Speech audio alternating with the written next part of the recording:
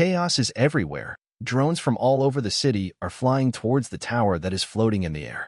All you can hear from there are people screaming. The tower is a real abode of evil. A huge dragon destroys everyone in its path. Drones report that the last human Luras has been destroyed. This means that the team is destroyed. Stage 17 is failed, and the dragon's remaining health is 94%. The team that went to face the dragon with smiles on their faces and full of confidence are now destroyed, and their bodies are among the ruins of the tower. The spectators watching the battle were shocked. No one could believe that the Sword Master Luras was dead, and the strongest team was destroyed. People began to wonder who could defeat the dragon if even the strongest could only weaken the dragon by 5%. Everyone was told that they had to destroy the boss before the deadline, and the remaining time was 32 minutes. In case of failure, the population of the examination area would be destroyed. The area in question is the solar system. People stood in the streets and hoped that the world had not ended. Some speculated that the dragon had been attacked by a mob. Some were completely desperate and decided to order a farewell dinner with all the money they had. And some simply cried from helplessness and unwillingness to die. Suddenly, the drones announced that a new participant had arrived. People began to hope that some team had not yet given up, and therefore, there was a chance to survive. However, the drones only announced one participant. It was number 128, Endo, the guy who entered the portal to the abode of fire. After seeing this, the people's hopes were dashed. They were sure that they would not be able to defeat the dragon alone, so they had better go and say goodbye to their loved ones and prepare for the end of the world. Some thought that this guy just decided to commit suicide in a beautiful way as a farewell. The dragon laughed at the fact that Ray came to him alone. He even told the guy that he shouldn't defend himself in vain, and then the dragon would give him 3 whole minutes of life. Ray smirked at the dragon and thanked him for his advice, calling him a coward. The boy warned the dragon that the more he talked, the longer he would live. The boy's smile widened. He was moved to tears by the fact that the dragon was so concerned about his life. And then the master of the fiery abode became angry. The dragon laughed, saying that this child was simply trying to hasten his death. The drone sent out notifications that the dragon had used a square attack and dragon flame. However, Ray wasn't even scared when he saw such a bright flame in front of him. The boy put his hand behind his back and snapped his fingers, summoning a magic ball. Ray struck the first blow. The dragon was furious. He could not understand how the boy managed to parry his blow. Ray smiled and replied that he had not come empty-handed and was prepared for battle. And then the guy started attacking the dragon. He used the dragon strike to strike back. The green stream from the ball took the form of a dragon and sank its teeth into his stomach. The system immediately reported that the dragon's health was at 84%. Blood was oozing from the dragon's wound, and Ray wondered if the dragon's great and terrible skill only dealt 10% damage. After this, the disappointed guy extended his hand and said that he had prepared in vain, because after this even the number of spectators could decrease. The dragon came to his senses a little and wanted to say something to the guy, but Ray interrupted him and pulled out a crystal surrounded by a chain. He smiled and split the crystal into several pieces, revealing a small skull inside. Ray told the dragon that he should not have opened his mouth. The system reported that Ray used a unique item, soul shackles.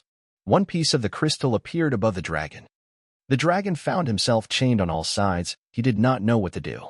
Then the dragon was lowered to the ground, and the chains finally tied him up, causing him to roar loudly. Ray raised his hand and began to draw energy into himself, commanding the dragon to be silent. The drone showed viewers a picture of an exhausted and wounded dragon, and then pointed its lens at the sign. It had the payment details written in Ray's name. Another drone flew up to the boy and said that the remaining time was 22 minutes and 52 seconds. But Ray was in no hurry to kill the dragon, so he said he would stand for 2 more minutes. He grabbed the drone and said that if they wanted Ray to kill the dragon, they should pay up. The guy then relaxed, sat down and addressed the camera directly, asking viewers how much they thought their lives were worth. The crowd was angry at Ray. Everyone was screaming at him to stop it immediately, as the whole world was at stake. They thought he was crazy, as money was no object in this situation. Ray poured himself some tea. The dragon was going crazy with anger and shouted that the guy would definitely pay for his bullying. Ray snapped his fingers, and the chains on the dragon tightened even more. The system announced that the death dragon had activated the ultimate skill, flames of great fury. The dragon spat a stream of bright flame at the guy, but Ray didn't even bat an eye, continuing to drink his tea. The dragon became even more angry. The boy put the cup down on the saucer and told the dragon that he had not learned anything.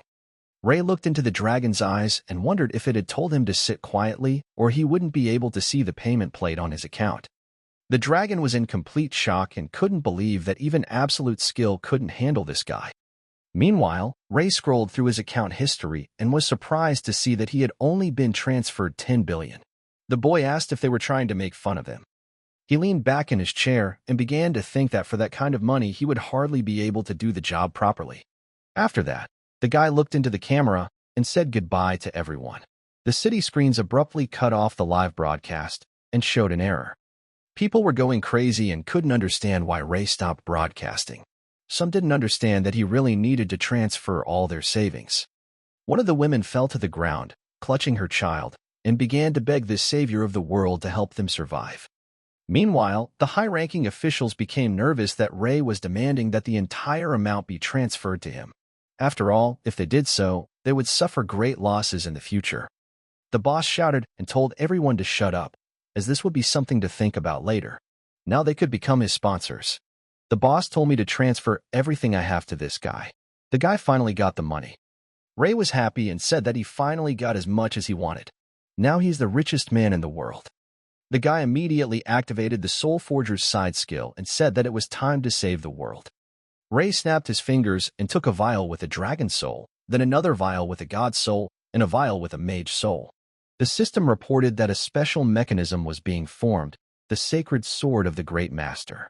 Suddenly, the dragon laughed loudly and said that Ray was crazy if he was going to defeat him with this toothpick. Suddenly, the dragon managed to break free from its chains, screaming that he would destroy this guy with his own hands. However, before the dragon could finish his speech, Ray cut off his paw, and the dragon fell to the ground.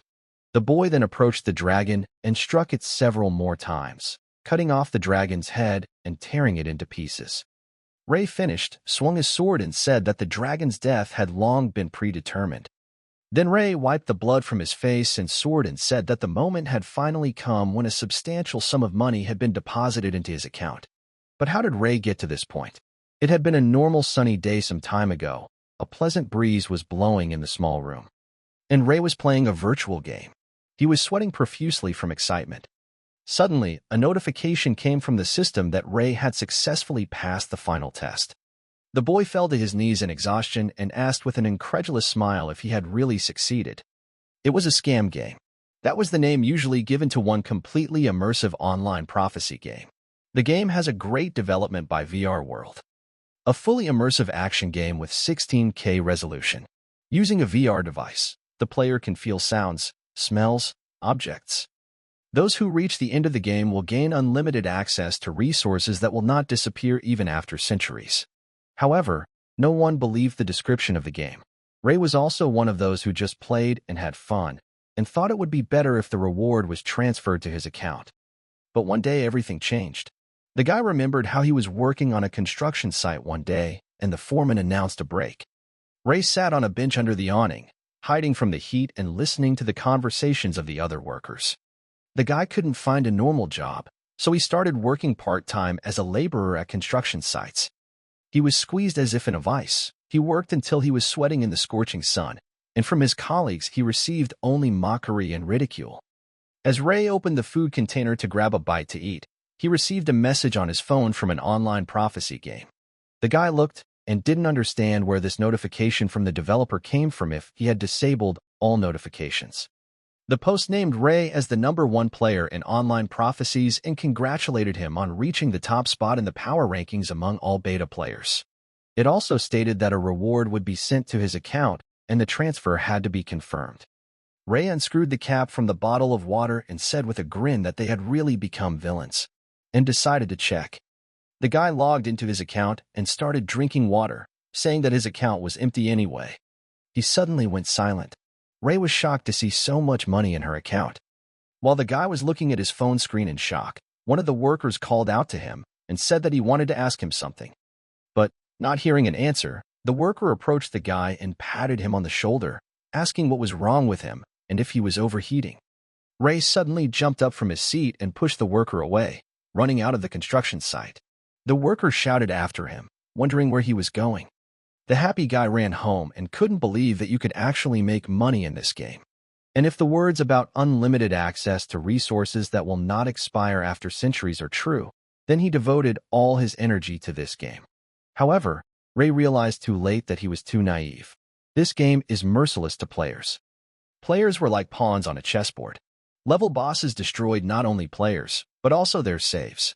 The exits from the dungeons were always in different places. And most importantly, the pain from the blows was quite real. When players were faced with an overly realistic fear of death, they stopped playing. Ray earned just enough from his job to cover his bare necessities. And to continue gambling, he got into debt and loans. Those from whom Ray borrowed money pursued him and demanded that the money be returned, otherwise they would kill him. But the boy had no choice but to move forward, in the hope of unlimited access to resources that would not expire even after centuries. When Ray had just finished the game, he received another message from the developer, congratulating the guy on successfully completing the game. And he argued that the experience Ray had gained would undoubtedly be a valuable resource in the future. The guy sighed and took off the device. He put it on the floor with trembling hands. And with a smile on his face, he said that he really did it.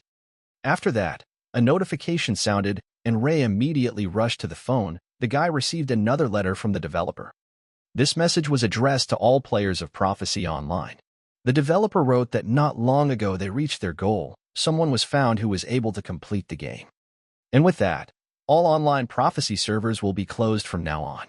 Ray asked fearfully, wondering what the reward would be. In the last line of the message, the developer sincerely thanked everyone for their participation. Without even a hint of a reward, Ray dropped his phone in shock, and the screen shattered. He hung his head sadly and asked again what about his reward. After all, he completed the game to the end, passing all these difficult tests. He should be rewarded. Then the guy calmed down and convinced himself that there was so much money there that they wouldn't be able to transfer it all at once.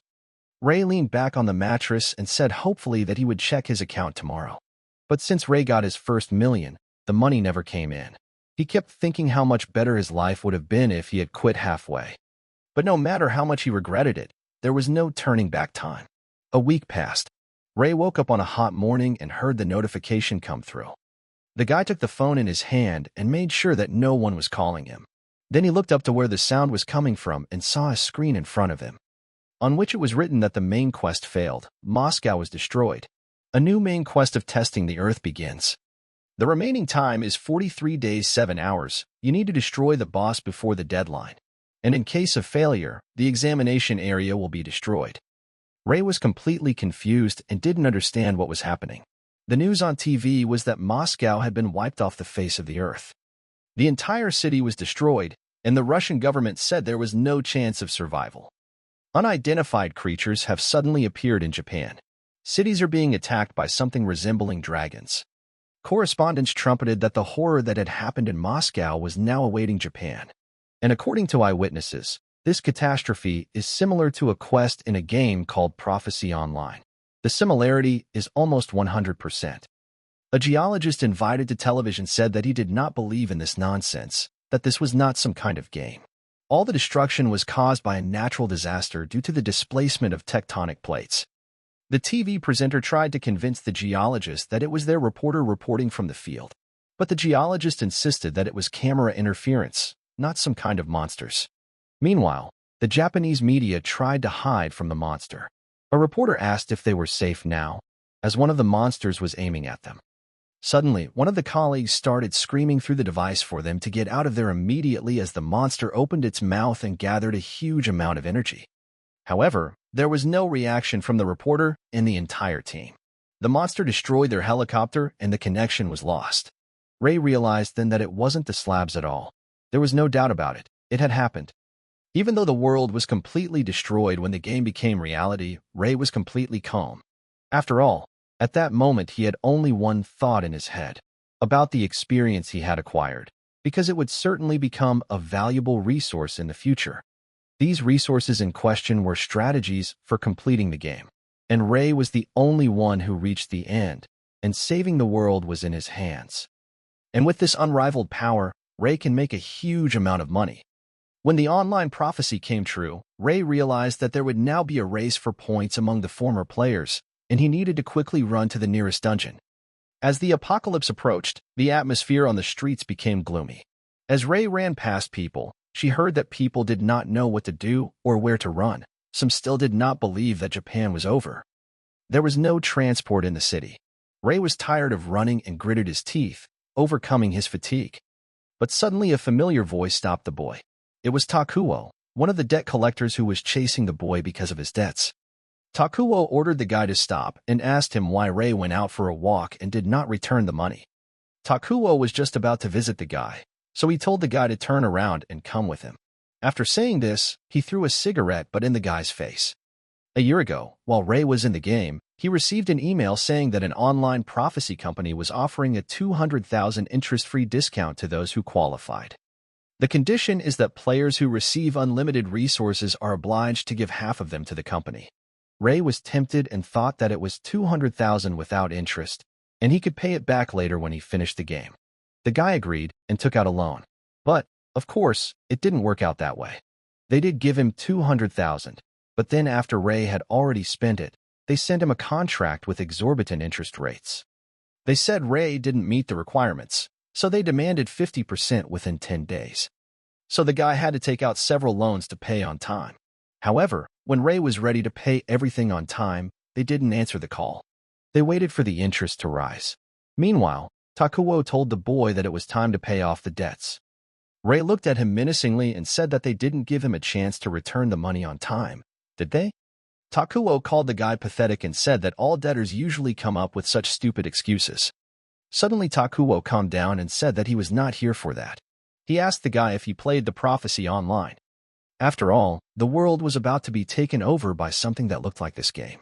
Takuo grabbed the guy by the shirt and demanded that Ray tell him everything he knew. Suddenly, Ray ordered Takuo to remove his hands. This made the collector very angry, and he did not understand why Ray was acting so rudely. The boy looked him in the eye and said that he could give him one good piece of advice. After that, Ray activated the rookie fist skill.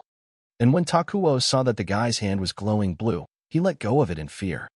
The system reported that the force of the impact had increased by 50%. That's when Ray hit the collector. He fell to the floor instantly. Ray walked up to him and deactivated the skill, telling him that he would be the one in charge of this world. Takuo was silent, and then Ray said that he didn't seem to hear him anymore. Ray then left him sitting there unconscious and ran on. People driving by in a car were interested in the spectacle. A hooded boy named Light looked out the window and asked a girl named Rio sitting next to him if she was a participant in the game. Light grinned and said he didn't think he'd meet an initiate so soon. The hooded guy knew that soon all laws would become nothing. All the foundations of the world would be rewritten. The situation was becoming more and more curious to him. It wasn't long before Ray arrived at the goat sanctuary. He approached the huge doors. There was no doubt in his mind. This place was exactly like the one in the game. As he got closer, he stopped and noticed a strange car parked on the road nearby. So, someone was already inside? Ray entered the sanctuary and a long path down opened up before him. He had been going down for several minutes. As he approached the doors of the first corridor, Ray realized that something was wrong. He smelled blood. The boy covered his nose and entered. There he saw a pile of corpses of humanoid lizards. Someone had obviously killed them. In the very center of the room stood the team and their leader Light.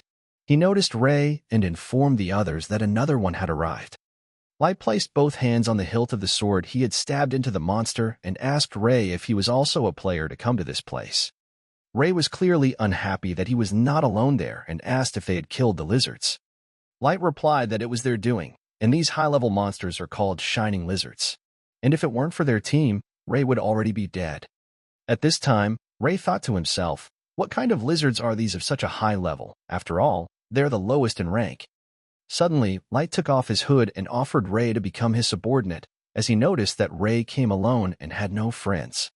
The condition was that Ray would give him half of the reward, and Light in turn would protect him as weak. Ray smiled, closed his eyes and apologized, saying that he preferred to play alone. He then pointed his finger at their entire team and said with a smile that other than that, they had no chance against the level boss.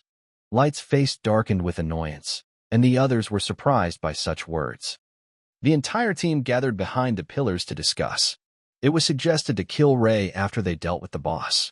Ray's girlfriend disagreed, as it was too cruel. Light said that all the remaining players are just obstacles in their way, and the less people know about the game, the better for them. He addressed the boys with criticism and said that it was his decision and all those who disagreed would die in an accident. Light then told the team that the boss of the level is a flaming goat, a rather difficult opponent, but after defeating it, it recovers in 7 whole days. Light also didn't want Ray to take the loot from the boss, so he ordered his team to not let Ray inside until he defeated the boss. There were 5 minutes left before the gates opened. Soon they would be able to enter and fight the boss. Several members of the team approached Ray, who was standing away from everyone else. Ray smirked at them and asked if they had decided to fight him. The guy clenched his fists and said yes, ordering Ray not to move. Ray realized he could unwind them in a second, but he didn't even want to get his hands dirty. So he decided for himself that he would have time to kill the boss when their entire team lost. 3 seconds passed before the door opened. The doors opened and the team walked inside. Ray stayed outside, leaning against the wall, sipping his tea, wondering how far they could go. Light, meanwhile, worriedly asked if Ray had followed them. When he was sure that Ray had stayed behind, Light said that it would be best for them. And suddenly the girl asked what would happen if someone realized that they had presented Ray's death as an accident. Light replied that she was thinking too much. During this conversation, they almost reached the end of the spacious corridor. Light hit the boy's shield and told him to be on guard. The guy gave him a thumbs up with a smile and said that everything would be fine because he had this shield and no bosses were afraid of him. Suddenly, a strong gust of wind blew down the hallway and Light started screaming, "What the hell is going on and where is this wind coming from?" At the end of the corridor, a huge pillar burst into flames, from which a strong wind emanated. Light froze in place and looked at the flames in horror. He thought it was the boss. However, the flame went out. Suddenly, the tramp of 4-hoofed monsters was heard. A huge centaur appeared with a hammer in his hands. It was a hellish goat. The hell goat opened its mouth, from which flames burst out, and roared furiously. All the team members were scattered in different directions. A loud roar and a powerful gust of wind sent them flying even further. Some of them were thrown right towards the doors, and Light was among them. The guy looked at the goat again and realized that this was all very, very, very bad. He didn't understand how to act. A frightened girl ran up to him and asked what they should do. Svet told her to shut up and said that they would retreat now. One of the team members rushed to the doors, but the doors did not give in and could not be opened. Suddenly a guy with a shield appeared and asked what the hell they were doing. Light told the rest of the team to hold off the guy with the shield because he said his shield could withstand anything. And the guy had no choice but to try to protect everyone. He stood up to the hellish goat with dignity. The team ran to the door to try to open it and escape, and in the meantime, the goat raised his hammer and destroyed the guy with one blow. The shards flew in all directions. Hearing the crash, the team turned around, their faces frozen in horror as they saw the crushed body of their comrade. After that, the hellish goat took the guy's shield with 2 fingers, raised it above his head, and swallowed it. The crew members were horrified by what they saw. None of them realized how terrifying the monster was. Light knew that this shouldn't happen. Since they were preparing to face the fire goat, this monster could be defeated even by beginners who knew strategy. But after the new version, a boss appeared that no one defeated. It was a hellish goat. 4,762 players could not kill this boss. Svet did not understand why this scoundrel was here, why he was not removed, because he should not be here. And then Light remembered that Ray was standing outside. And although the door couldn't be opened from the inside, it was possible to enter from the outside. Light leaned against the door and started knocking and yelling for Ray to open the door. He promised to give him all the team's rewards if Ray defeated this monster. Light heard nothing in response. He continued to knock and shout, hoping that Ray would open the door. However, while Light was trying to scream, the monster was already at the door. The goat threw everyone in different directions with a hammer.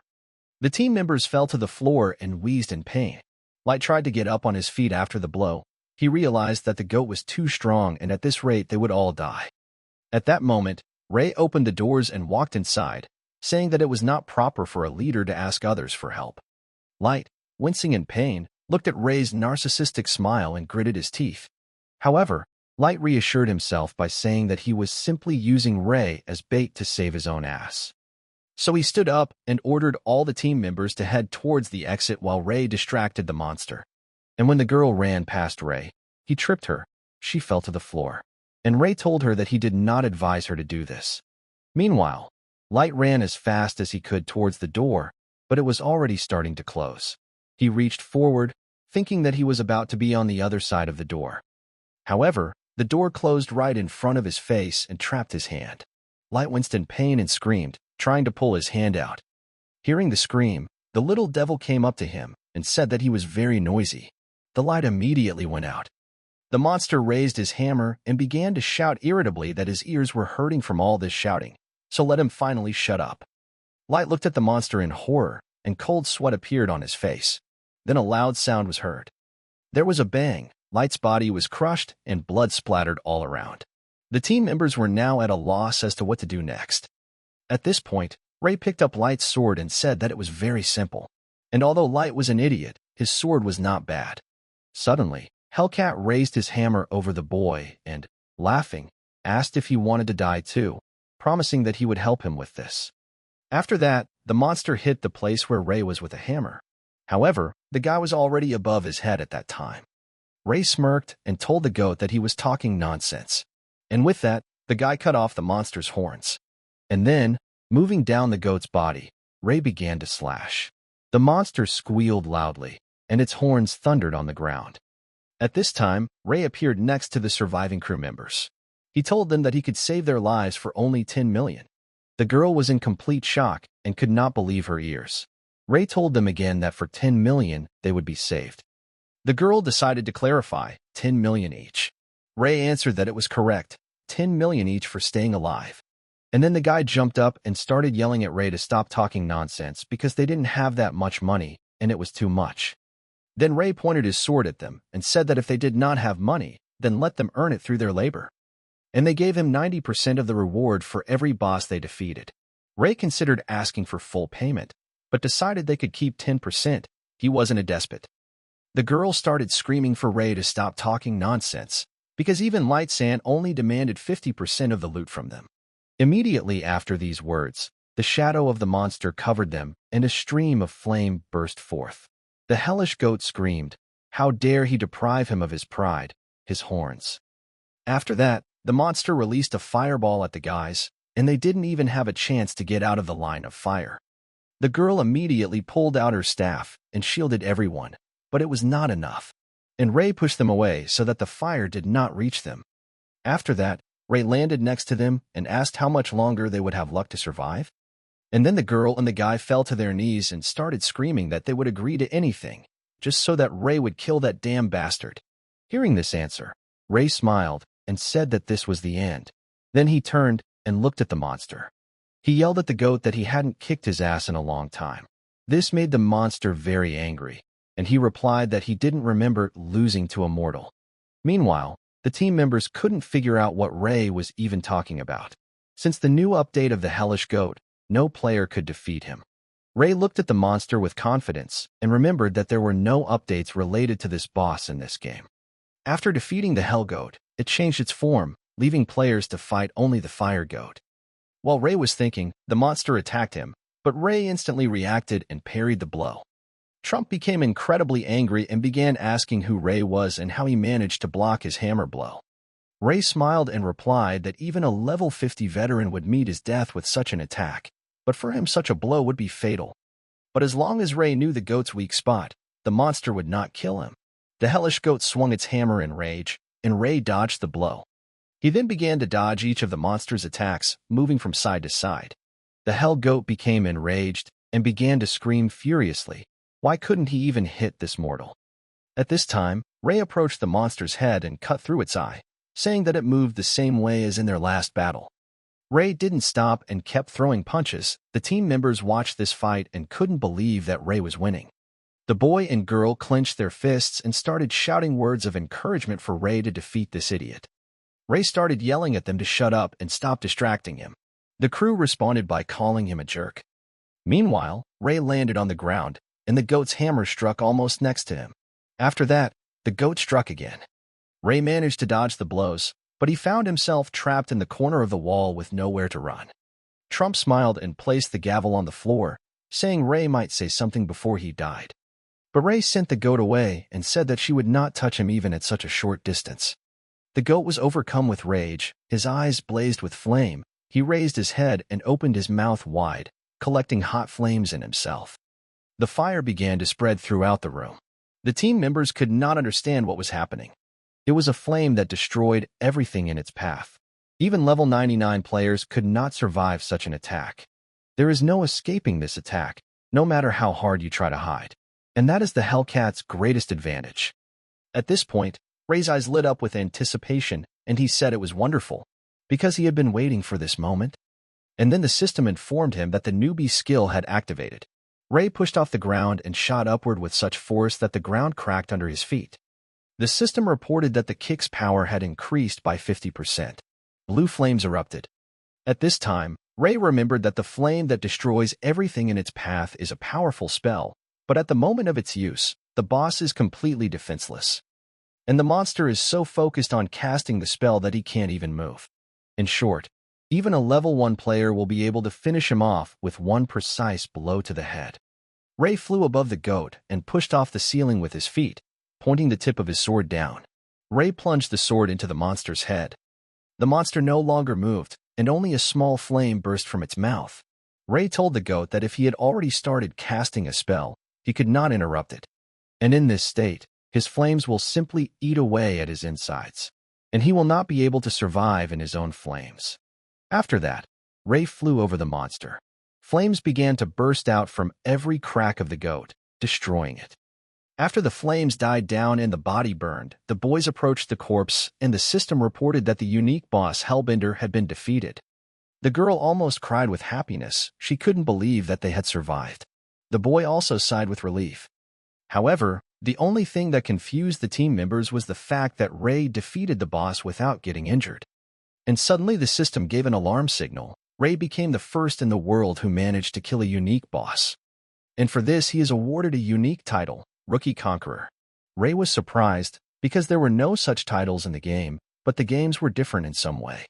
The system also reported that the unique title increases attack power by 50% when attacking bosses.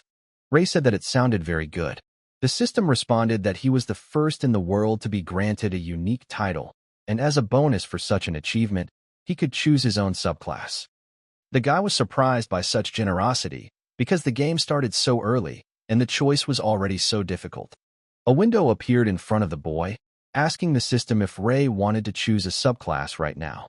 Ray said it was a stupid question, and the answer was obvious. Then he pressed the button, yes. The system immediately warned the guy that after choosing a subclass, it would be impossible to change it. Then Ray found himself in another space. He touched the panel, and everything around him lit up. He placed his palm against the wall and mentally said that he needed a Soul Forger subclass. And after these words, energy waves began to pass through his hand throughout his body, creating an energy field around the guy. The system immediately received a notification that the Soul Forger subclass was now available to him, and they congratulated him wholeheartedly. Ray smiled and said he needed the money and ended up making a big jackpot. Now the guy decided to see what he got from the monster. A key and a dagger appeared in front of him. The girl saw it and said that it was the key to underground waters. These are special hunting grounds where you can not only level up, but also earn good money. The guy supported me and said that, according to Light, this is a very rare drop, and this is exactly why he put together the group. Ray twirled the key on his finger and said that it was not that rare, and the probability of getting this key was 100%.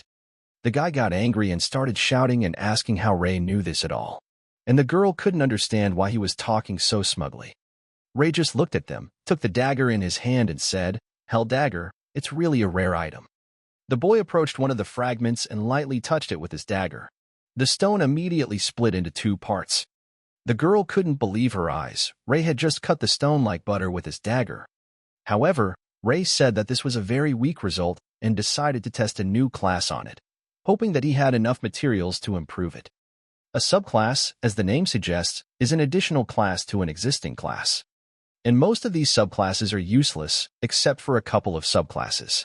And the Soulsmith is one of them. People with this subclass are able to extract a soul fragment from anything, people, animals, plants, and ore. Different fragments gave different improvements. Ray knew that with this subclass she could beat this damn game. He activated the Soul Eye, and the system warned that the item could be awakened using the Soul Forger subclass. And the item needed for such awakening is a fragment of the soul of an F-rank mage. Ray looked at the girl, and the system immediately reported that the girl was on the 5th level, and a fragment of the mage's soul could be extracted from her. The condition for the extraction was signing a contract. Ray realized that this girl had a magic class. However, he didn't plan on making a contract. He wanted to ask them for 90% of each boss they defeated. However, after thinking for a moment, Ray realized that this sounded more appealing. He plunged his sword into the floor tiles and walked towards the boys. Ray asked them if they wanted to become stronger, and he said he could give them this key to do it.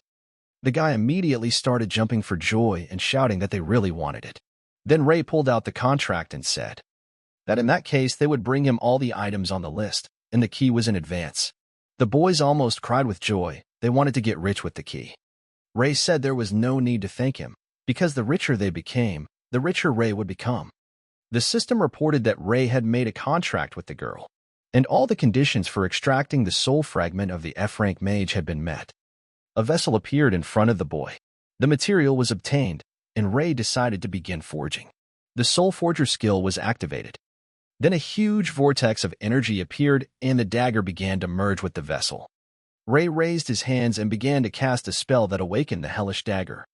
After this, a bright flash appeared, and the system reported that the awakening of the hell dagger was successful. Ray took the dagger in his hand, and a notification came that the weapon's attack power had been increased and a new skill was available, Soul Slash. The guy immediately wanted to test his new skill and swung. The guys were very scared and did not know what to expect. Ray stabbed the dagger, causing a powerful shockwave that reached the end of the corridor and beyond the sanctuary. The loud sound scared away all the birds in the area, and the sunlight penetrated into the sanctuary and illuminated the surprised faces of the boys. Ray looked up at the sky through the huge hole he had made, some of the debris still raining down on him. The frightened and shocked boys lay on the ground, unable to understand how it was possible for a person to have such power. Having tested the strength of the blow in this way, Ray said that it was not so bad. Now he had the weapon and the skills, and there was only one thing left to do. After these words, he turned to the girl, and she was very scared. She closed her eyes and covered her head with her hands. But Ray just walked past and walked up to the wreckage. The girl was very surprised by this. She turned around and saw Ray sitting next to the corpse and folding her hands in prayer. Her eyes lit up with admiration, and she wondered if he really wanted to honor the memory of the fallen players. But that didn't happen. After the prayer, Ray searched the pockets of the corpses, and when he found a wallet, he began to count the money. The guy said that it was his money now, and he thought he would definitely have enough for a taxi. The guys watched from the side, and the girl said that Ray was more terrible than the hellish goat, like a monster in human form. Some time passed. Ray went to his next destination. He approached the entrance to the abandoned temple. Entering, Ray looked around and walked forward along the path until he came across a well. Inside the well, he noticed a ladder and decided to go down. Ray knew that there was a well in the old temple that was abandoned by everyone, and that at the bottom of the well there is a secret dungeon where you can easily gain experience. The monsters there are quite strong, and you will need a party of at least 3 people to complete this dungeon. But now that Ray had awakened the hellish dagger, he was confident that all the experience and money would go to him. A few minutes later, the boy descended to the very bottom of the well, and as soon as he put his foot on the ground, a huge gold coin flew at him. Ray noticed this in time and immediately swung his dagger, cutting the coin into 2 parts.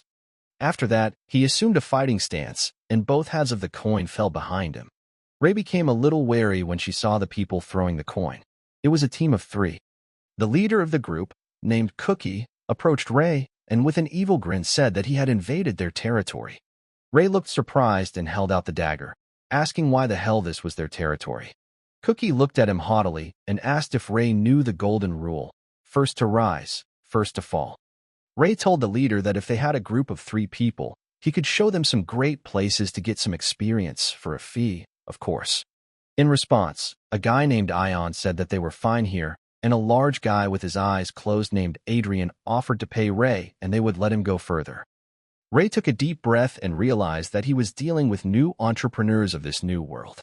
He rolled his eyes and wondered how much they wanted for a pass. Cookie smiled and said that they were asking for 50,000 an hour. And there were a lot of monsters ahead, and if Ray defeated them, he could get his money back. Ray agreed to the deal and handed him a wad of cash, saying he would make up for lost time in no time. Cookie wished him luck and said he would be at his disposal for exactly 1 hour. They let him through without any problems, and Ray found himself in a cave with crystals. It was the wolf's lair. Hearing a loud howl, Ray immediately stopped and looked around. The footsteps of animals were clearly audible. A pack of wolves surrounded the boy from all sides, and they began to howl loudly. Ray did not move. Suddenly, he noticed a wolf with sparkling eyes in front of him.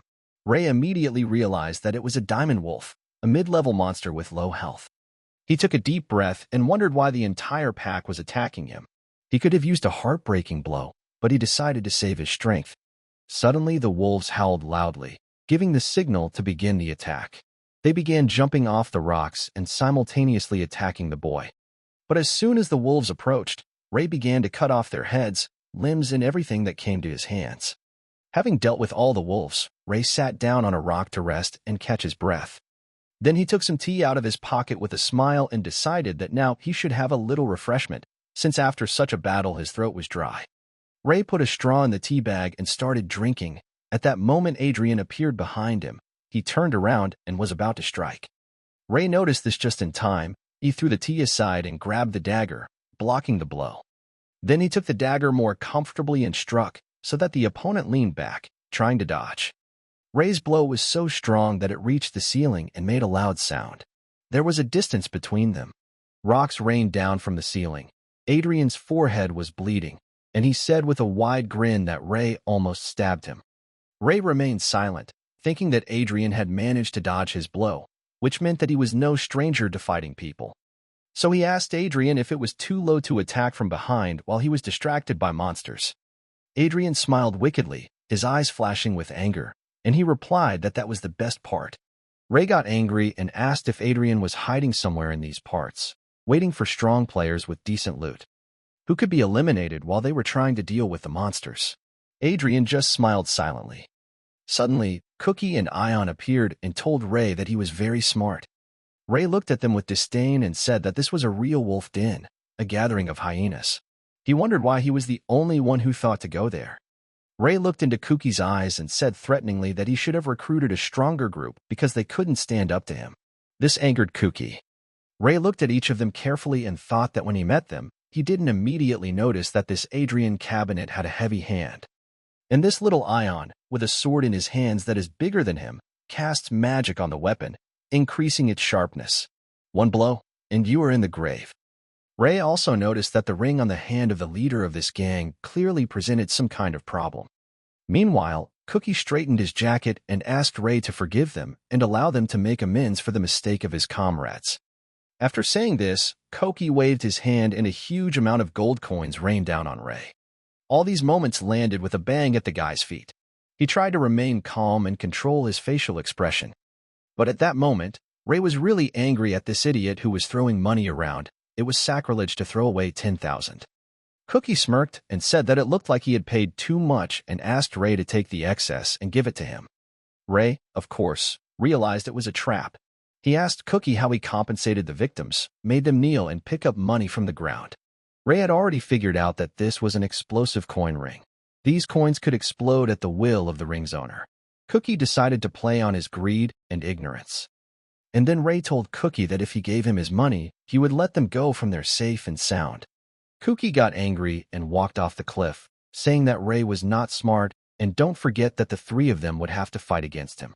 Suddenly Ray's eyes flashed blue and he started screaming that he didn't care how many there were, even 100. Their fighting skills weren't worth a dime anyway. These words deeply hurt Cookie. He extended his hand with the ring and created a fiery explosion. The gang leader started shouting that he had originally thought of simply blowing up Ray, but now he had ordered his guys to chop the freak into pieces. Adrian immediately pounced on Ray using his punch, but Ray managed to dodge. And at that moment Ion appeared behind him. They surrounded the guy from all sides. Ray blocked their blows. He then gathered all his energy and launched an attack, sending those ghouls flying in all directions.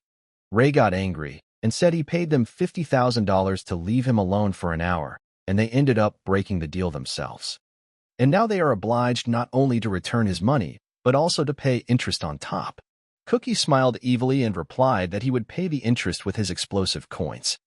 After saying this, he snapped his fingers and used the coin explosion technique. Thousands of coins chased after Ray. At this time, while the coins were chasing the guy, Ion decided to jump off the cliff and attack. However, Ray noticed and blocked his blow in time. With a swing of his dagger, Ray cut Ion's sword into pieces. Cookie watched the battle. He couldn't understand how Ray managed to break Ion's sword. He noticed that Ray was holding a dagger, an epic weapon. Ray fought easily against Adrian and Ion, but the gang leader believed that they were of a higher level than Ray and would definitely not lose to him. The explosive coins surrounded the guy on all sides. Ray was furious that this idiot was throwing money around like that, and he couldn't figure out if he had an end to it. Meanwhile, Adrian attacked from behind using a rocket strike. He hit with such force that the fragments flew in all directions. Ray's dagger was floating in the air. Adrian emerged from the dust and screamed loudly, saying that it was a strong blow and that Ray would surely die from such a blow. Ion, meanwhile, was very angry that Adrian did not think about the others because he could have suffered too. More important to Ion, however, was the fact that repairing his sword would now cost money.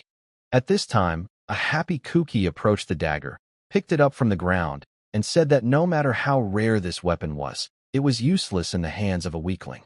And suddenly, Ray used the soul capture skill. Chains wrapped around the bodies of Adrian and Ion, not allowing them to even move. Cookie watched them with fear. He saw how the chains squeezed their bodies tighter and tighter. Adrian and Ion were screaming loudly, and a worried and excited Cookie was calling out to them, hoping that they would be able to get out. Ray's voice suddenly appeared out of nowhere, and he began to say that with the help of his soul forger skill, he literally squeezed their souls into a vice. And suddenly, from the remaining clouds of dust, Ray appeared and said that torture was much worse than death itself. Cookie was overcome with anger. He could not hold back any longer and rushed at Ray with a dagger in his hands. But as soon as Cookie approached, Ray grabbed his arm and pushed him back, then looked him straight in the eyes and said that Cookie was too slow. Cookie frowned and asked if it was true, and after saying this with a crazy smile, he grabbed his jacket with his hands and began to shake it furiously. The coins poured out at a tremendous speed. Using such a trick, Cookie told Ray to try to escape from him. However, Ray immediately used her soul capture skill, and the chains bound Cookie's body in chains. Then the chains wrapped around his neck and began to tighten even more. Cookie began to scream and ask why the coin did not explode. Ray replied that soul trapping could immobilize the enemy and deactivate skills if the enemy's level was much lower than his skill. It was like having a chocolate bar snatched from right in front of him. These words offended Cookie. He started shouting that this was impossible because he was level 7, and he was one of the fastest developing players. As his body was squeezed by chains and he writhed in pain, Ray said that such progress was indeed good for a beginner. Ray's eyes flashed blue again as he used his spiritual eye to see what he could get from these idiots. When Ray looked at Adrian, the system issued a warning that Adrian was a soul fragment of a rank F fighter. Condition: feed the master. Ray glanced at Ion.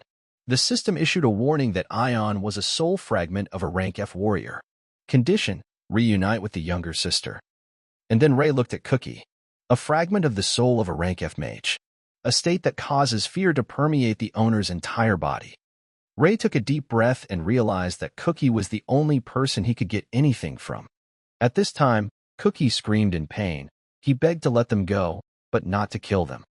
Ray ran his finger along his dagger and replied that Cookie was talking nonsense and what good did it do him that they were alive. Cookie was confused and asked what he was talking about. Ray started listing: eyes, blood, organs. He said he could just cut them up and sell them for parts. He then looked at Cookie with a smile and said that this way he would get his 50,000 back and the interest would be covered in no time. Suddenly, Ion started yelling at his boss that Ray was bluffing and shouldn't believe him because he wouldn't do that to them. At this point, Ray thought that of course he was bluffing. He needed money, and he wasn't sure he could get to the organ dealers. However, he was not going to back down, so he told the gang that they would not give him the money and he would take it himself. Fear overcame Cookie. He asked Ray to calm down, and he would do everything to prevent them from being killed. Cold sweat rolled down Cookie's forehead, beads of sweat mixed with beads of tears. The system reported that Cookie was experiencing fear that penetrated to his bones. All the conditions for extracting the soul fragment of a rank F mage were met. A green container with a lid appeared, and the system notified that the soul fragment of the mage had been extracted. At that very moment, the chains released the entire gang, and they fell to the ground with a crash. While they were trying to recover from the pain, Ray came over and gave them papers to sign. After reading the papers, they were all incredibly angry. Cookie screamed that it was a real extortion, since 90% of the loot went to Ray. Ray looked at them with shining eyes and asked if they had anything against it. Out of fear, they all answered that they had nothing against it. Ray collected the documents with signatures and told them that they were now his obedient employees, and warned them that if they dared to shirk the terms of the contract, he would personally come and collect his share. And finally, he said that he knew someone was turning them in, so he asked them to give him their contact information. After saying this, Cookie became very angry and began to ask why Ray needed this. Ray replied that such newbies simply couldn't have such weapons, which meant they were working for someone who had supplied them with such equipment. Suddenly, Cookie fell to his knees, grabbed Ray's hands, and began to beg him not to go to the boss, because if he found out that they had lost, he would grind them into dust. Then Ray pinned him to the ground with his boot and said, "That means they're more afraid of the boss than they are of organ removal surgery without anesthesia." Ion couldn't take it anymore. He gathered all his strength into a fist and ran, screaming that he wanted to live. Adrian screamed after him, trying to stop him. Ray looked at him and pointed her finger forward, telling him that choosing to run away was a bad option. And in that same second, Ion's body was wrapped in chains. Ray lifted John above his comrades, and they began to shout that they would do anything. Then Ray said that he would also take the money and the guns. At this time, he was thinking that even quietly farming a level would no longer be possible without a stab in the back. But he doesn't even care about that. In the end, no one could match his strength. The system notified that Ray Endo was level 36, a beginner class, a subclass of a soul forger. Title Conqueror Beginner, a unique ability that increases attack power by 50% when attacking a boss. Soon night fell, and something very interesting was happening in one of the circus tents. There were gymnastic rings that were on fire, and in the very center of the stage, a guy named Roku was beating up a man. Roku dealt so many blows and slaps that blood gushed from the man's wounds, and he fell to the floor. The people sitting in the cage next to him asked, "Another one?" They felt sorry for the man. They considered him a loser. Meanwhile, Roku brushed the dirt off his palms and said that they couldn't be trusted with even the simplest of jobs. An evil smile appeared on his face, and he asked the man he had beaten if he was ashamed in front of his boss. Suddenly, one of the prisoners in the cage couldn't take it anymore and started screaming for Roku to stop, because this man could die. Roku turned around and replied with a wide smile that he didn't care since they didn't need anyone who wasn't useful to the boss. At that moment, their boss, Andre, came out from behind the scenes and asked what they were talking about.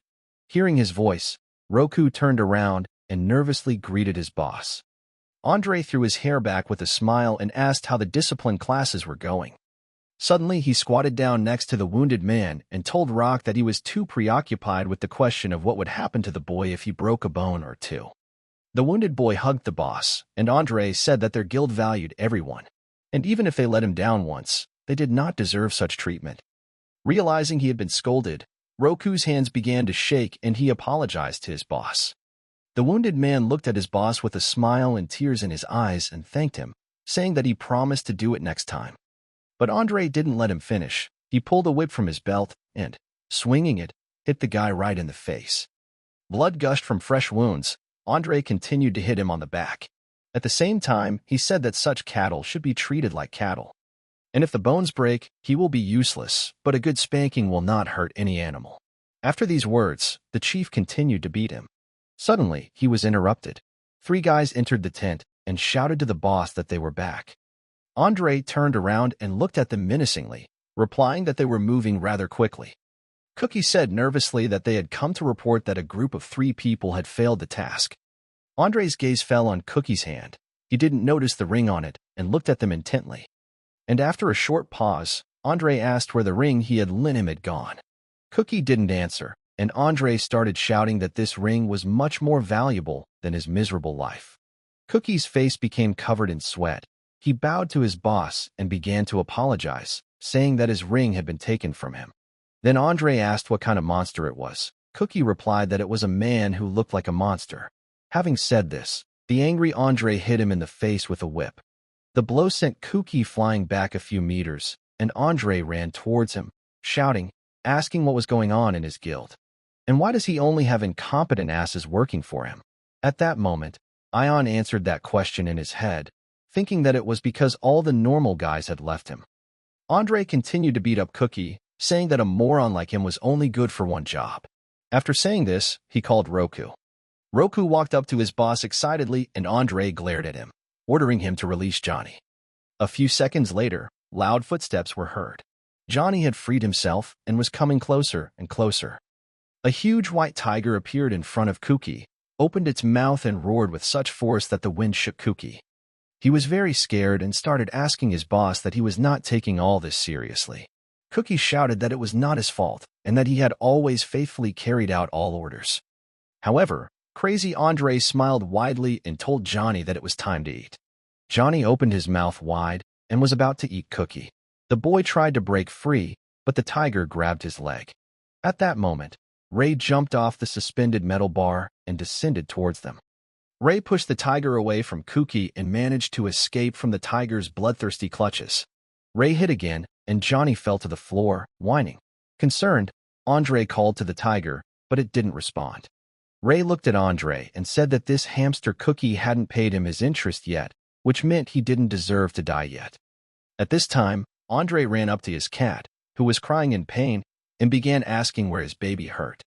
Cookie pounced on Ray and started shouting that he was too late as the tiger had almost turned him into food. Ray smiled and replied that it was not easy to get here unnoticed. While the team was talking to Ray, an irritated Andre turned around, pulled out a whip and hit Ray from behind right in the face. However, Ray reacted instantly, pulled out a dagger, and cut the boss's whip into several pieces. Annoyed and surprised, Andre asked who the hell Ray was and what he was doing in his domain. Ray's dagger flashed in his hand, and he replied that he was now their new master.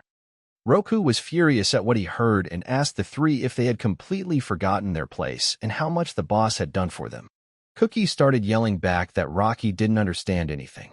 Ion backed off and said he had no idea how awful Ray was, and he couldn't be denied.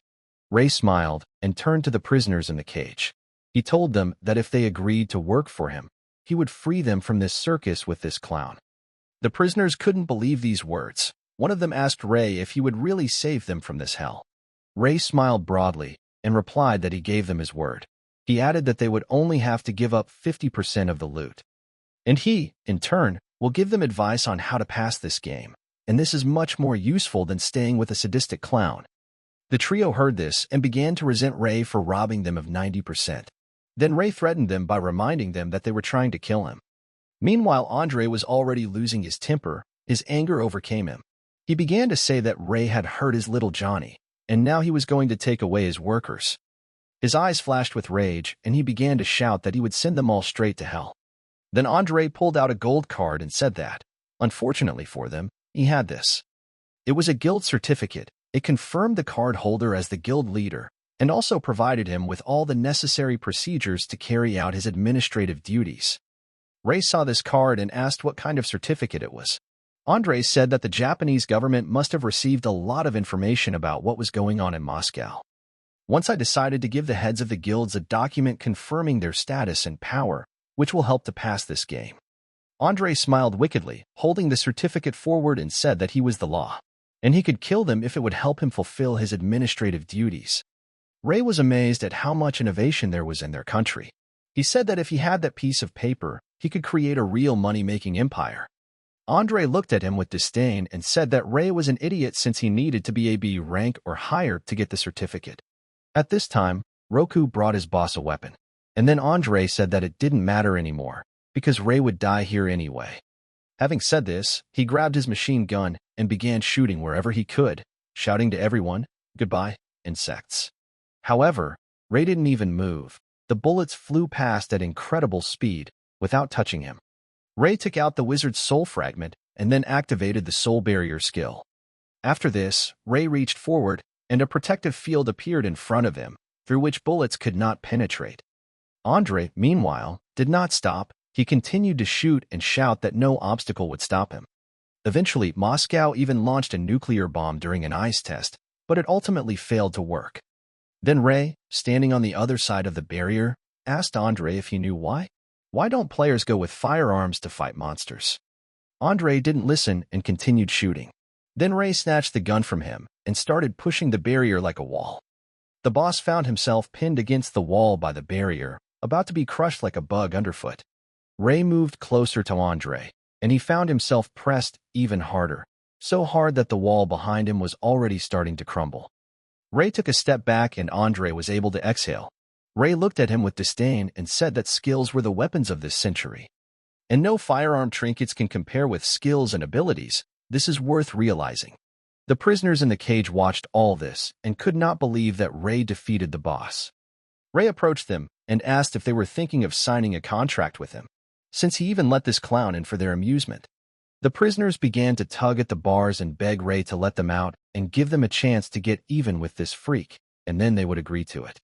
Andre heard all this and told Ray that making contracts with a bunch of people without a guildmaster's license was crazy and the police wouldn't stand by. Roku asked his boss to save his strength and calm down. Then Ray asked Andre what he seemed to be saying, that you can do anything with cattle. Andre was silent and lowered his head, and Ray released the men from the cage, and they approached their offender. Andre and Roku looked up and saw a bunch of angry people who were ready to tear them apart. The real slaughter began. Ray at this time thought that he had received labor for free, and for some time he could rely on it. So now he could get on with the urgent business.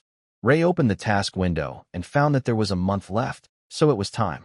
Sometime later, on a sunny day, Ray arrived at the certified examination point at the Players Association headquarters. He walked along a crowded street, holding a bottle of his favorite drink, tea, in his hand. Suddenly, Ray heard the guys behind him discussing something about players and ranks. He listened. The guys said that players with rank B or even higher can be recruited by the guild and will be generously sponsored. The annual salary is 10 million. One of the guys told them not to get too carried away with their dreams, since only 1% of all players have a B rank. And there are only 9 A rank players in Japan. Then one of them laughed and said he would be the 10th. His friends told him that there was no harm in dreaming, and they laughed too. Hearing their conversation, Ray thought that about 2 weeks had passed since the merger of their world and the game world. And initially, many players decided to accept the challenge of the Japanese government and get 100 million. However, the result of this prank was disastrous. Now all players are required to register with the association. Without membership, no one will be allowed to enter trials or dungeons. It will also be impossible to receive rewards. After running these thoughts through his head a few times, Ray decided that these guys had big ambitions, and he would have to show the same zeal. As Ray walked, he noticed someone watching him from the roof. The pursuer noticed that Ray was looking at him, so he threw a road sign at the guy, which hit the sidewalk. The stalker missed by a bit. Ray wasn't afraid of him, but the people around him were very scared. One passerby exclaimed, "What the hell is going on? Did a road sign fall from the sky?" Takuo's loud voice could be heard on the roof, calling out to Ray and telling him that he had finally arrived. Ray looked up and saw Takuo. He told the boy that he couldn't get away from him this time and jumped off the roof. Ray was surprised and curiously asked Takuo if he had come here to take the exam. Takuo smiled back, and then Ray asked him if he realized that even with a beginner's punching skills, Ray could take his head off. Takuo raised his head proudly and replied that Ray did not consider him a weakling like him. Now Takuo bragged that he had a new class, Spearman. Ray laughed loudly and asked him, "Isn't a spearman a class for idiots?" Takuo was very angry and could hardly contain himself. He asked Ray what grade he was in. Ray looked him straight in the eye and smiled, and replied that he was in elementary school. Takuo started laughing and asked if such a class even existed or if Ray was just messing with him. Ray replied that he wasn't lying and his main job was rookie. Takuo then grabbed the road sign and said that he would believe him, but only if he first showed him what this class of spearmen were capable of. After these words, Takuo struck with his spear. Ray easily dodged the blow and began to approach him. Takuo couldn't understand what was going on. Ray came close to him and said that she didn't want to get into trouble before the exam, but Takuo provoked him himself. Then Ray waved his hand and sent Takuo flying. People passing by couldn't understand what was happening. A few meters later, Takuo landed with a thud and his entire body fell onto the sidewalk, breaking the tiles beneath him. Bystanders crowded around him to help, and some looked at Ray in shock. However, Ray told them that it was self-defense and nothing more. After that, Ray went to the association. The girl at the reception told him that the fee for the exam would be 8,000. Ray was surprised by the amount and thought it was a real scam, but he had to pay anyway. Then he sat down and waited with his head down. An employee of the association approached him and apologized for the wait with a smile. Ray looked up and saw a girl standing in front of him. She kindly adjusted her glasses and informed Ray that they were beginning the ranking exam. After a while, they came to a huge purple crystal floating in the air. Ray looked at the crystal and wondered if that was the whole point of the test. He asked the girl that he just had to put his hand on the stone. Ray hesitantly reached out to the huge crystal, and the energy from his fingertips was directed into the crystal. Suddenly, the crystal began to emit very strong energy, which surprised the girl very much. She could not understand what was happening. Due to the energy released by Ray, the crystal changed its color to a bright blue. The girl was confused. She did not understand what all this meant and how she should proceed. After a while, the girl hit the table with her palm very loudly and shouted Ray's name. In a strong emotional state, the girl told him that based on the exam results, his abilities would be classified as Category A. She also said that Ray may have already heard about this, but players can also change their classes. Sword Master, Great Mage, Archbishop. If only Ray wishes, they, as an association, will fully assist him in this. After listening to the girl, Ray replied that he refused, since the activity he needed was not on their list. The girl was very surprised and asked what class he wanted. Ray advised her not to fill her head with unnecessary information. The girl then said that if Ray wanted to attend a certain class, it would be impossible to change the class without a special subject, and the association could provide such an item. However, Ray replied that if he needed it, he could get it himself. The girl no longer knew what to tell him. Then Ray asked if he had any more questions. The girl lowered her head and asked if he was making his life even more difficult. Ray didn't understand what she meant. She then explained that his strength was currently superior to all A rankers, and if he refused to sign the contract and change his class, then according to the new law, Ray would be promoted to E rank. And players of rank E have a lot of restrictions, such as not being able to create guilds or change classes. And by refusing to do so, Ray will only make things worse for herself. Ray sighed and said that this wasn't the first time the government had come up with stupid rules. At this moment, he thought that if he wanted this guild master certificate so much, he could have one of the B rank workers get it. Ray knew that only one class would be able to pass the final test in the game, and until that one appeared, Ray wasn't going to change classes for the sake of it. So Ray asked the girl that even if he had an E rank and passed the final test, he would still get 100 million from the government? The girl answered in the affirmative, and Ray asked her to stop this conversation and register it as E rank. She couldn't do more and agreed, telling him that they would give him an E rank player card. After some time, Ray walked down the street where a large number of players had gathered. The people around him were shouting a slogan that if you were a C rank, then you should feel free to join their guild. They invited everyone to join their guild Artemis, starting from rank 0 and above. As he passed, Ray thought that the callers were not wasting their time. They would do anything to attract talent. Suddenly, two pretty girls appeared in front of him, complimenting Ray and telling him that he was strong, inviting him to join their guild. Ray then looked at them with a frown and said that he was an E rank. The girls immediately became embarrassed and apologized for disturbing him. Ray knew that if he mentioned E rank, everyone would turn away like lepers.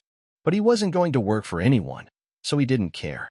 Suddenly, Ray noticed a man in the crowd whose aura was very different from the rest.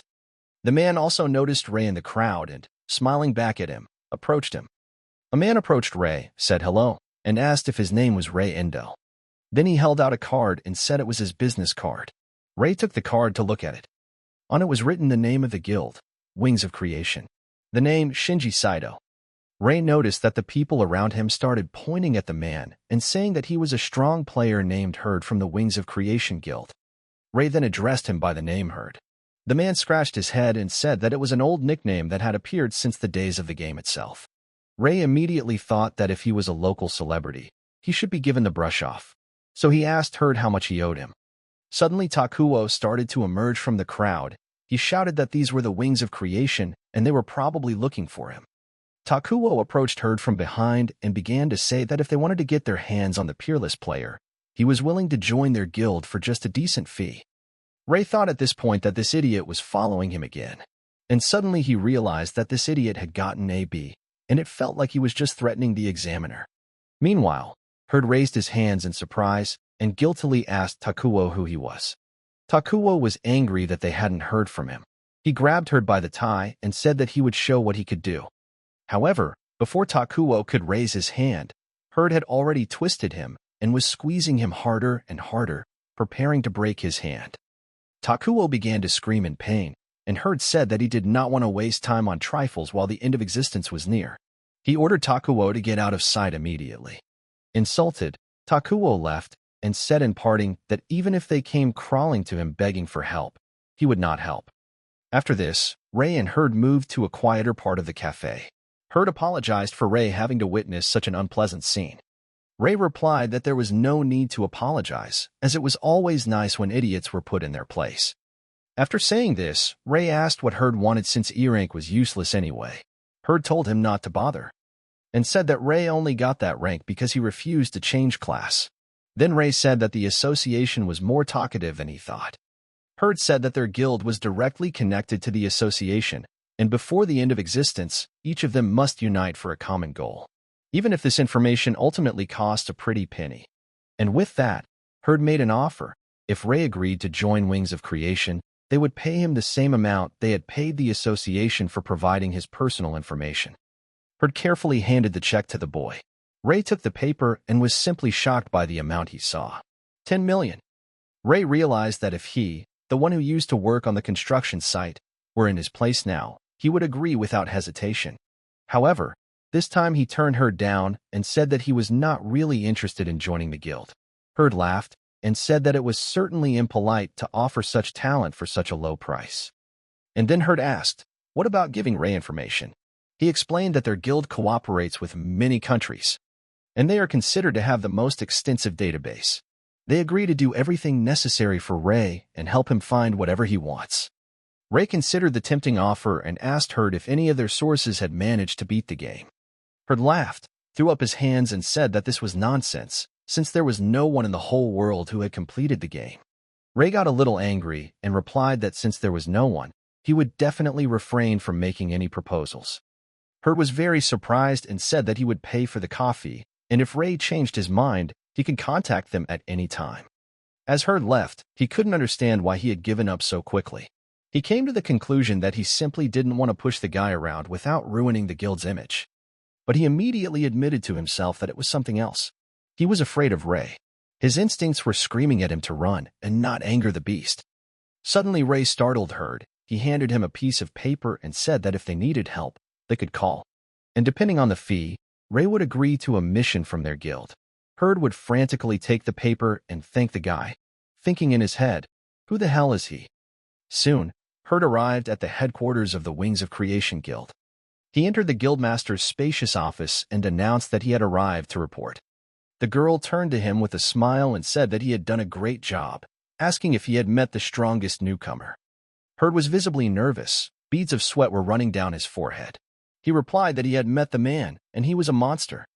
He clasped his hands nervously behind his back and told me that this was the first time he had met a player who literally inspired fear. Suddenly, the guild leader began to emit a frightening aura and asked who was scarier, this newbie or her. Herd became even more nervous. The chapter confused him, and he froze in fear. The boss ordered him to relax and took out a document confirming a Ray's rank, saying that everything here was obvious. Herd breathed a sigh of relief and apologized to the chapter. The chapter asked him not to apologize, as he had reported what he had seen with his own eyes. And besides, she is the most inexperienced of the 10 excellent ones. It is not surprising that there are people much stronger than her. She is the leader of the Wings of Creation Guild. Her name is Sakino. The 10 greats are the strongest players in the game. 10 players who can compete for the $100 million prize. In a world where the game has merged with reality, it is they who have gained power. And even their presence affects the balance of power between countries. Sakino asked, since Herd returned alone, does that mean Ray rejected their offer? Herd became emotional and began telling me that he was not interested in their information database or the $10 million check. Sakino replied thoughtfully that if Ray had really been the 10th, he might not have earned so much money. Then Herd said that if Ray really was the 10th, he didn't understand why he was clinging to the rookie class. It was a useless class. After all, if Ray had agreed to rank up, he would have unlocked items that increased his stats, items that are simply not available to regular players. Sakino smiled and told Herd that she appreciated his suggestions, if what he said was true. Ray is not just one of them. He may be the last unknown of the 10 greats. Herd was surprised by such thoughts and asked if Sakino meant that Ray was number 1. Sakino explained that thanks to American intelligence, it was possible to identify the 9 strongest players and rank them by strength. But they never found the number 1 man, thinking that he did not exist at all. Sakino also said that there are rumors that the United States is deliberately hiding the number 1, so that his power is only in their hands. Herd was fully supportive of the split and said he had the same opinion, but when he met Ray, he was convinced that this guy could very well become number 1. Sakino stood up from her chair, confidently placed her hands on the table and said that if that was the case, then they had a good chance of winning. The girl went to the window and ordered Herd to convey a message to the guild members. Any aggressive and malicious actions towards Ray would be severely punished. Approaching the window, Sakino said that it was better not to cross the dragon's path unless necessary.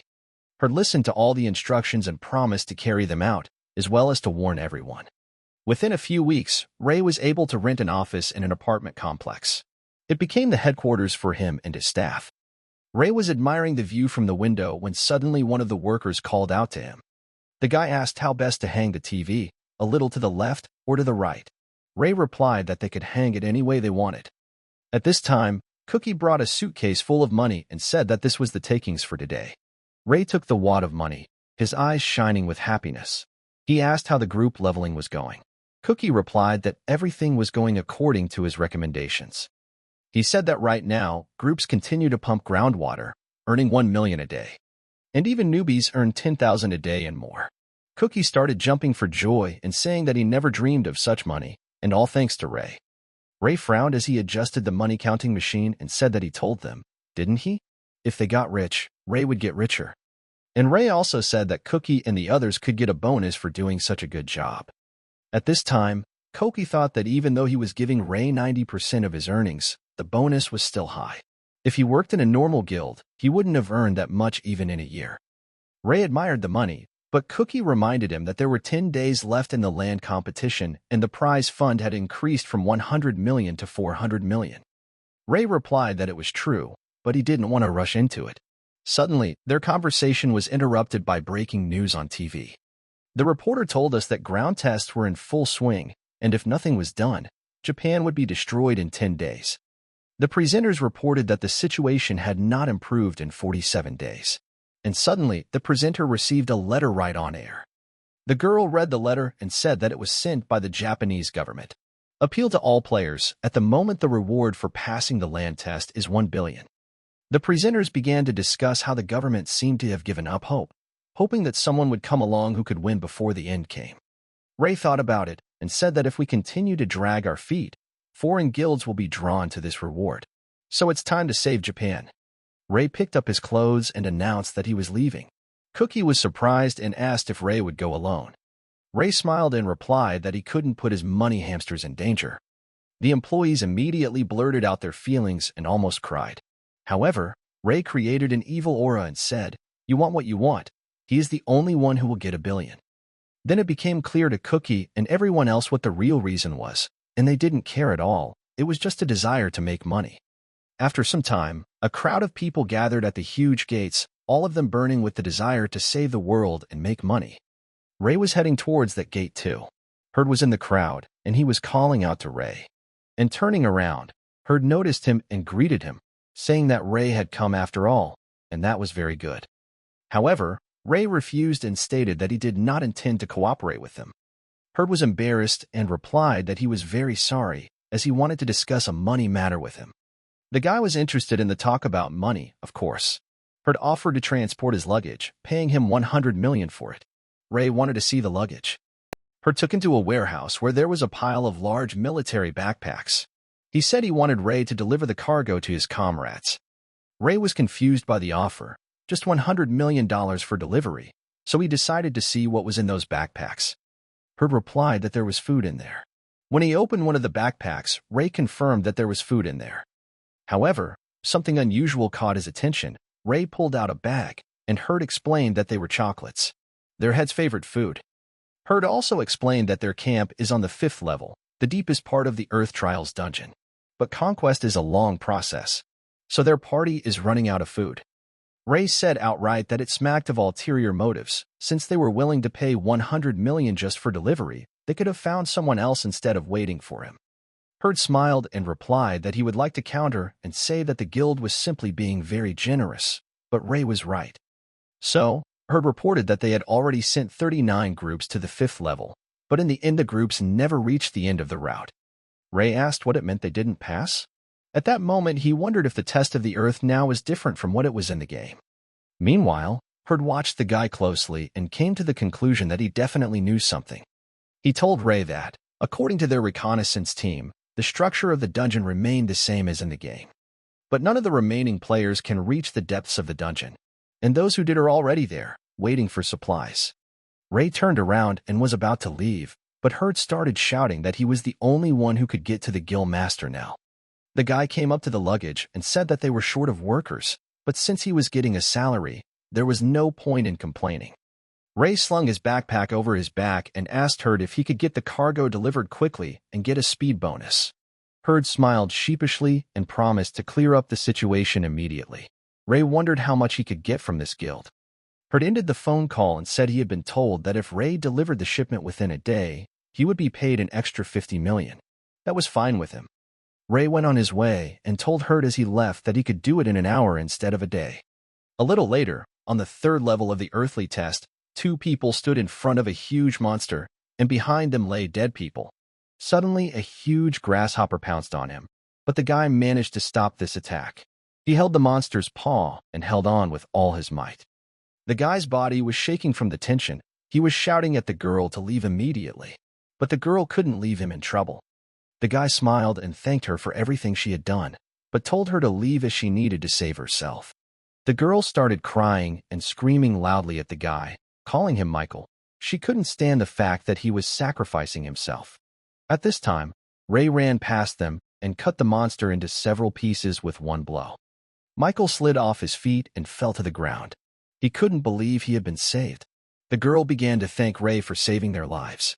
However, before they could blink, Ray had rushed very far away, which surprised the boys, since they didn't even get a chance to talk to their savior.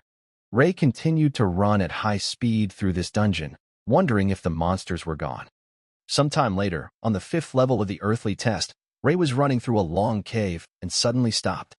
He looked at his watch and said he did it even faster. It was the easiest money he had ever made. Suddenly a man appeared and was surprised that someone had managed to reach level 5. He immediately assumed it was Ray.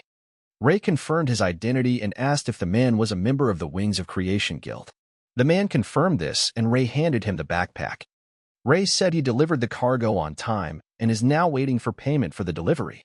The man replied that the matter had been assigned to him, and he had already transferred the money, as Herd had assured him that Ray would quickly complete the task, so he did not wait.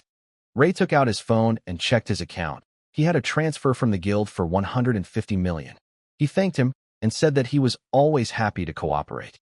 The man turned to his team and said that they had been waiting for this for so long and now the food had arrived. The boys immediately pounced on the backpack and started grabbing food. They called Ray their savior, as they thought they would die of hunger. Ray watched from the side and told the man that their situation was not good. The man replied with sadness in his eyes that it was. He said that they had lost many in the conquest. Suddenly, scouts came running and shouted that monsters were approaching and that they had to flee. The man said that they would not deliver them here and that they should calm down, but he noticed that the scouts were very tired and asked what had happened to them. Suddenly, there was a very loud sound that made everyone cover their ears, and then a huge ball of dust appeared. A huge number of dragonflies with sharp noses and glowing red eyes flew towards them. Rei immediately realized that it was a swarm. However, strong streams of fire came from somewhere. The guy was surprised by this. Sakino was already standing behind him with a sword in her hand, using her fire attack to destroy the monsters flying towards her team. Rei looked at her carefully and realized that she was using the special elementalist class secret technique, the Flame of Destruction. He didn't know that there were already those who had mastered this class. Sakino dealt with all the insects and, stepping on the last one, told Rei that she was glad to meet him like this. The girl thanked him for daring to take on her guild's mission. And with that, she introduced herself as the guild master of Wings of Creation, Yamaga Sakino. She offered to work hand in hand with Rei from now on. Rei began to emit a strong aura, but when Sakino began to approach him, he also felt a strong aura emanating from her. Sakino looked him straight in the eyes, and her aura was literally overwhelming in its power. However, as the girl approached Rei, she tripped and almost fell. Sakino laughed and immediately apologized, explaining that she hadn't eaten anything for a long time, so her legs were completely weak. Rei said he had heard they were running low on supplies, but that this was the first time he had heard they were starving. At the same time, there was a conflict going on among the crew behind him. After some time, Rei and Sakino decided to continue their conversation in the tent. The boy asked her if she was the strongest in her squad. Sakino replied that she was the strongest. Sakino was finally able to enjoy her favorite chocolates and admitted that although she was the last in strength, she was one of the top 10. At this time, Rei was enjoying his favorite tea, and he was surprised by such a wonderful name, 10 Excellent. He asked what it was. Sakino got angry, jumped up from her chair, slammed her palms on the table, and started shouting that the name is not strange. And it is the name of one of the top 10 players who were in the top 10 in terms of playing time. And that was the name the government had given them. Rei remained calm and asked how the government had calculated their strength. Sakino stated that the data on the strongest players was obtained by U.S. intelligence services. However, they have yet to find a player who would take first place in the rankings. The girl also said that the government was sponsoring a dozen great players and asked if they were interested in it. The talk of sponsorship interested Rei, and he asked how much the government was paying them. Sakino replied that it usually depends on the country the player lives in. In Japan, it's about $1 million. And that's when it all started to make sense to Rei. Now he understood where that first million came from. Deep down, he was very angry because it was because of people like that he became a gambler and almost lost his life as a result. Rei realized that if he was still number one, he had to keep it a secret because if anyone found out, there would be trouble. That's why he told Sakino that $1 million was just a pittance, since even the reward for passing the Earth trial was much higher. The girl replied that the amount might be insignificant, but the biggest money is earned by those who at least understand something about this game. And that's because no one has ever managed to defeat the local boss. Rei then asked that even if she was one of the top 10 players, Sakino would not be able to defeat him. The girl replied that no matter how strong she was still an ordinary person. Sakino explained that if she had the level and equipment of her game avatar, she might have succeeded. But in the current situation, it was unlikely that she would be able to win. Rei stood up and said that he had accomplished the mission, and if they needed help they could come to him, and depending on their fee they could make a deal. The guy headed towards the exit, thinking that now it was time to kick the ass of the boss who lived on this floor, since $1 billion wouldn't earn itself. Suddenly, Sakino jumped up and started asking Rei to stop. She screamed loudly and asked that they defeat the local boss together. The crew heard this, and they didn't like it. They started screaming that they could do it without Rei, and they didn't want to deal with this weirdo. Sakino turned to them and rudely reminded them that any aggressive actions towards Rei would be severely punished. The team members calmed down, and the girl said that she understood their discontent, but she did not want to lose anyone else. All team members immediately had flashbacks to the boss battle. Sakino tried to defeat him with Hellfire, but the defense had already been breached and her team was unable to fight. The girl ordered everyone to retreat, and those who could still move tried to help the wounded. Then one of the team members told her that if they retreated, she could get hurt.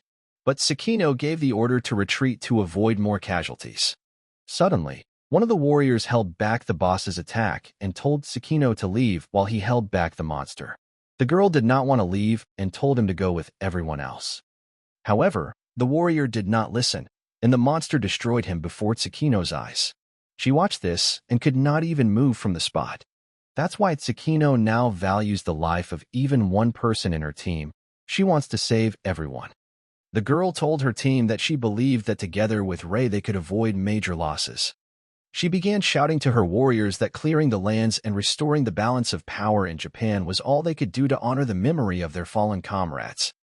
Suddenly, Rei came up to Sakino and said that it was a touching speech and he was touched, but she could have done without such crucifixions. He turned around and said with a smile, because he himself is capable of defeating the boss alone. Rei came out of the tent, and Sakino thought, what an ego this guy has. What if he's number one? She wondered if they were wrong about him, and how Rei was going to fight alone. So Sakino ran to catch up with Rei and said that Rei had said that she could ask him for help. She shouted after him that she was ready to hire him into the group to defeat the boss. Rei stopped immediately and thought that he finally smelled money. He turned around and replied that he thought she needed more than just beating her boss, but something else. Sakino said she realized they were asking for something unreasonable, so they were willing to pay compensation for the inconvenience. The words about compensation made Rei's eyes light up. He said that 10 million from each member of the group would be great. And on top of that, Rei set conditions. First, they pay in advance. Second, they don't tell anyone what they saw in that fight. The team was furious at the demands. Rei said they wanted everyone to survive and defeat the boss, so that was the price. Sakino smiled and said she agreed. The team members started shouting, trying to stop her. The angry girl turned to the team and ordered everyone to listen to her. She told everyone to listen to Rei and help him win. Meanwhile, Rei wondered how much money this guild had if it so easily agreed to 10 million per person. After some time, they all set off together and stopped when they saw something terrible. A huge number of flying monsters were heading their way. The guild members started to panic. Rei assumed an attack pose and told Sakino that he could kill all of these creatures for their money. However, the girl smiled and replied that she could handle them herself. Sakino finished her chocolate and began to laugh evilly. She used the all-consuming fire technique again. The monsters were literally burning alive. Rei watched and thought it was pretty good. The team was proud of their leader. The girl finished, put down the sword and told Rei that they could now continue on their way in peace. Rei looked at her and couldn't believe that this girl had eaten chocolate 10 minutes ago. He handed her the phone and said that the advance had been credited to his account. And now he is ready to go through Japan's first test with them and put an end to this dungeon once and for all. Sometime later, Rei stood silently as the team members and Sakino fought the monsters. During this fight, one of the team members asked the leader if she was even sure about this guy. After all, considering how much she paid him, they expected more from his fighting skills. He just uses normal attacks, that's all. Sakino smiled and replied that it wasn't quite like that. She told the man to look at the monsters that Rei had killed. There were no visible injuries on them, but they were clearly lying dead. Sakino claimed that this was proof of his skill. She noted that Rei didn't even try to dodge, and his strikes weren't exactly original. The only thing she was interested in was what Rei would show Rei in the boss's room himself. After some time, the team arrived at the 5th level in front of the entrance to the boss room. Rei noticed how the crew members flinched at the mere sight of that entrance. They clearly had bad memories of that place. Sakino stepped forward and encouraged her warriors, saying that they must avenge their fallen comrades. She ordered them to use the strongest blows they had as soon as the door opened. The gate opened. Sakino raised her sword and ordered the team to advance. They rushed inside with a scream. The huge spider was in the center of the room, surrounded by its web. The team approached it closely. Rei kept her distance. The monster opened its eyes, and the system informed them that in front of them was the boss of the 5th level of the earthly trial, the cinnabar spider. Sakino immediately used Hellfire to incinerate the monster. The rest of the team used Fire Fist and Phoenix Rage. The multiple fire strikes caused an explosion, engulfing the monster in flames. The team looked at this explosion and began to rejoice that they managed to defeat the monster. However, Rei said that this was not true. The monster was still alive. And at that very second, the spider strikes hard, creating a flash and throwing all the team members in different directions. The monster's web glowed a bright blue, and despite so many attacks, there was not a single scratch on it. Sakino didn't understand how this was possible, She was sure that insect-like monsters were vulnerable to fire. Ray replied that she was right, but the force of their blows was so weak that they could not harm him. At that moment, the spider began to shoot a huge amount of web directly at Sakino. The girl managed to dodge the attack. She landed on one knee and warned her team to beware of the web, as if they got caught in it, it would be very difficult to get out. At this time, Ray stood behind the two guild members and noticed a web flying towards them. He immediately grabbed them and flew away with them, dodging the monster's attack. Ray then pulled them away from the spider and threw them on the ground. The guy smiled and apologized to Ray for having to cover them. Ray looked at him and replied that he shouldn't apologize because if they died, his reward would go down, so he was saving their asses. And Ray added that they could continue to be deceived, and then for each such joke they would have to pay another 1 million on top. Ray realized that he could continue to drag out the fight, earning 1 million each from his stupidity, but their guild was directly connected to the government. And if he continues to act like this, he may get into trouble in the future. Ray stood up and decided to use the soul eye. He looked at Sakino, and the condition for obtaining her soul fragment surprised him. The condition was to make the host experience the greatest surprise of his life. However, Ray decided that the risk was worth it. He immediately grabbed the dagger and flew straight at the spider. With one blow of his dagger, Ray was able to cut off one of the monster's legs.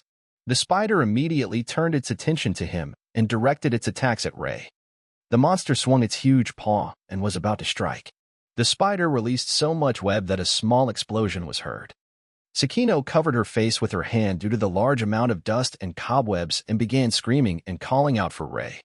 The girl was very scared and thought that everything was over and the last hope was gone.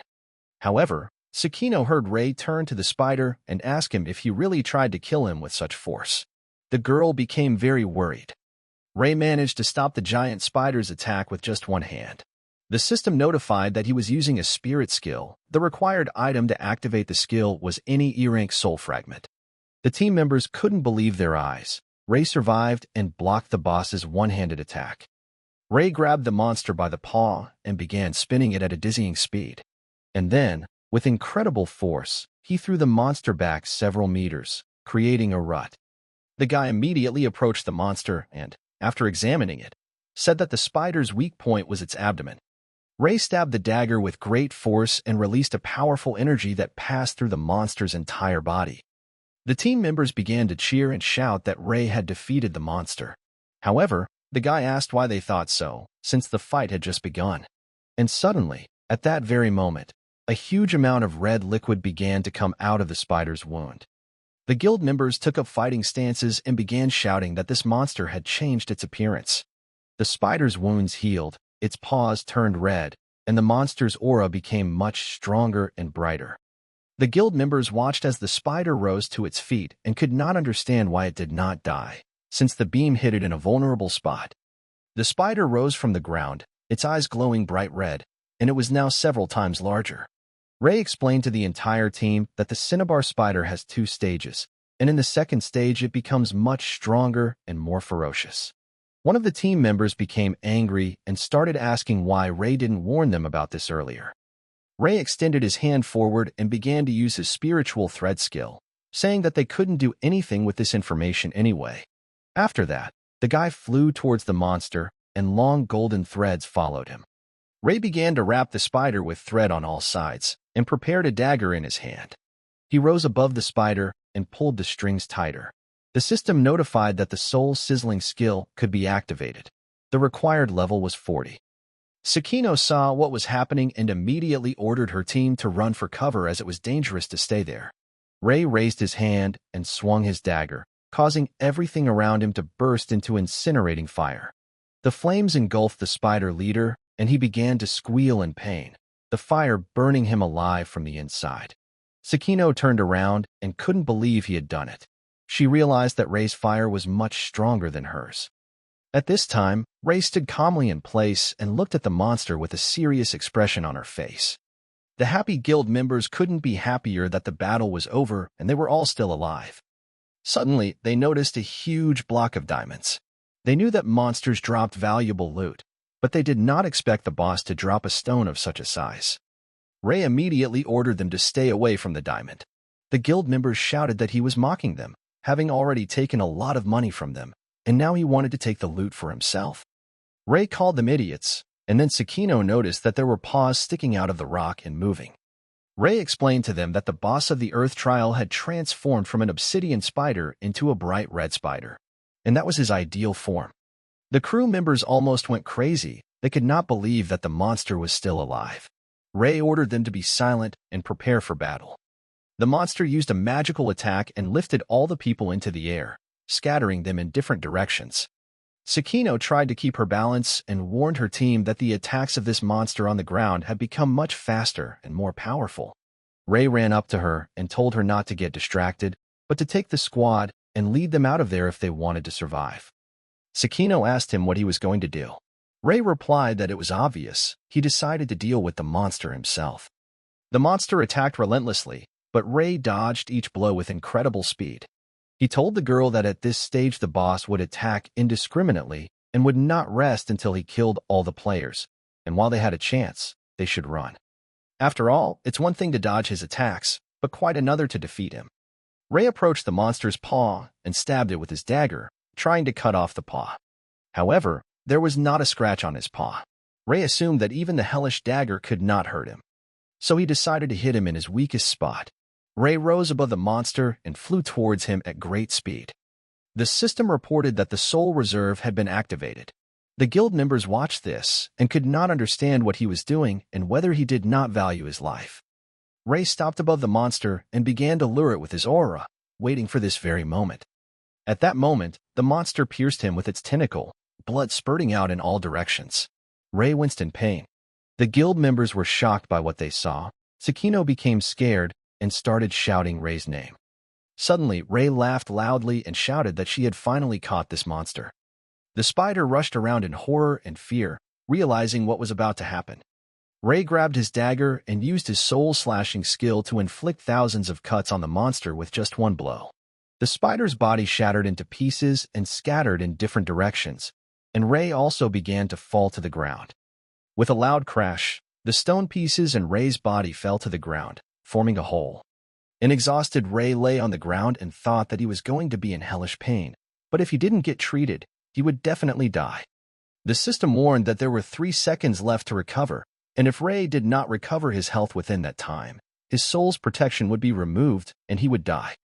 The guild members gathered around Ray and began using high healing, elemental healing, and restoration. Ray woke up and told Sakina that thanks to her support, he didn't have to use his skills to recover. The boy examined his wound and said that their treatment was certainly excellent. An angry Sakino asked him if he had planned this all along. Ray looked into her eyes, smiled, and said that, after all, they were all playing a game together. And it's not like the player can die that easily from a normal boss attack. Ray continued to smile stupidly. Sakino got angry at such irresponsibility. She started shouting that they are for real and this is not just a game. Ray replied that he understood, but the same strategy worked in the game anyway, so it would work in reality. And that's what happened. Sakino became even more angry. She almost went crazy, not understanding at all what this madman was doing. And at that moment, the system gave a signal that Ray had received a fragment of the soul of a D-rank swordsman. The condition was to make the host experience the greatest surprise of his life. Ray took the shard and thought he was lucky, as it wasn't a surprise, but rather shocked the girl. After that, the system began to notify that the test on the ground was successfully passed, and it is necessary to indicate the full names of the participants who passed this test. There are 5 minutes left before the disappearance of the dungeon. The guild members began to jump with happiness that they managed to defeat the boss thanks to Ray. However, Ray interrupted them and said that before the dungeon disappeared, a decision needed to be made on who would be among the participants. He also admitted that although he wanted to keep the entire bonus for himself, he offered to let them take it and then transfer it to his account. Sakino was very surprised and asked why Ray wanted them to give the award to him. Ray then told them, imagine the news exploding that a test that no one could pass was passed by an unknown player. And instead, it is easier to say that a famous guild has passed the test. Then the guild will receive glory and honor, and the rewards for the next tests will also be hung. In fact, Ray realized that if everyone found out about his involvement, he would no longer be able to make money so easily. Sakino asked him if he was only worried about money, and as the guild leader, she couldn't refuse something like that. But as a person, she feels like she is taking credit for someone else's work. Ray replied that she was not taking anything for herself and might consider hiring him to pacify the boss for $1 billion. Sakino agreed, and they agreed to announce that the Wings of Creation Guild had passed the test. The system announced that the participant's record had been saved successfully. Ray could only hope that no one in the room would reveal his participation in the test.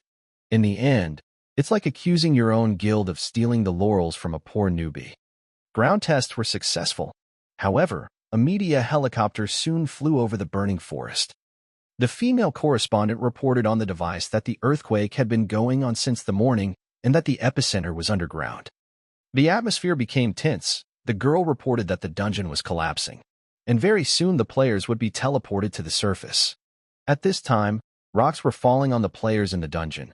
They had to be extremely careful, as everything around them was collapsing.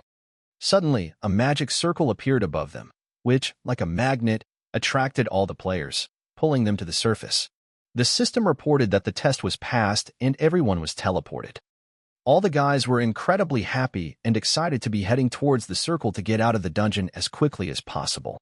Finally, the players went outside. They started jumping for joy and enjoying the sun. They were able to breathe fresh air. Ray also sighed with relief, and at that moment, a huge monument appeared from the dungeon.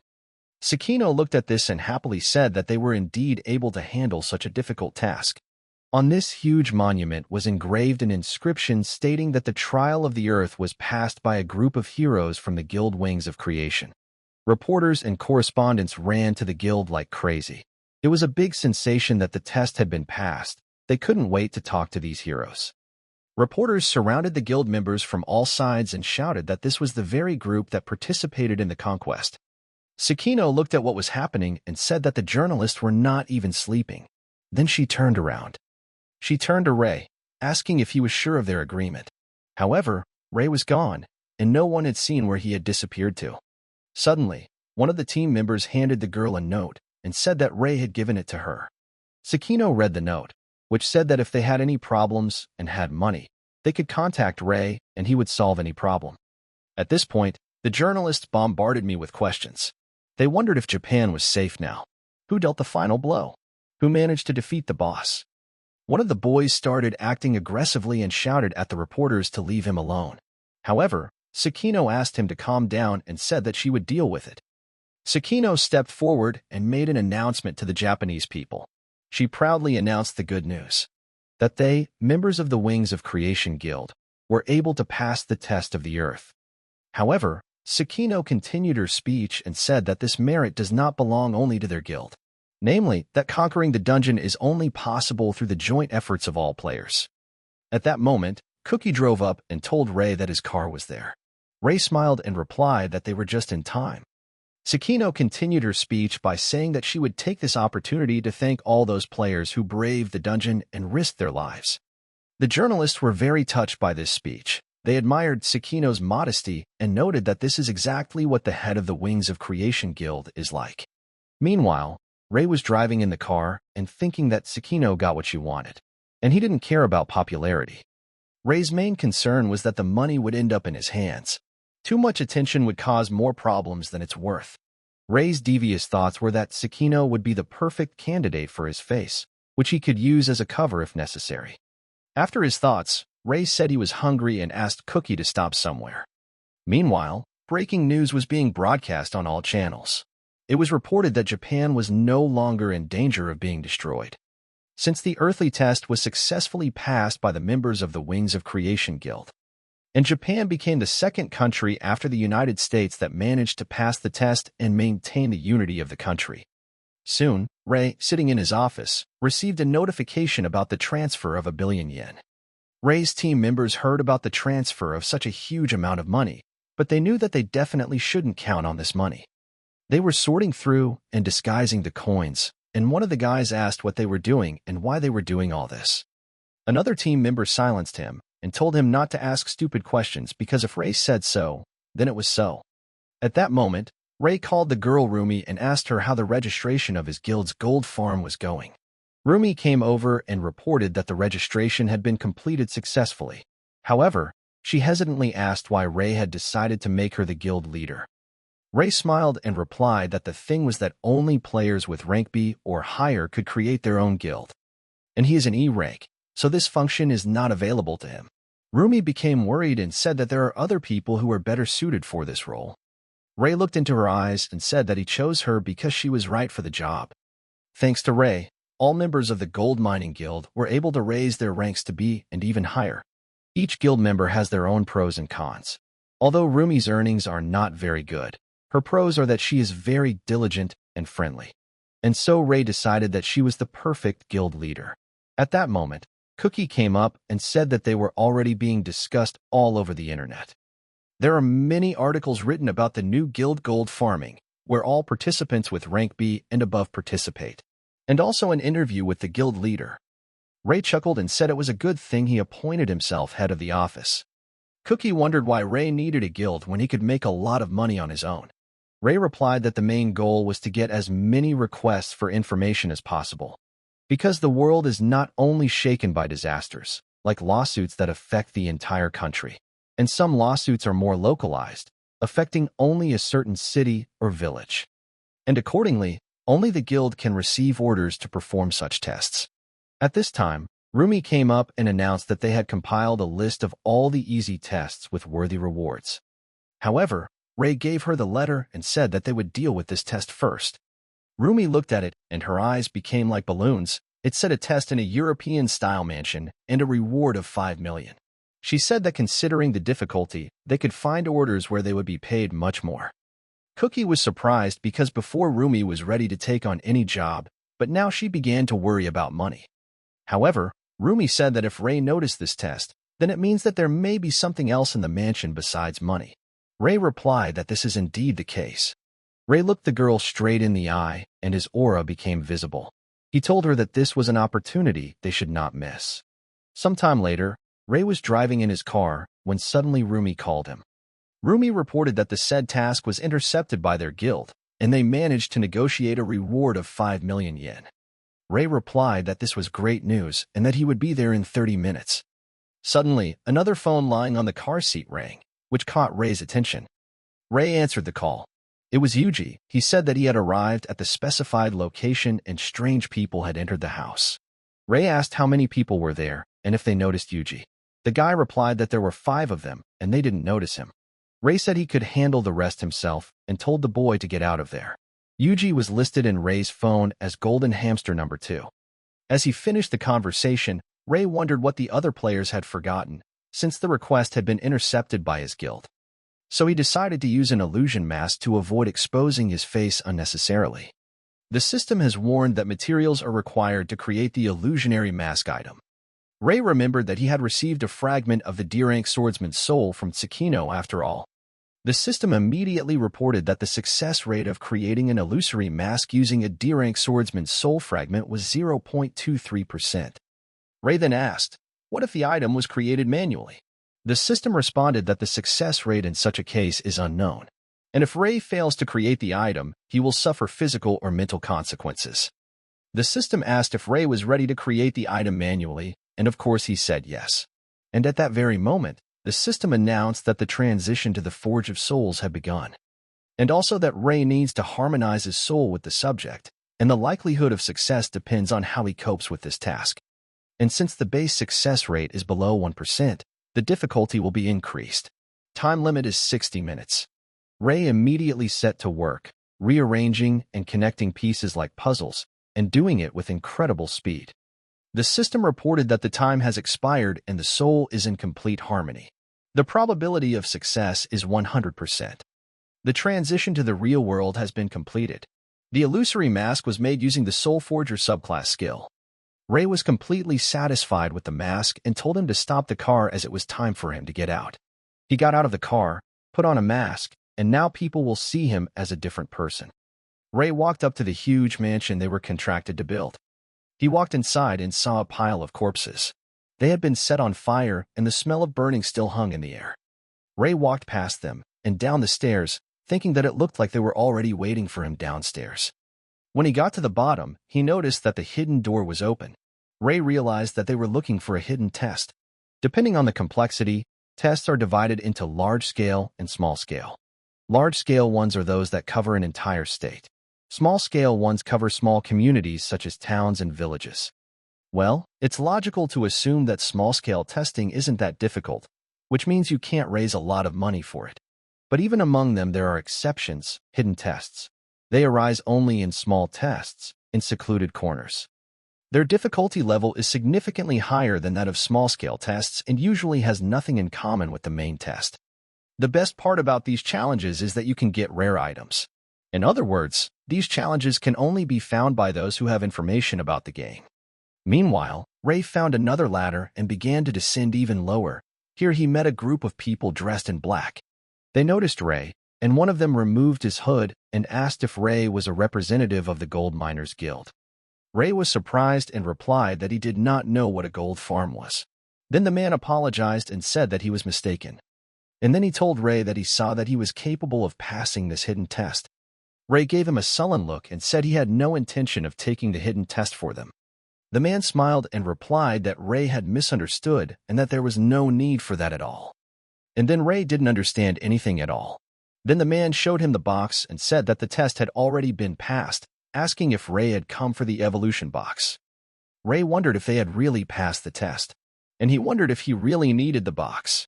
At that very second, the man threw the box right into Ray's hands and said that as a token of their gratitude, they were giving it to him. However, in return, they asked for their request to be fulfilled. Ray asked what exactly they were asking for. The man smiled and replied that Ray needed to save other people from going through a small-scale test, no matter how he did it. He also said that if Ray is an experienced player, he should definitely know how to hinder others. Ray wondered why these people wanted to stop him from taking the test. Suddenly, he said, he knew who they were. Ray asked if they were really a dark guild and wanted to do the same thing that happened to Argentina. It happened 2 weeks ago. One of the cities in Argentina, Mendoza, was completely destroyed because no one could pass a simple test. But the whole problem happened a week ago. Shares of companies based in Mendoza were subjected to massive short selling across the board. It was as if someone knew in advance that Mendoza would be wiped off the face of the earth forever. Ray told the man that there were rumors that a dark guild was to blame. He asked if they were tired of Argentina and were now going to take on Japan. The man then told Ray that he could continue to fantasize about the reasons for their proposal, but asked him to answer whether Ray would agree or not. Ray looked him in the eye and replied that he refused, no matter how tempting their offer sounded.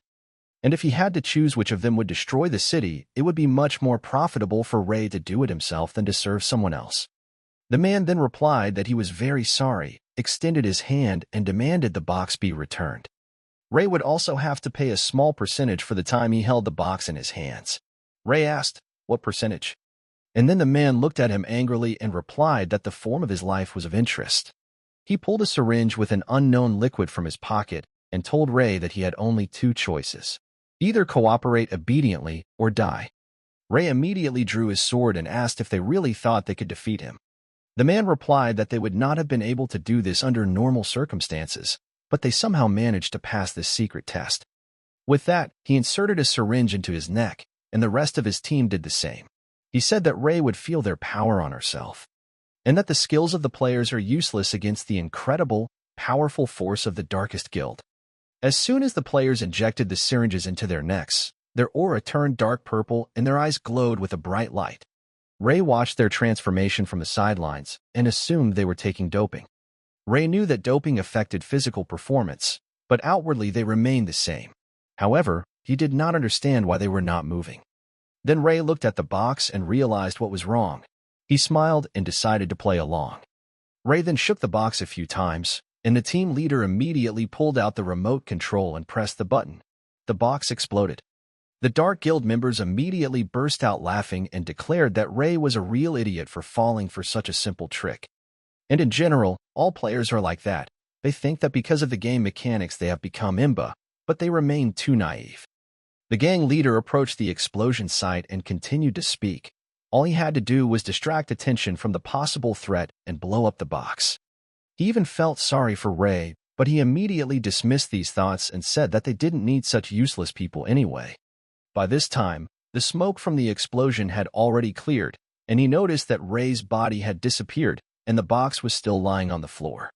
No one could understand what happened and where Ray had disappeared. At that moment, Ray began killing the team members. He used destructive fire and began to burn them alive. The leader noticed that Ray was using an illusion mask. Having dealt with everyone, Ray approached the leader, took off his mask, and said that he felt sorry for his friends. After saying these words, he used the soul capture skill, and the chains instantly bound the leader, preventing him from moving.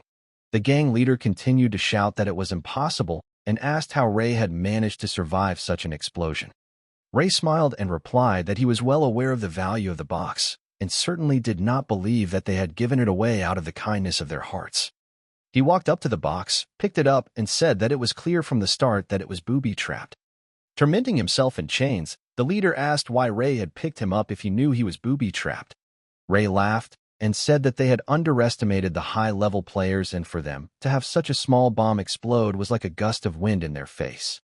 Having said this, Ray began to call Rumi.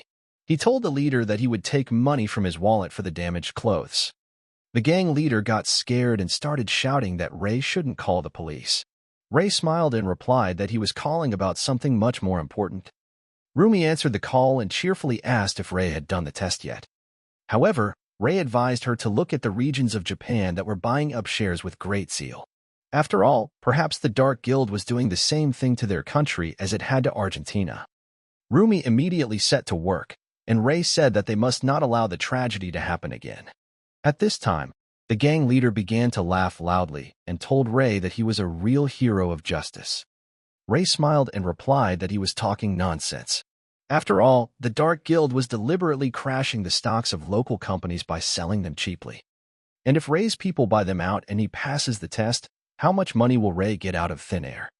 The leader became angry and asked if Ray was thinking of going to war with the Dark Guild.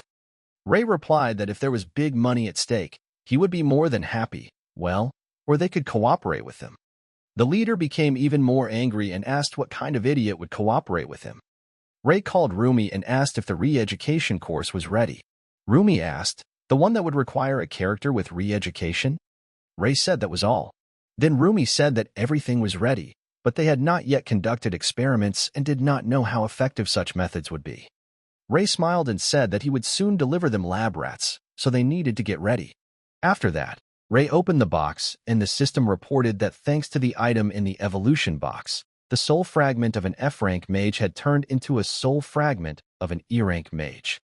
Sometime later, Ray, using an illusion mask, arrived at the Museum of Modern Art. He called Rumi and asked if she was sure that this was the Dark Guild's goal. Rumi replied that this was accurate information since the leader and the rest of the Dark Guild members admitted to it.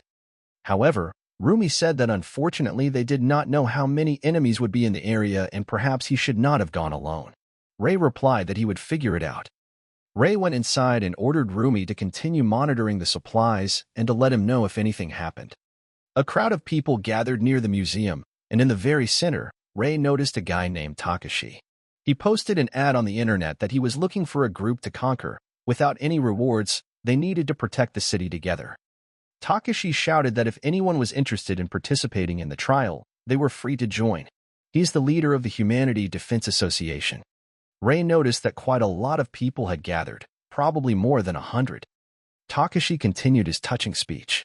It was difficult for him to express his feelings of admiration and pride at how many people had come to defend the city. He thanked each of them. Ray was in the crowd and couldn't believe that so many people were going through such a trial without a reward. He supposed that the spy could easily be in the crowd. Ray wondered if he should find the spy before going in. He had already used the soul eye, but there. Takashi started shouting that it was time to start the trial. He told everyone not to be afraid and to call for help if they encountered a strong enemy, as the association staff would help everyone. Ray was surprised that they had absolutely no strategy and this Takashi was talking such nonsense. However, Ray thought that it was only in his favor. In fact, Ray already guessed who exactly the spy would be, but he had not yet figured out how to deal with him. Of the 107 players who took part in the trial, all 106 participants turned out to be spies from the Dark Guild, with the exception of one, Ray. Takashi actively accompanied everyone inside the museum, reminding them to be careful and safe. All the players went inside. Ray looked around and thought that it looked very expensive. At that moment, Ray noticed that all the players began to surround him from different sides, holding spray cans in their hands. And suddenly, all the players simultaneously started releasing gas and canisters directly at Ray, creating a huge explosion. However, Ray knew about this trap from the very beginning, so he managed to fly above the epicenter of the explosion. And after Ray descended to the ground immediately after that, killing everyone who organized this explosion, they had no chance to escape. Having dealt with all of them, Ray said that they were very obedient and fearless dogs, blindly rushing into battle, not caring about the superiority of the enemy. At that very second, Takashi burst into the hall. He ran around feverishly and screamed, not understanding what had happened. Ray replied that all these people suddenly attacked him, and he had to calm them down. Takashi said that it was some kind of horror and misunderstanding. He asked how Ray was feeling and if he was hurt. And right after he said that, he pulled out his dagger and prepared to strike. However, Ray instantly grabbed the knife with 2 fingers. Takashi couldn't move and didn't understand how strong Ray was. Meanwhile, Ray threw him back a few meters and said that his weapon wasn't even a game item, and Takashi wouldn't hurt any player with it. At that moment, the rest of Takashi's surviving comrades ran up to him. Ray looked at them and said that this farce was unnecessary, since he knew that they were all connected to the Dark Guild. Takashi smiled evilly and replied that since Ray knew everything, it was even easier. The other players heard this and asked Takashi, "What other Dark Guild is there? And didn't the order for this trial come from the Environmental Protection Group?" Takashi laughed and replied that it was correct. And the Environmental Protection Group is a business partner of the Dark Guild. After this, Takashi threw up his hands and suggested that everyone just discuss the situation in silence.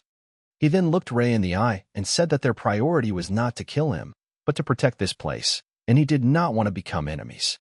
And if Ray agrees to cooperate, Takashi will arrange for him to receive a benefit of 50,000 and maybe even 100,000.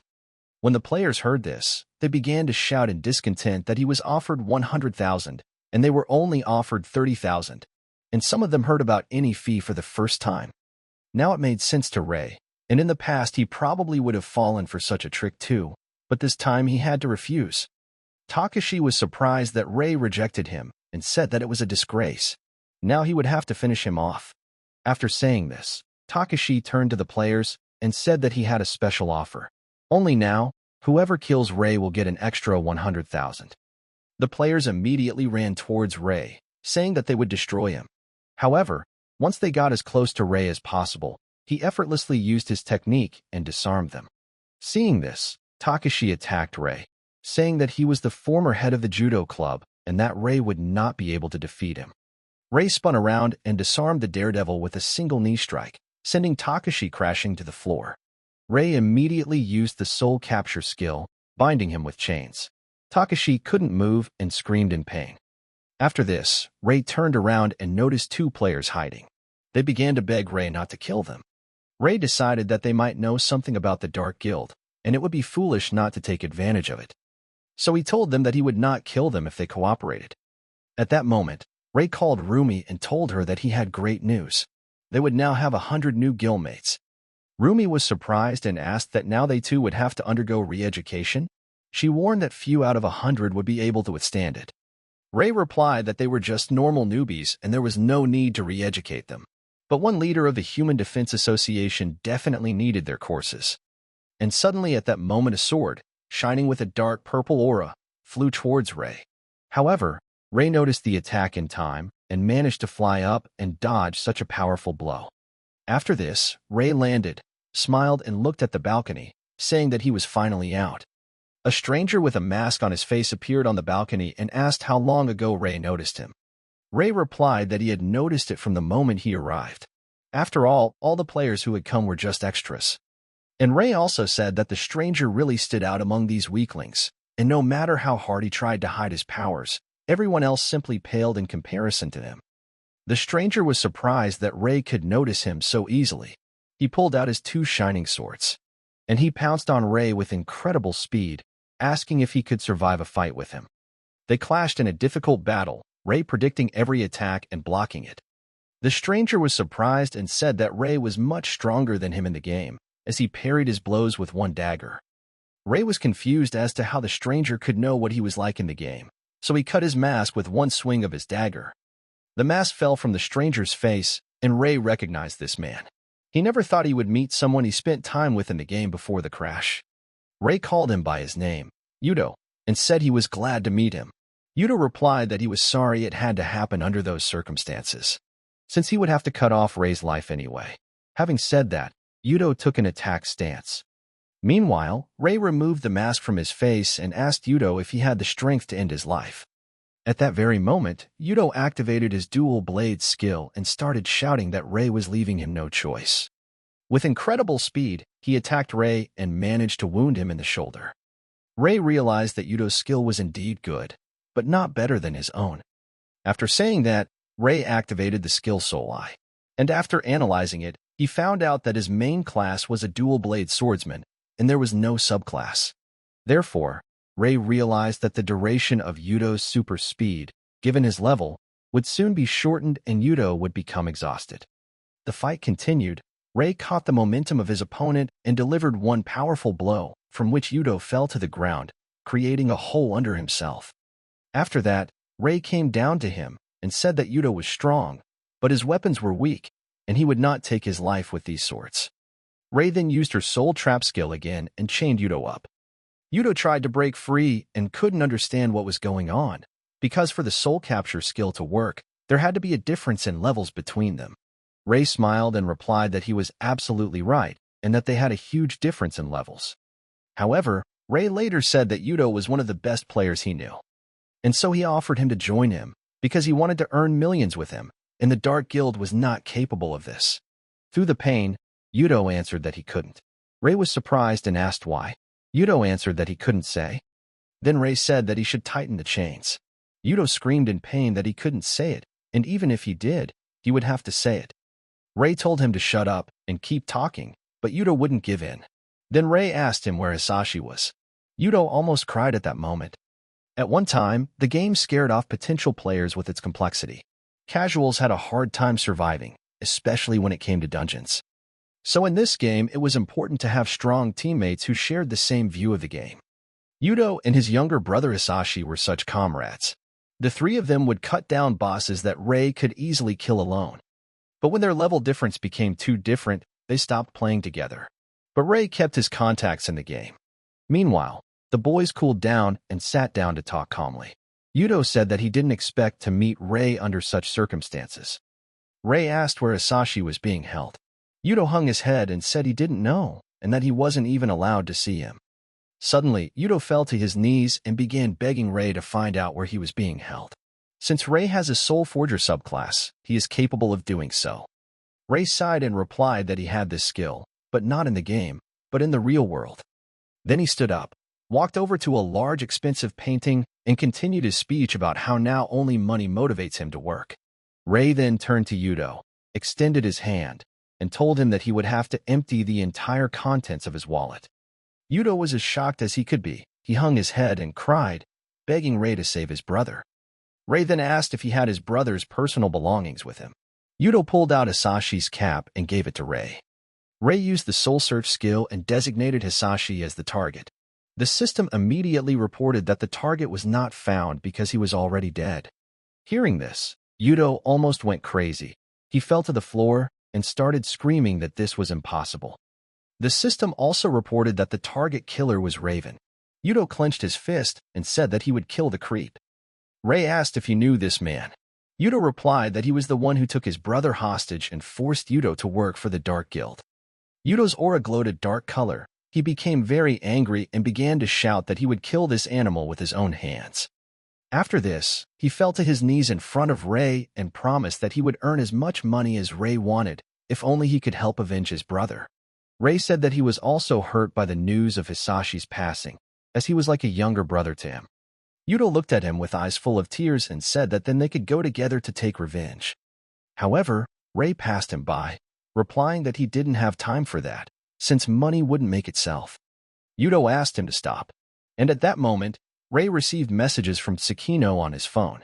She asked if Ray really fought the Dark Guild in the museum, and how he agreed to do that, and who paid him.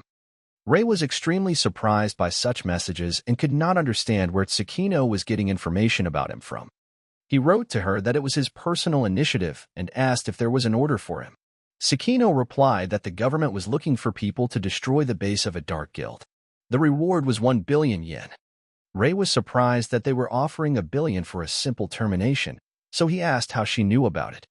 Sakino replied that the government had personally requested assistance from the Wings of Creation Guild, so Ray needed to keep information about this mission a secret. Ray then asked why she was sharing this information with him if it was a secret. Sakino got angry and wrote that he was not a stranger to her. And Sakino also said that there are rumors that the guild headquarters holds assets worth over 10 billion yen. And if the order could be carried out, the government would keep quiet about there being something there. At that same moment, Ray turned to Yudo and asked if he knew that Raven might currently be at the Dark Guild's headquarters. Yudo was surprised and replied that of course, since Raven was the head of the Japanese branch of the Dark Guild, and it was unlikely that he ever left his abode. Ray smiled widely and replied that plans had changed and he would help Yudo avenge his brother. And at that very second, Ray sent a message to Sakino that the gold mining guild would take on this order. And so, after some time, Ray and Yudo set off in search of the headquarters of the Dark Guild. Suddenly, Ray received a message from Sakino, in which she wrote that the local police had found the base of the Dark Guild and they were already on their way. Ray asked her if their base was on the 12th floor. Sakino was surprised and asked where Ray got this information from since they just got this information from the government. Ray wrote that he was personally investigating the Dark Guild, and now he is heading there. In this case, Sakino asked Ray to help the police as he was already on his way there because if the Dark Guild resisted, the police would not be able to deal with them. Ray immediately asked what the price was. Sakino offered 1 million per person for the safety of the Dark Guild members, and also for the safety of the police officers, 1 million per person. Sakino also promised to discuss these conditions with the government, but if they refused, the Wings of Creation Guild would take a fee. Ray agreed to these conditions. Ray decided to inform Yudo that the local police were also heading to the Dark Guild's base. Yudo, of course, was delighted with this news and suggested that they move in with them as soon as possible. However, Ray said that he would go alone and Yudo would wait here. Since the Dark Guild did not yet know whether Yudo was alive or not, Ray decided to hide this fact from them and take them by surprise. Yudo realized the seriousness of this operation and agreed, promising that he would wait on the spot. As a warning, Yudo asked Ray to be careful because if the police found them, the guild might set traps all over the building. Ray replied that he would keep that in mind. After some time, Ray approached the building where the base was located. However, the building was completely sealed and no one was allowed to enter. However, this did not stop Ray. He lifted the tape and wanted to climb over, but a man stopped him and said that due to a gas leak, the passage to the building was temporarily blocked. Ray replied that the Wings of Creation Guild had personally asked him to join in capturing the target. He asked if he had the wrong address. The man immediately apologized for his rudeness and led Ray in the right direction. He led Ray into a room where serious men in business suits were actively negotiating and announced that a player from the Wings of Creation Guild had arrived. One of the men immediately became aggressive and shouted that reinforcements were not requested. He also looked Ray up and down and said that this slob was no use anyway and they would deal with it themselves. He then turned his back to Ray and turned around to say that he was connected to the people above, so his orders were absolute and that Ray did not dare interfere. The man led a whole squad of police officers and gave them the order to move forward. Ray watched from the sidelines and told one of the people present that this was a bad idea. A few seconds later, there was an explosion on the top floor, debris started falling on them, and Ray said he warned them. So Ray had to take matters into his own hands, using his spiritual thread skill to block the floor to prevent the debris from falling and the fire from spreading. The man's gaze stopped at the debris flying at him. He couldn't believe that they were saved. Then Ray looked around and, deciding that it was worth saving this fool and the policeman, flew towards them. Ray landed to find the police officers lying motionless on the floor. He thought it was too late. However, at that moment, Ray heard the man cough and realized that he could still help them. Ray looked at him and said that one person's life was worth 1 million yen, and it would be a waste of time if he died here. Having said this, Ray wrapped all the policemen with a golden thread and began to pull them out of there, lowering them to the ground. Ray did his job and said that there was nothing more to do and he had to go. The people around thanked him and could not understand who this player was. After a while, Ray came to Yudo and said that he had finished all the work. Yudo was eating ice cream and said that he somehow got it done quickly. Yudo also handed Ray his favorite tea and asked how it went. Ray replied that the Dark Guild had already fled and he had wasted his time. He then inserted the tube into the tea bag and asked if the Dark Guild had any other base. Yudo replied that he only knew about one base and had no additional information. Yudo also said that he threw away the things the guild lent him, as well as the smartphone, on the same day he met Ray. And they can certainly return to the museum process and at least pick up the phone to get some information. Ray said it wasn't worth it because then their location would be revealed. And besides, Ray already knew what to do. The boys continued on their way, and Ray said that it was difficult to engage in criminal business and organize a hideout when the police were pointing a gun at you. And especially when there are cameras all over the city that can easily reveal the identity of any passerby. Yudo then asked that, therefore, the Dark Guild would choose a place with the least amount of cameras and which would be difficult to find. And some low-level, low-reward dungeon would fit this description perfectly. Ray replied that this was correct, and he had already instructed his army of money hamsters to search for such a place. Yudo was surprised and did not understand what army he was talking about. Ray rolled his eyes and explained that he was talking about his guild gold farm. He also added that Yudo would of course be part of this team as well. And for that he will have to work hard and bring in millions. Yudo replied that Ray was not at all ceremonious about it. Suddenly, Yudo asked if his army needed to be called for reinforcements. Ray replied that there was no need. They also have a tight schedule and completely different tasks. At this time, the gold hamsters finished disguising the coins. And Ray told Yudo that if he called them, he would disrupt their schedule and reduce his profits. At that very moment, Ray received a message from the team that there were only 36 dungeons registered in a month that no one could enter, and 7 of them were in the surrounding areas of Tokyo. And the only closed dungeon with constantly regenerating monsters is the Tower of Slaughter, located deep in the mountains of Chiba Prefecture. The dungeon is located deep in the mountains in the Tower of Slaughter. Ray realized that the dungeon, where the enemies eventually respawn, was the perfect place for a base. And given the difficulty level of the dungeon itself and the low level of enemies, no special levels or items can be obtained there. The dungeon was a place they wouldn't even think of going to, even considering its location. Ray told Yudo that they would have to go there. Yudo replied that everything was already prepared for that, since Ray had asked him to take care of it himself, knowing that it would not be a long journey. Yudo then pointed to one of the parked cars and said that this little one would survive the mountain roads just fine. The boys got into the car and Ray told Yudo to drive faster and not to worry about speeding tickets because he would take care of everything.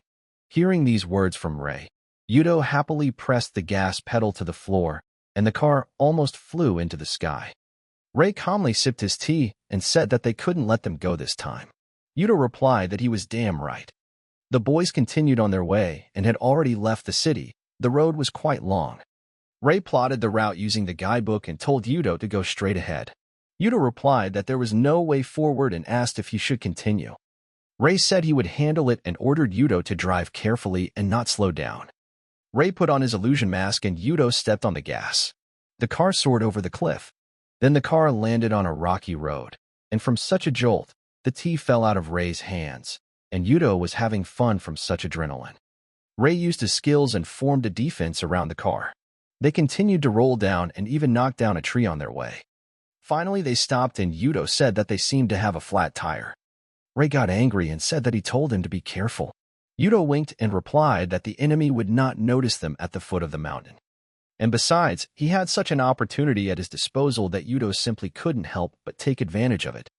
The boys got out of the car and noticed a huge, beautiful building on the top of the mountain. Ray wasted no time and threw his backpack on his back to continue on his way. Yudo went ahead, but Ray stopped him and asked if he had forgotten anything. Yudo took a deep breath and said that it was cruel to carry heavy luggage after such a ride. However, Yudo had no choice. Ray said that the backpacks contained weapons, since the two of them were going to go up against an entire organization, and they needed to have an arsenal with them.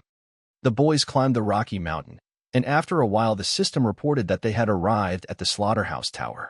Ray and Yudo hid behind the trees to assess the situation at the tower gate. They noticed that there were 5 armed guards at the gate, but they did not rule out that there were others nearby. The guards smoked cigars and discussed how it would be nice if a woman were brought to them now, but no girl would come to such a place. One of the guards laughed and said that even if some idiot showed up there, he would do whatever he wanted to him, since he didn't have the strength to endure it anymore. The guards laughed loudly, and Ray asked what kind of scum they had recruited to guard them. Yudo said that he saw those idiots at the last base. Ray replied that this meant that their guess was correct. Ray also said that they might attack them right now and asked Yudo about the security situation. Yudo said that the previous base was disguised as an office that was rented out in a high-rise building, but this one is different.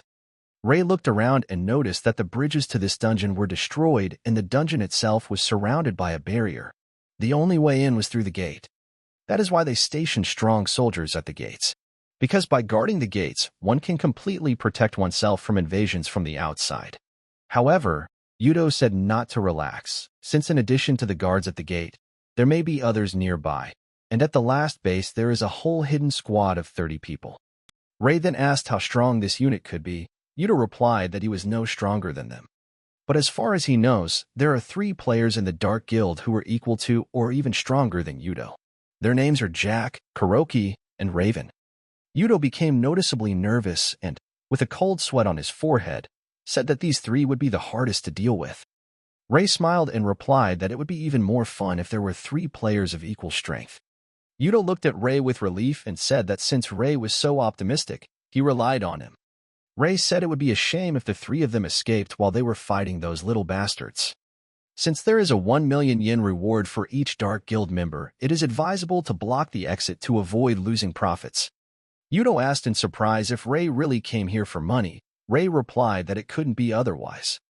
However, Ray added that it wasn't just about the money, because if they hadn't blocked that exit, the criminals might have escaped, including Raven.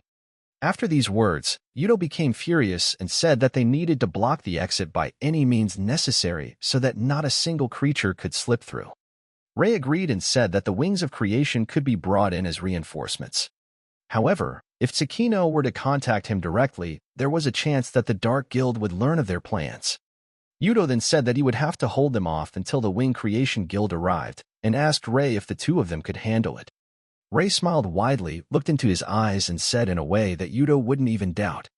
Ray then sent a message to Sakino that he had discovered the 2nd Dark Guild base. It was urgent to send the strongest players who could help in the blockade. And it also couldn't be ruled out that there might be a spy from the Dark Guild in Sakino's guild. That's why Ray asked her to only send those she trusted, like herself. Ray then said that after sending the message they could begin. Yudo took a stance to attack. Ray started counting down, 5, 4, 3, 2, and on the count of 1, Ray pressed send. Yudo activated his super speed skill at the same second. Yudo flew up to the guards and began to disarm them one by one. The guards couldn't even understand what was happening. After putting everyone in their places, Yudo said that this heavy backpack had slowed down his speed. Then he looked at Ray and said that in that case he couldn't blame him for being slow. Ray dropped his backpack and told Yudo not to whine as it was time to get his guns out. He opened the backpack, picked it up, and started spinning at an incredible speed. Thousands of those same hidden coins poured out of the backpack. Ray sighed and said that everything was ready. All that was left was to wait for them to come out. A security camera spotted Ray and Yudo and warned them that there were intruders on the premises and they needed to be eliminated. Many soldiers immediately ran out of the tower. Yudo grabbed his backpack, and Ray said, "Here are his millions of yen running straight into his hands." This amused Ray greatly. He looked at Yudo and said that it was time to make money. Then Ray activated the coin explosion skill. An explosion occurred, causing the soldiers to burn. Ray looked at him and said that as he thought, the weak explosion caused everyone to fall down immediately. Some managed to survive. One of them warned the others to be careful, as they could not see anything because of the smoke, and the enemy could attack at any moment. At that very second, Ray struck and said with a smile that they were very smart guys. He then looked at Yudo and said that he was doing well and had already destroyed 10, and one of them was worth 1 million. Yudo smiled widely and replied that this was just the beginning, and the most interesting was yet to come. However, at that moment, one of the warriors attacked Ray from behind, and Yudo began to scream that he was attacked from behind. However, before Ray could blink, Yudo had already cut the enemy into pieces, saving Rei. Yudo then turned around and said that Rei had spotted the enemy and was deliberately standing there, waiting for Yudo to finish him off. Rei replied that he had guessed correctly and pointed to the camera, saying that he didn't want to put on a show and reveal all his cards to them. Rei also asked not to be identified by name because there might be a microphone on the camera, and if there isn't a microphone, they can still read lips. Then the boys looked around and Rei said that they had done enough damage, and it was time to clean up their appearance. After saying this, he destroyed the surveillance camera. At this time, the guild leader and the others watched what Rei did. Raven, the head of the Japanese branch of the Dark Guild, asked his subordinates why they came after all. The girl told him that one of the attackers was Yudo, a mouse and traitor to their organization. The identity of the other attacker is unknown. One of those present said they were checking the other's identity against the Japan Adventurers Association databases, but so far no data had been found. Raven realized that if one of them was Yudo, then he knew about his younger brother's death, so he betrayed them. Raven thought for a moment and said that Yudo and his brother were just getting in their way. He suddenly remembered a moment from the past when he entrusted his younger brother with a special mission. Raven asked if Hisashi could handle the job. Hisashi replied that it wasn't the difficulty of the mission, but what needed to be done. Hisashi didn't like the fact that his client's wishes required him to eliminate a target he held a terrible grudge against, so he went to Raven to tell him that it was complete nonsense. The Raven got angry and said that his job was to eliminate the target and get a decent reward for it, and this should not be a problem. Hisashi then asked if Raven knew that the client wanted to destroy the wings of creation. Raven replied that it was a funny joke. Then Hisashi started shouting that the target was his old friend from the game. He was a healer with a kind and friendly nature, and it was impossible to hold a grudge against such a person.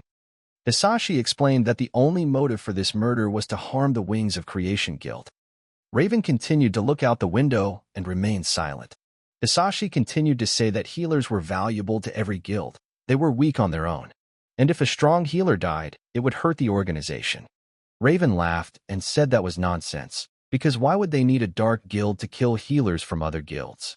And they had more important things to do. Hisashi then told Raven straight to his face that it seemed like their job was to prevent tests from being passed. Because at the moment only the Wings of Creation Guild is capable of passing further tests, and once they are disposed of, no one will be able to resist further chaos.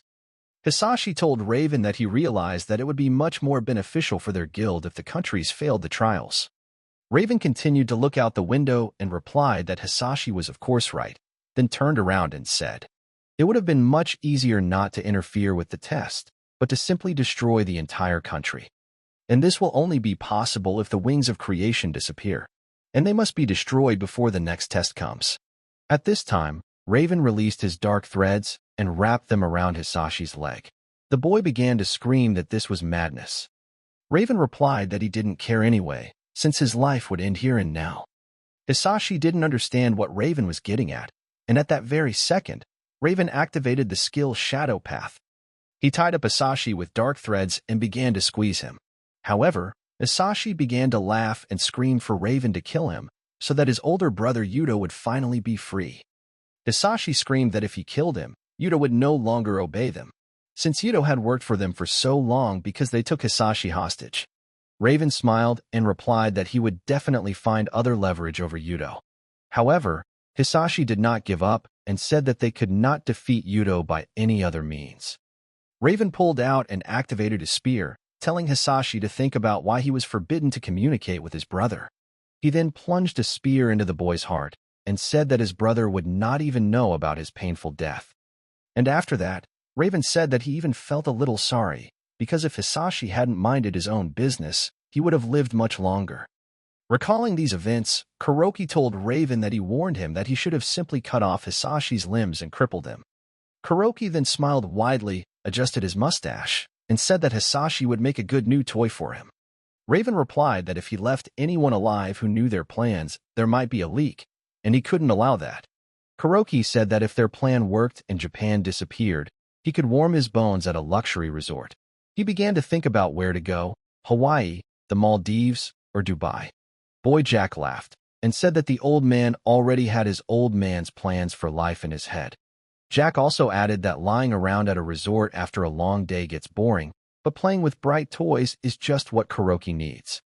Kuroki got angry, jumped up, and started shouting that little Jack was barking too much today. One of those present tried to calm him down and said that if they destroyed the country, they would get a promotion and a place in the main office was guaranteed for them.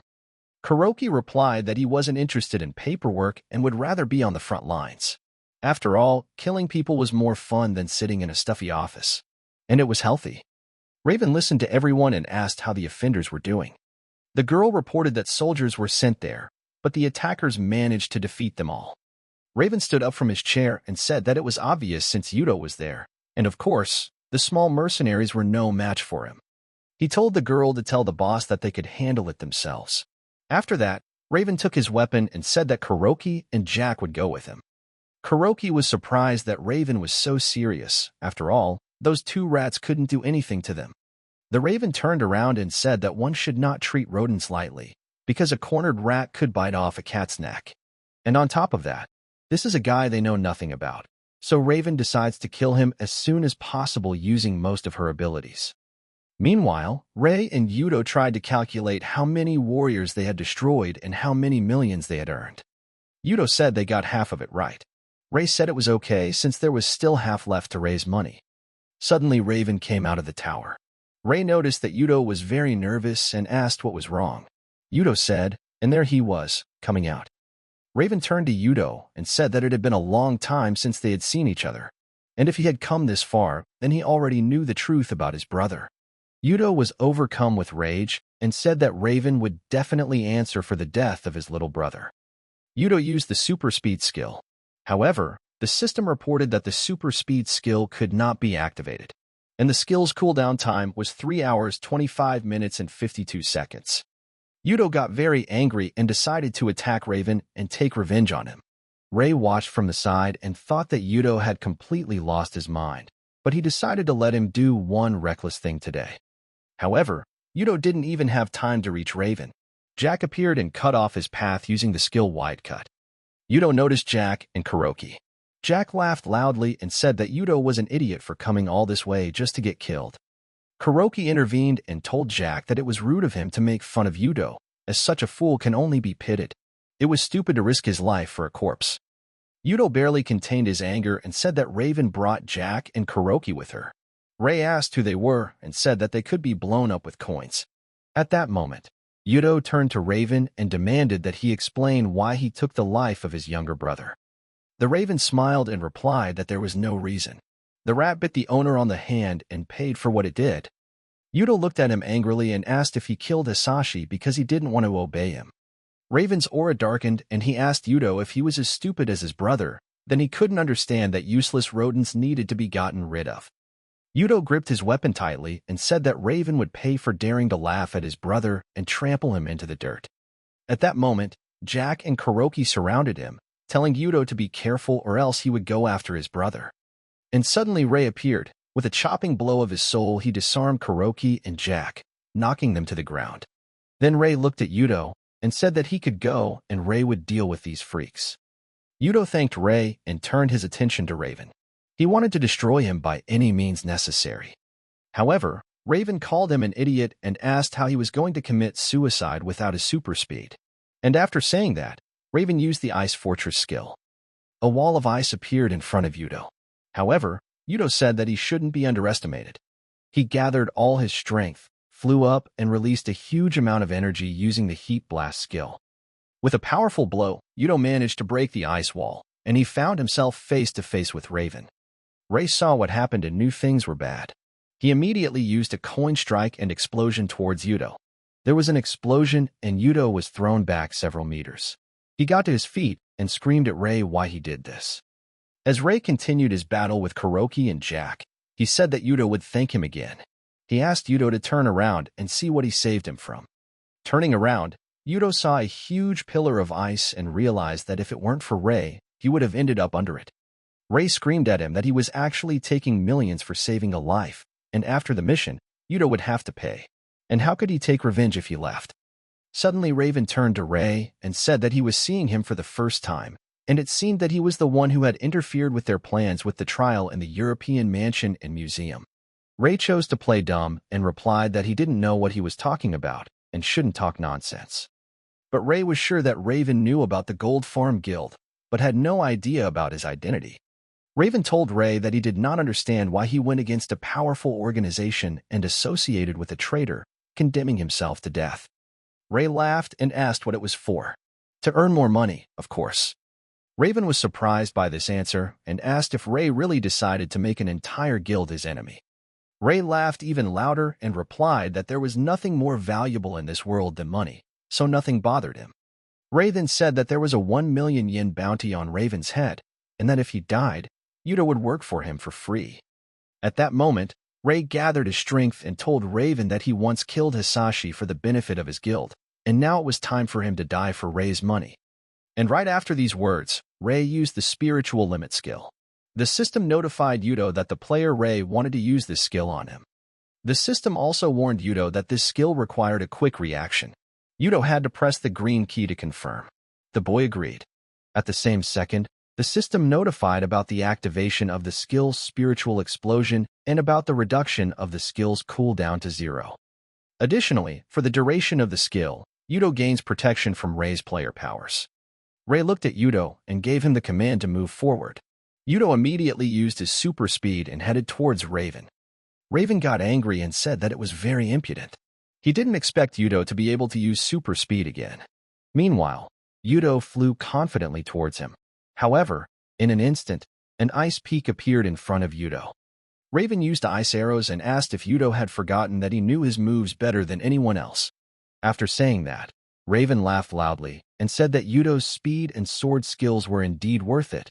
However, Raven knew of his 3 weaknesses. And the first weakness is that Yuto only fights at short range. Raven took advantage of this and almost succeeded in destroying him. Yuto was very angry at Raven for knowing him so well. After all, he thought he was invincible with such attack speed. Meanwhile, Raven said that Yuto's second weakness was his low attack power. And after saying that, he pinned the boy to the ground with his huge spear. Yuto pounced, but Raven kept saying that Yuto's skill was time-limited. And Raven just needed to survive the skill's use time, and then he would win. Yuto knew that there was truth in Raven's words and that he was no match for him, but Yuto believed that he also had a chance to win.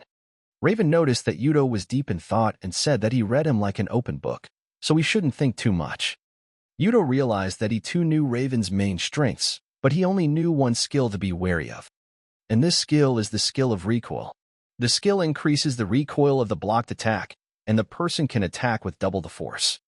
And because of the transfer of Ray's power, Yuto's attack power also increases, and therefore Raven's recoil also increases. Therefore, Yuto decided that he should attack until he activated the skill. And so he did. Raven was shocked at how strong this rat was. Yuto was even amused by this. He realized that with Ray's help he would be able to fight Raven on equal terms. Yuto's amusement angered Raven, who told him not to be arrogant. Raven then raised his spear and used the recoil skill. The spear struck Yuto's chest with great force, sending him flying back several meters, and the impact creating a hole in the wall. Raven smiled widely and said that he would let Yuto meet the same death as his brother. And suddenly, at that moment, the knife that Ray had thrown at him flew from behind towards Raven. Raven noticed this in time and managed to dodge. The knife only scratched his cheek and stuck into the wall next to Yuto. Raven got angry and started yelling at Ray not to interfere since he was next in line anyway. However, Ray only smiled in response and said that this knife would be useful to Yuto. Immediately after these words, Yuto pulled a knife out of the wall, ran up to Raven, and plunged the knife into his stomach. Raven couldn't understand how it happened. And Yuto said that he knew his moves better than anyone else, so he had to learn new tricks from Ray. After saying this, Yuto pulled out his knife and Raven fell to the ground. Yuto won this fight. Yuto watched all this and cried. He said that he was able to avenge his younger brother Hisashi. At that moment, Yuto remembered all the happiest moments of his life when he and his brother were together. A few seconds later, the system notified that the effect of the spiritual limit breaking skill had ended, and Yuto's physical strength returned to normal. An exhausted Yuto collapsed onto Ray's shoulder and said that he still wanted to defeat Raven on his own. Ray supported him and replied that he didn't really help him, and Yuto himself took Raven's life. Yuto was very weak, but he asked Ray what happened to Jack and Kuroki. Ray smiled and replied that the two who came with Raven were lying over there on the side of the road. A few minutes ago, Ray stood and watched Yudo and Raven fight, but Jack and Kuroki wouldn't let him just watch. They approached Ray and began to use their skills. Jack immediately used the Death Aura skill. Ray was even surprised. He knew that this was an ability to create a space in which the attack power would be increased. Jack then launched a wide strike, and Kuroki at that moment used a piercing strike behind Ray's back. Kuroki laughed evilly and asked Ray how he would be able to dodge without a fulcrum now. Ray got tired of playing these games. He destroyed Jack with one swing of his hand and then headed towards Kuroki. Ray flew up to him and put a knife to his neck, saying that only an idiot would give up his weapon during a fight. With that, he slit his throat. Meanwhile, Yudo told Ray that he had instantly destroyed those mongrels. Ray smiled and replied that it was no one's fault that they had such a huge difference in strength. Yudo was sitting against the wall and couldn't move, so he apologized to Ray and said that he couldn't help him anymore. Ray smiled and said that so-and-so would earn the money himself. Suddenly, an unknown man appeared in front of them and said that they would not have a vacation. He stood with a huge hammer in his hands and turned to Yudo, saying that he never thought that Yudo could defeat Raven. There were about 10 more soldiers standing behind the man. Ray realized that the reinforcements from the Dark Guild seemed to have arrived faster than the Wings of Creation. Having said this, Ray walked up to the man and said with a smile that one person was worth 1,000,000 yen, and here there were even more than 20 of them.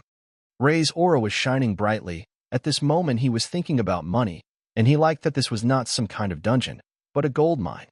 It didn't take a minute for Ray to finish with everyone. He walked up to the man and said that he looked tough but was actually a weakling. Ray didn't care because he was going to get his money. And right after these words, a column of black cars drove into the tower. Ray said that the Wings of Creation had arrived.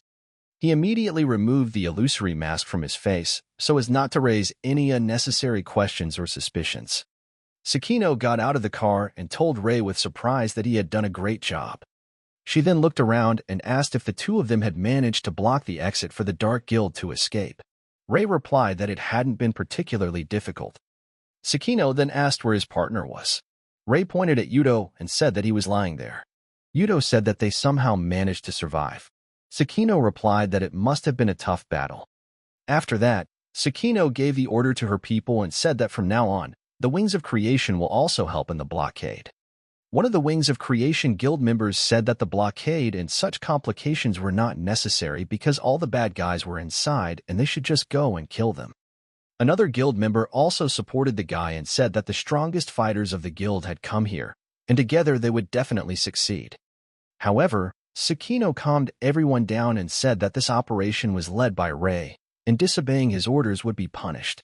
However, the conversations between the guild members did not stop. Then, guild member Hoshino intervened. She started yelling for everyone to be quiet as Sakino clearly told everyone to listen to Ray. One of the men told Hoshino not to interfere. However, the girl put him in a difficult position and asked if he really thought he could silence her because she was a woman. Ray intervened and said that their enemy's strength lay in numbers, so they couldn't act recklessly. Ray also said that if anyone has any objections, they can speak up, because Ray is not going to cooperate with those who do not like his ideas, and he will not be responsible for their lives. He then asked everyone who agreed to his terms to raise their hands. Everyone agreed, but Ray asked Yudo to keep an eye on the two who were initially against it. Ray then gave a clear order to send all the prisoners to the guild office. After some time, they all set up camp there and cooked a lot of delicious food. Sakino sat down to eat a marshmallow and said that it had been 3 hours since they arrived and the guys from the Dark Guild were in no hurry to leave. Ray grilled the meat menacingly and said that they must have realized that reinforcements were coming. And this fight will continue, but they can't sit here for long, because the food supplies will run out at some point, and all they can do is wait. Yudo took a bite of steak and said that this was some delicious fried meat they had. Ray clarified that they had brought Wings of Creation. Sakino smiled and said that it was impossible to survive the siege without good food and pleasant company. Kashino supported her and said that they could wait as long as they wanted in comfort. Sakino stood up from her chair, looked up, and said that, however, their barbecue was coming to an end. She was informed that 2 suspicious men were approaching them. Ray immediately took off his apron. However, the guild member again said that there was no need to panic, since there were two of them, which meant that they were going to scout out, not fight. However, Ray took a bite out of the meat and replied that when it came to players, quality was more important than quantity, and 2 strong fighters would cause more problems than 100 weaklings. Ray then turned to Yudo and asked if he knew who those 2 might be. Yudo replied that there were people in the guild who were much stronger than Raven, codenamed Beta, Gamma, and Alpha. Yudo knew only their code names about these people and no other information. Sakino then showed Yudo the video that the reconnaissance team sent her. 2 guys were seen in the video, and Sakino asked if Yudo knew them. However, Yudo replied that he was seeing them for the first time. But given the Dark Guild's position, Yudo guessed that it could very well be Beta and Gamma. At that moment, Ray realized that there was only one strong player left in the castle, and the other 2 were currently trying to capture their group. Sakino, meanwhile, suggested to Ray that they split up. She would take one player, and Ray would take the other, and the rest will cope with the third. Sakino assumed that in this way they will cope with 3. Yudo warned everyone to be careful, since the only one he met out of the 3 was Alpha. He was the only player he thought was creepy, even though he had seen them many times before. Ray then turned at Sakino and said that since the enemy was so strong, the payment would have to be doubled. Sakino laughed and replied that he was already asleep. Ray said that if that was the case, he could continue beating up weaklings instead. Ray then turned to Yudo and said that he was leaving him in charge here while they dealt with those 2. Sakino ordered everyone to get ready. They approached the gate, and suddenly a flock of crows flew out of the forest. No one understood what had happened. Sakino immediately ordered everyone to retreat. A huge red ball appeared at the gate, rushed through the gate, and left behind a huge trail of fire. The guild members began calling out to each other and asking if everyone was alive. It turned out that some were seriously injured. No one could figure out what kind of destructive force it was. Sakino ordered the healers to immediately provide aid to all the wounded. The same 2 guys were standing at the gate. One told the other that they were still alive and maybe we should hit them again.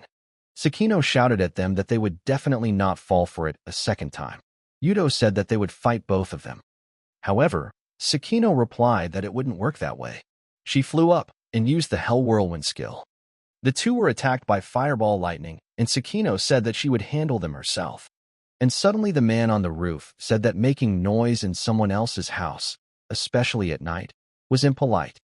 After all, they didn't think they were disturbing his enjoyment of the beautiful full moon. Sakino fought 2 strong players. One of them was surprised that she was so good, and immediately realized that she was the leader of the Wings of Creation Guild.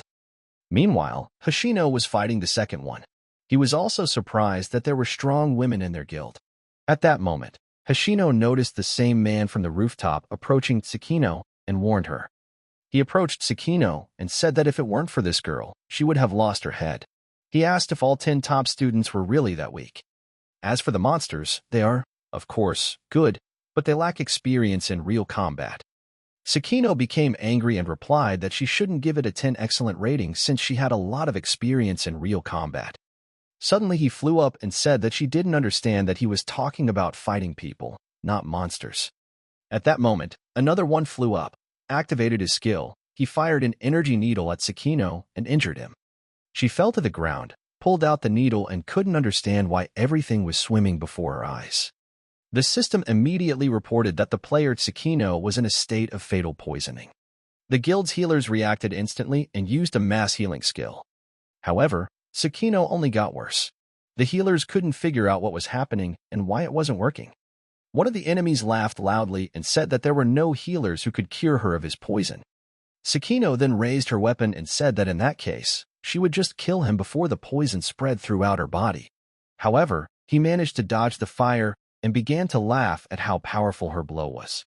After all, such vicious attacks would only work against monsters, and there would be no point in them if she couldn't hit.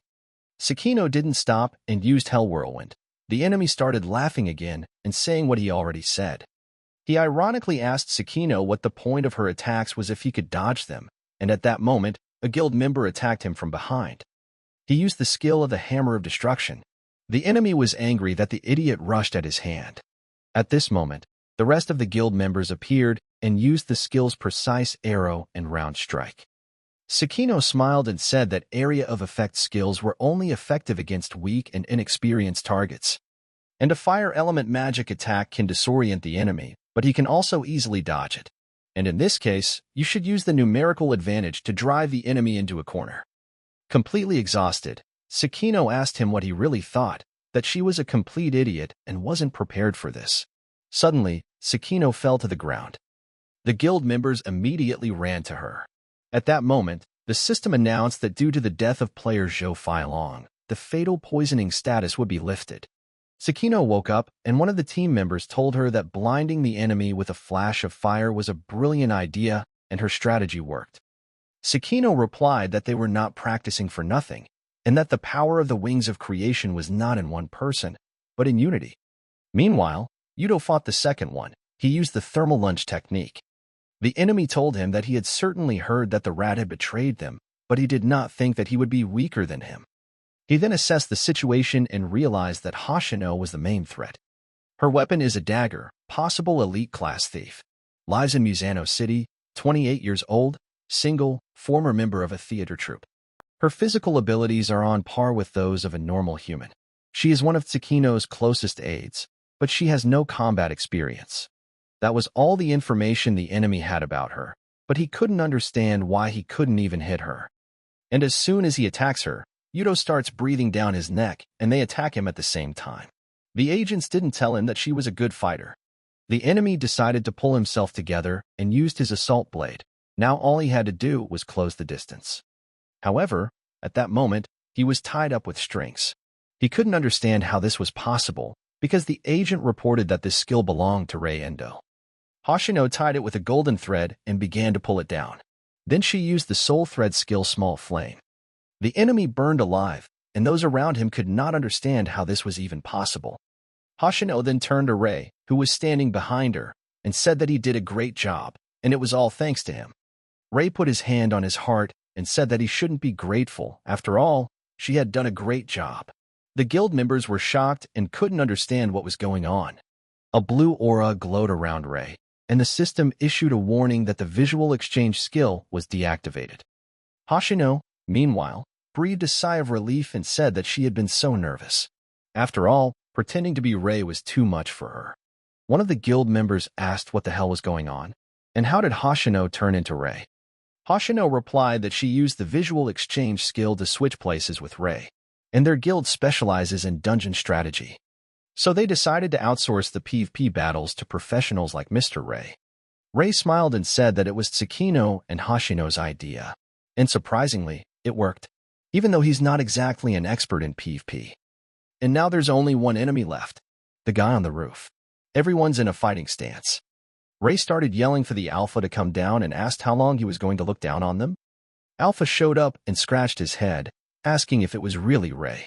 He asked him not to get cocky.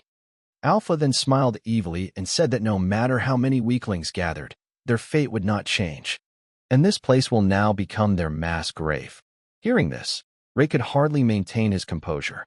At that moment, Alpha jumped from the roof and used a technique, creating an energy wave. Rei blocked the attack and ordered Sakino and Yudo to take everyone and evacuate. Meanwhile, Alpha landed and told Rei that he couldn't escape. Rei smiled and ran towards him. Rei's aura glowed with a bright light. Alpha began to attack, but Rei managed to block all of his attacks with his sword. Alpha was surprised that Rei was able to block his ability without much effort, and said that he actually passed the test of the earth almost alone. Suddenly, Sakino started screaming that the Alpha was using some kind of hand, and that such a technique was unknown to her. Rei realized at that moment that these were the invisible hands of a berserker spirit, and this skill consists of attacking the enemy with the hands of the spirit. Rei then shouted to Sakino that this skill was quickly draining his stamina, and he needed backup so that their healers couldn't intervene. Sakino ordered everyone capable of long-range attacks to aim for the castle. The guild members responded that they understood the order. Alpha asked with a smirk, what kind of battle of attrition was this? Feudal resistance. At that moment, Rei realized that Alpha was deliberately not letting him keep his distance. He realized that the Berserker spirit was considered one of the strongest classes at low levels, and their attack count was staggering. Meanwhile, Alpha started laughing loudly and asked if running was all he could do. Sakino and Hoshino stood there in amazement, unable to comprehend what was happening. Was Ray being pushed back? What was this madness, speed, and strength? Yudo suddenly intervened and told them to take a closer look, as everything was not quite as it seemed. And the expression Ray was thrown back can hardly be called an accurate description of what happened. And if you look closely, you can see that Ray skillfully blocks any attacks that could be fatal. Meanwhile, Ray struggled and realized that the berserker spirit was draining her stamina, and she just had to keep fighting. He waited for the alpha to weaken and be unable to block his attacks. What would the alpha do then? At that moment, Alpha decided it was time to deal with this Ray. So he activated the spirit reset. Ray immediately used one of the sword techniques that thousands of swords had used to block the attack. He then landed and told the alpha that it wasn't the original at all. Suddenly, after Ray's words, an incredibly powerful aura began to burst out from the ground. No one could understand what was happening. An image of a snake began to appear. Sakino and Hoshino stood there in complete shock. Neither of them had the slightest idea what it was. Meanwhile, Ray sat on the snake and, addressing it by the name of its snake soul, told it that it could rejoice, since there was plenty of food for it. Alpha laughed and asked, "So what? What can one simple snake do?" Ray immediately began to attack, not giving the alpha a chance to rest and recuperate. "We need to wear him down." Meanwhile, the healers were casting spells, damage restoration, elemental healing, advanced summoning. But suddenly the healers realized that the healing was not keeping up. There was too much damage. Alpha laughed loudly and asked if they could see it now. That's the strength of the berserker spirit. The alpha then asked if Ray really thought he could stand up to him even without a base class. Meanwhile, Sakino ordered the team of healers to somehow hold out. The healer replied that everything was under control and Mr. Ray's health had not worsened at all. Suddenly Alpha was surprised and asked, "What is this? Has the Sakino snake multiplied?" Ray smiled and said that with so much food, it would be strange if he didn't reproduce. Ray then petted his snake and said that it looked like it was out of food. But there was nothing to worry about. After all, the most important dish is still here, in front of her, alive and well. The angry Alpha asked, "Food? What? Is he trying to tell me he's some kind of food?" Alpha began to attack and scream that Ray would regret these words in the afterlife. After saying these words, he used the spiritual territory technique, which damaged the snake. At that moment, Ray realized that this skill increased the speed and power of weapon creation at the expense of decreasing range. But this fighting style burns energy too quickly, and Alpha won't last long enough to defeat the snake. And in this case, Ray decided that the best thing to do was to do the following. Suddenly, Ray felt an attack from the other side. Yudo said that they had finally revealed themselves. It was time to punish them. And while Yudo fought the two of them, Ray continued to block the Alpha's attacks, as well as attack in return. Suddenly, the Alpha was behind Ray and decided that now was the time to finish her off once and for all. However, Ray turned around in the blink of an eye and plunged his sword into the Alpha's chest. The Alpha screamed in horror and fell. Alpha fell to the ground and wondered how he had blocked it. After all, it had to be the perfect sneak attack. Ray smiled and replied that it was far from a perfect attack, and he knew from the beginning that these two were spies. At the very beginning, Ray told Yudo to keep an eye on these two, and Yudo agreed. Alpha said his last words to damn Ray and asked if he really thought he could survive turning the Dark Guild against him. Ray took a deep breath and said that with this, the main forces of the Dark Guild had been destroyed, and now it was time to move on to collecting the loot. So the prisoners were captured. In the end, it was calculated that 1 million yen per person, a total of 452 people were found, a total of 452 million yen. Ray organized trucks to transport the gold, since the amount was considerable. Soon the guys came to Ray and reported that the download was complete. It was a good job. Ray then approached Sakino and said that everything was ready and they were free to take everything that was left in the castle. Sakino was surprised and asked if there were any other things inside, since she thought Ray would take everything. Ray pulled out a bag and said that there was some strange white powder left in it. Sakino looked at it strangely and said that she didn't want it.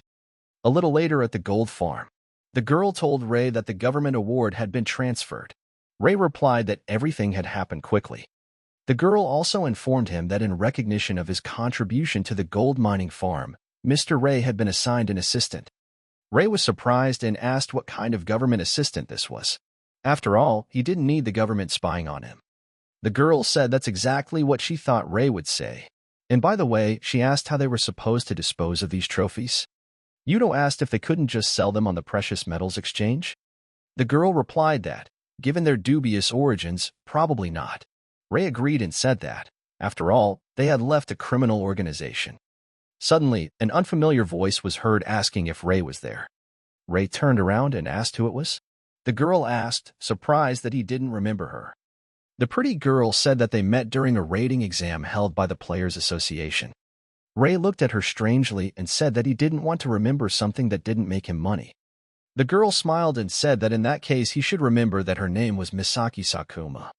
Ray's assistant was surprised and said, "What's wrong with her?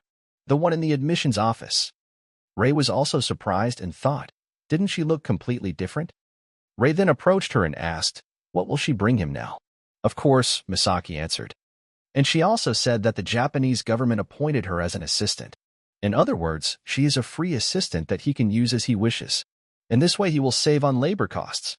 Ray apologized and said he had enough manpower as it was. And assistants, too. Misaki said she would do anything, and asked if she was as good as them. Misaki began to say that she could do everything from cleaning the office to organizing vehicles and laundering untraceable assets, purchasing explosives and weapons, even covering up illegal activities. If it's something useful, she can do it. At that moment, Ray thought that cooperation with the government would also be beneficial. Ray then asked Misaki, for example, what would she do if he asked her to launder gold bars whose origins could not be traced? Misaki thought for a moment and replied that if she formalized the funds as a special commission from the Players Association, it shouldn't look suspicious. Then she asked, gold from the mountains in Tachijai, right? And should she try? However, Ray replied that he did not trust her. Then Misaki asked, how about an advance of 6 billion yen as a test? And the real value of gold should be much higher. And she will transfer the difference later. Ray asked if she could do it.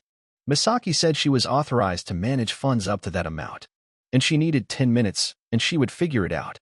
Ray then said that he was giving her a chance and exactly 10 minutes to do all this. The girl said that she would do all this. 10 minutes later, the assistant informed Ray that 5 billion yen had been transferred. The Cinder was an association of 15 players. At that moment, Misaki came up and asked if Ray realized that she could be useful to them. Ray replied, okay, and asked for a detailed invoice to be sent to the address. Misaki reported that the gold from Tachijai had been exchanged, and the difference of 1,272,056,000 yen was transferred. Misaki provided a detailed appraisal report. Ray said that it seemed quite useful. However, Ray said that before officially welcoming her to the gold farm, he wanted to ask one thing. He asked what the government's true goal was. Misaki replied that since everything would soon become clear, she would be honest. The girl said that this is done to counter the recruitment of players from other countries. After all, countries around the world are engaged in a fierce competition for talented players. Ray then said that he would clear everything up. If he couldn't make money here, he would go to another country. So Ray asked her to do everything possible so that he could earn as much as possible. In addition, Lumi's assistant told her to prepare the necessary documents, as well as to start choosing missions for the 3rd week of this month. Meanwhile, Yudo asked Ray why Lumi was so demanding when it came to work. Ray replied that that was why he made her the guild master. Suddenly, Misaki started saying that she was checking the mission database, but Ray asked what was wrong. Misaki reported that no new missions have been added in the past 4 days. Usually the number of missions fluctuates, but isn't it weird when there are none at all? Ray asked in surprise, no mission? He told him to quickly report it to the government and put off everything else for later. Misaki replied that she understood and immediately used the activated skill, remote telepathy. Misaki soon reported that the Players Association, Geospatial Information Authority, and Cabinet Office had responded.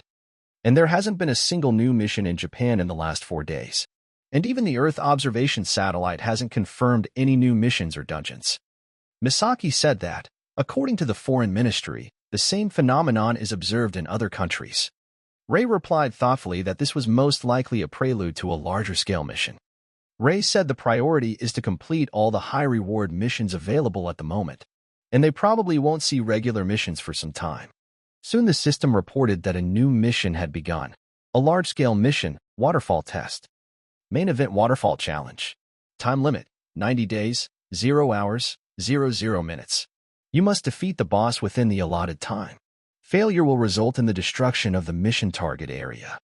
Meanwhile, Lumi asked Ray what their plans were. For now, they continue to carry out small missions. Ray responded that for now, they would continue working on the smaller missions that had already been accepted. Since the Waterfall Challenge covers all of Asia, and given the large number of countries, it will take time to organize the awards and sponsors. So until the awards are increased, they will leave it as is. And besides, such large-scale missions usually happen all over the world at the same time. And depending on the size of the reward, they may abandon Asia and focus elsewhere. Lumi said that if they give up on Asia, Japan will die. And will Ray really let that happen? Ray smiled and replied that it depended on the reward. He then ordered Misaka to begin preparing to accept contracts for this large-scale mission, because they will be competing with guilds all over the world. And on top of that, they need to start selecting potential partners. Ray said that Genesis Wings was a good option, but there might be cheaper guilds willing to cooperate. A week has passed.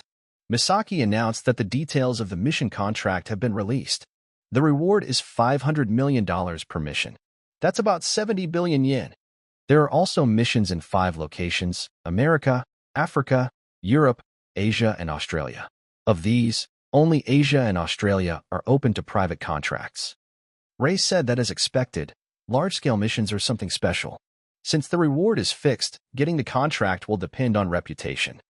Misaki responded that collaborating with Genesis Wings was the right decision, because having Sakino of the Transcendent 10 on your side was a big advantage. Plus, they were the cheapest option. Since they get 70% and Genesis Wings gets a percentage, it's a pretty good deal. Ray asked Misaki if she thought they could get at least one contract. Misaki replied that it was hard to say. Since Wings of Genesis and Golden Farm are ranked around 100th in the world in terms of missions completed, even combined. And in terms of numbers, they are considered average compared to Chinese or American guilds. Most of the big guilds focus on numbers by collecting low-level quests. And guilds like Golden Farm and Wings of Genesis, which focus on elite members, are less common. Misaki also said that the identity of the highest-ranking member of Transcendent 10 is still unknown. And there are even rumors that an unknown player from Thailand has completed a national-level mission. And the international meeting to finalize the teams will be in 2 weeks. In the meantime, they are collecting information and preparing. 2 weeks later, in the International Conference Hall, only 4 teams took part in the competition. Ray asked, didn't the big international guilds want to get the 70 billion reward? Misaki replied that more than 10 guilds had expressed interest, but they had not been able to gather enough participants. After all, for such large-scale missions, the number of capable players is limited. Misaki told Ray that people with that level of skill could earn high incomes without taking on that much risk. Sakino replied that this was unacceptable, since they were also having difficulty gathering volunteers. She asked Ray how many people the Golden Farm would bring. Everyone, Ray replied. Ray asked Misaki if they had a chance against the assembled teams, Black Vogel and Black Dragon. Misaki replied that Black Vogel was a world-famous large guild. They said they would take the Australian mission. It was almost guaranteed. As for the Asian mission, it looks like they'll have to fight the Black Dragon one-on-one. Lumi intervened and said that the Black Dragon didn't even have experience in national-level missions. And if they teamed up with Genesis Wings, victory would be easy. Misaki looked at her and said that overall it was right and she hoped it would stay that way.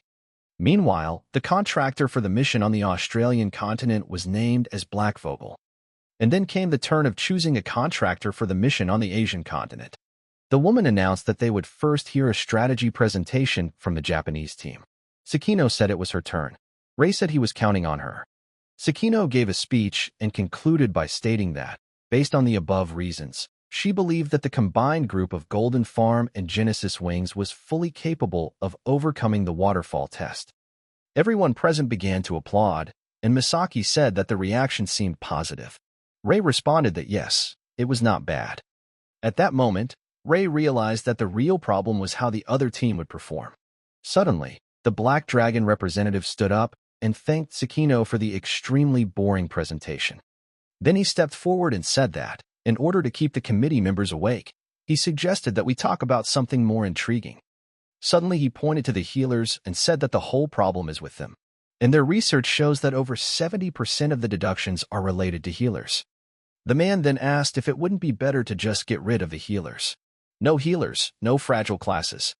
He also said that their squad consisted of a sword master, a staff master, and a fist master. And all these classes can protect themselves with an aura that surrounds their bodies. In other words, as long as they have an aura, they will not be injured and they do not need healers.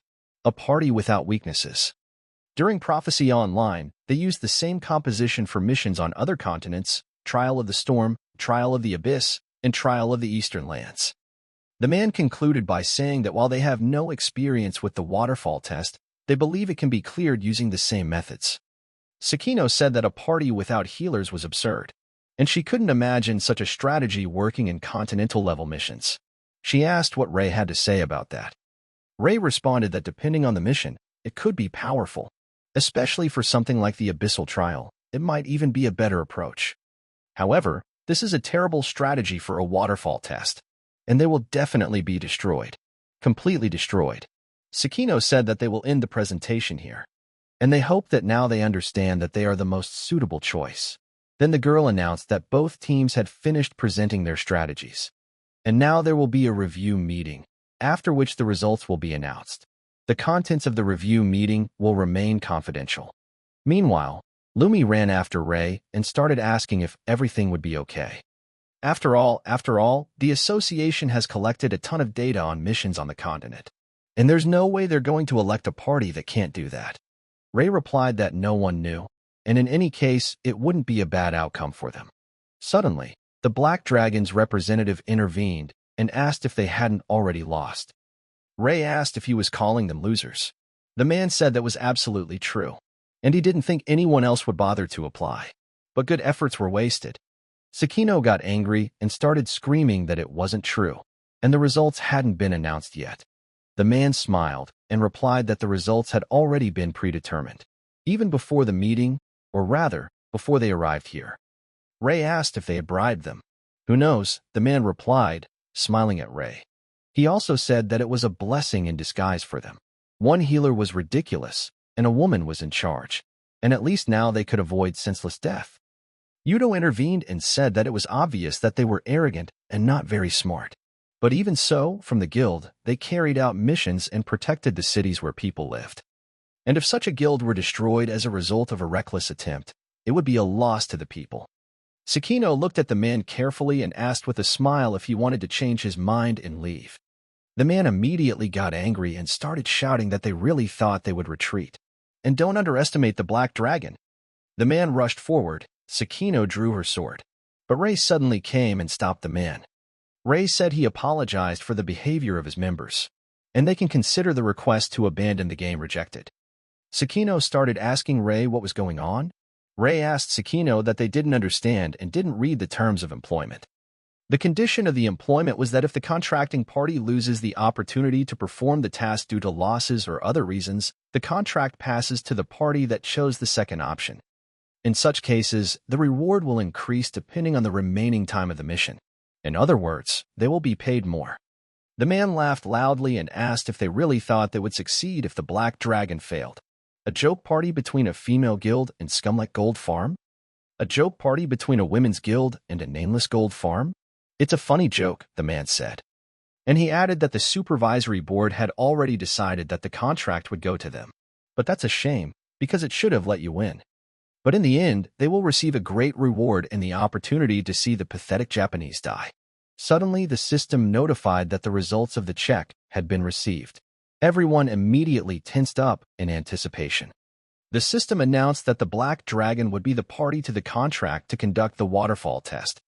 Ray smiled and congratulated them, asking them not to rush into failure. After all, the longer it took, the more the remaining time would increase the reward. The man looked at him angrily and said that they had no time to waste. He ordered his members to hurry. After some time in managing the gold farm, Sakino asked Ray what they should do now. Shouldn't they return to Japan for now?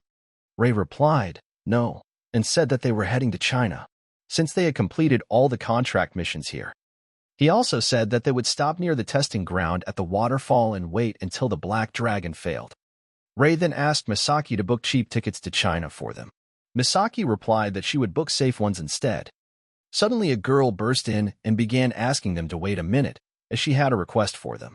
Ray asked who she was. The girl replied that she was Marie from the Black Vogel Guild. The girl was crying, and Sakino approached her and said that they had a common language skill, so she didn't have to force herself to speak Japanese. And if she spoke in her native language, they would understand her. Marie thanked Sakino and said that she would now speak German, and said that they really wanted the gold farm to take over their mission. At this moment, Misaki said that Black Vogel had 3 members from Transcendent 10. With their strength, it wouldn't be difficult to pass the continental level test. Ray asked Marie if anything had happened since the contract was signed. Marie said that it had, and they were in a tough spot. Ray replied that he could see that they were in trouble, and since she was studying Japanese, he could teach her a proverb that would help in times like these. Marie asked in surprise what it was, and Ray said that even the courts of hell depend on money. And this is the most famous Japanese proverb that Mari must remember. Then Marie said she understood and asked that if he was paid, he would take the job, right? After a while, Marie brought the team and shouted to her brother that she had brought people from the Japanese team. The guy greeted them and said that his name was Daniel Keller and he was the guild master of the Black Vogel Guild. Sakino introduced herself in response and said that she was the guild master of the Wings of Genesis Guild. Ray also introduced himself and said that he was from the Gold Farm. Daniel was surprised to see Sakino from Transcendent 10 and said it was nice to meet him. He then said that, as Marie had probably already said, they would like Genesis Wings and Golden Farm to take over the continental mission in Australia.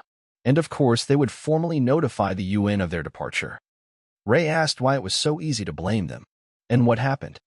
Daniel then said that everything would come out eventually, so he would be honest. He said that of the 3 members of the Transcendent 10, 2 were poached by the US. Daniel then scratched his head and said that he had heard that the US was poaching players for money, but that was about the time. Ray said he understood, and asked what it meant that they decided that 1 person was not enough.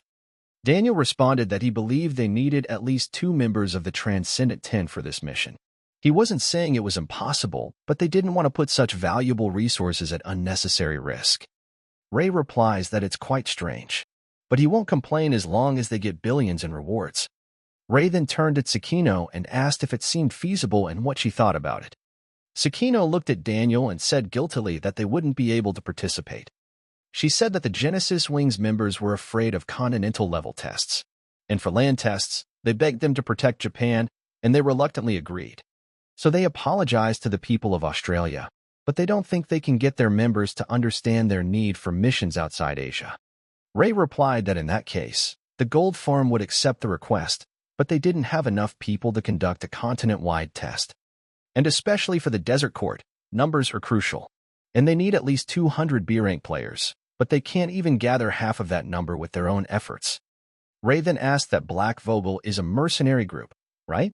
And can they lend them around 150 B-rank players for 10% of the reward? Daniel apologized and said that they don't just loan players. They always include commanders to manage risks and control retreats, as well as support staff for logistics. But for a continental-level test, it's just preparation for retreat. Ray asked, "What do you mean impossible?" Daniel replied that it was 400 million yen, or at least half that amount, and then they could mobilize a decent force. Ray said it was too expensive. It looked like extortion. Sakino meanwhile asked Misaki if he didn't only get 30% when he combined with Genesis's wings. Misaki replied that that was absolutely correct. At that point, Daniel said that missions cost money, and asked if Ray understood that. Ray realized that the equipment was self-financed. The salary was 10 or 30% of the fee. Even the travel expenses were covered by themselves. Ray told Daniel that he didn't understand. And didn't they really need such a big army? Marie intervened and told her brother that if they were strong enough, they wouldn't even need expensive equipment, right? And in that case, taking only 20% of the fee would be profitable, wouldn't it? Daniel replied that it was true. But are they really that strong? Daniel said in a raised voice that, sure, Genesis Wings was one thing, but a gold farm? After all, it was a guild that didn't have a single member from the Transcendent 10. Mar apologized to her brother and replied that she thought they were strong, especially Ray. He was definitely strong. Daniel asked if she thought Ray was stronger than he was. Marie apologized and said she did. Daniel then asked Ray if he knew what kind of player Marie was and what she was like. Ray said they mentioned that 2 of their Transcendent 10 were poached, so the remaining 1 is clearly her. And that's about the level of power they're talking about. Marie Keller, who plays 7th in the Transcendent 10, asked Ray if he knew who she was. After saying these words, the girl suddenly used a technique and attacked Ray professionally. Ray was able to quickly block the attack and dodge, using a technique in response. A delighted Marie began to scream as if her brother had seen that it was a completely unexpected attack, and Ray managed to dodge and even managed to counterattack. And he had enough strength to throw her to the ground without much effort. An angry Daniel began to ask what she would do if she hurt him. Marie answered that she certainly would not hit him. She also said that anyone who couldn't dodge wouldn't stand a chance against the Million Spiders, Boss, and Earthyard. Mari then apologized and said that she didn't think Lady Sakino could pass the Earth test. And the one who really passed the test of the Earth was Ray. Marie told her brother that he would be fine here, and she guaranteed it. Soon the entire team in military uniform headed to the base, including Marie and Daniel. The military began to discuss among themselves that this time the commander was allegedly from a gold mining farm. One of the men asked why a representative of a small guild in Japan became the leader. Another responded that strong players tend to have big egos. This is to compensate for defectors who have sold out for money. Meanwhile, Daniel ordered everyone to listen. He said that they were now going to conduct a joint operation between Golden Farm and Black Vogel. Daniel also introduced Ray and said that he is a representative of Golden Farm, and this time he will be the commander. Ray introduced himself and said he wanted to make one thing clear right away. He would not let anyone die in this battle. And if they doubt their decision, they must prioritize saving as many lives as possible. And while other decisions will be made by each unit independently, if there are any instructions, they should be followed. One military man asked if they could actually win a continental-level test by sticking to such idealistic nonsense. Another soldier immediately responded to him that it was better than being treated like a disposable item. At the time, Ray said the reward was set at $5 million, minus Vogel's expenses. However, for every death on Vogel's side, $10 million will be deducted from the reward. And they would gladly get off cheap, but they can't afford to lose anyone. Ray also said that the desert test is much bigger than the usual tests. And if they go any further, monsters can appear at any moment. Ray repeated several times that safety comes first. Suddenly, everyone felt an earthquake. Everyone took up battle positions. The officer reported that the enemy had been spotted 2 kilometers ahead on the right. Time to attack. The order was immediately given, fire. It didn't work yet, but the order was to continue shooting. The military began using shells, as well as coin explosions.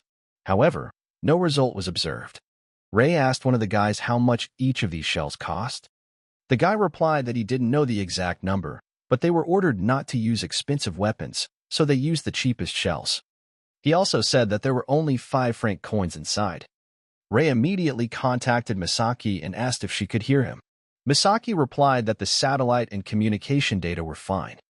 Ray asked her to check how much Vogel's mortar shells were worth, filled with 5 franc coins. Misaki replied that she would take a look, and asked, "These are 120mm mortar shells with coin-shaped explosive warheads, right? The basic shell and processing cost about 300,000 yen. If you include the Swiss franc coins inside, the total cost is about 1 million yen per shell." Hearing this, Ray was horrified. 1 million yen per shot. How many shots did they fire at such small monsters? Ray said they'd be taking care of them from now on. Misaki just needed to keep them informed of their whereabouts. At this moment, the order was given to cease fire. "We have discovered new enemies on the left front, and there are 3 of them." Ray immediately rushed forward, not thinking of attacking the monsters with techniques. Daniel watched from the sidelines and said that they even saved on the shells, which cost only 1 million. He asked Marie if the main players should save their skills for the really strong enemies. Marie smiled and told her brother that skills were not used for such things. Then a surprised Daniel asked, did he just grab this huge monster without any skills? Then Marie reminded him that she had already told him that this man was much stronger than them.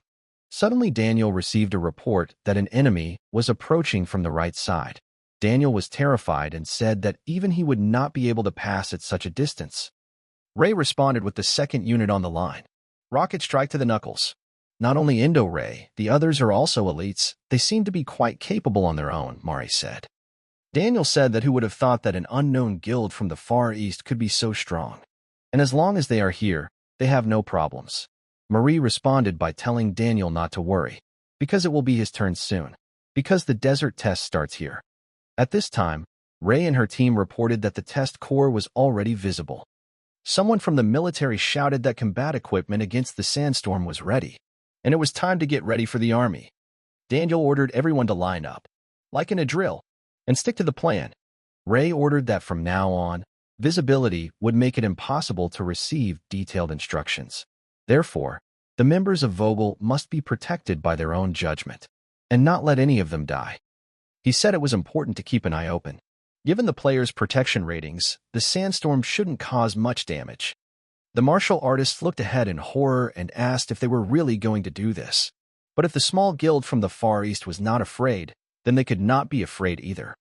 The soldiers went forward, some of them shouting, "What the hell? It's so dark. The sand is blocking the light." Suddenly 2 soldiers started shouting, "Enemy." All that could it be? Suddenly they noticed that they had separated from the main forces. They realized that they had no choice but to fight, and they had to aim for the weak spot, the eyes. They started to use attacks, iron needle, powerful blow. However, the enemy was quite strong. One soldier asked another if everything was okay. He replied that everything was okay, and that was close. The monster approached them, and suddenly its head was torn off. Blood gushed out like a river. Ray killed it. After this, Ray stated that we must not allow any breaches to form in the security system. And Ray also told Daniel that unlike him, these guys die easy, and you should think of them as $10 million stacks of money and take care of them. Their lives are worth $10 million. Ray ordered a reform of the system, and those who cannot defend themselves must form a tight group.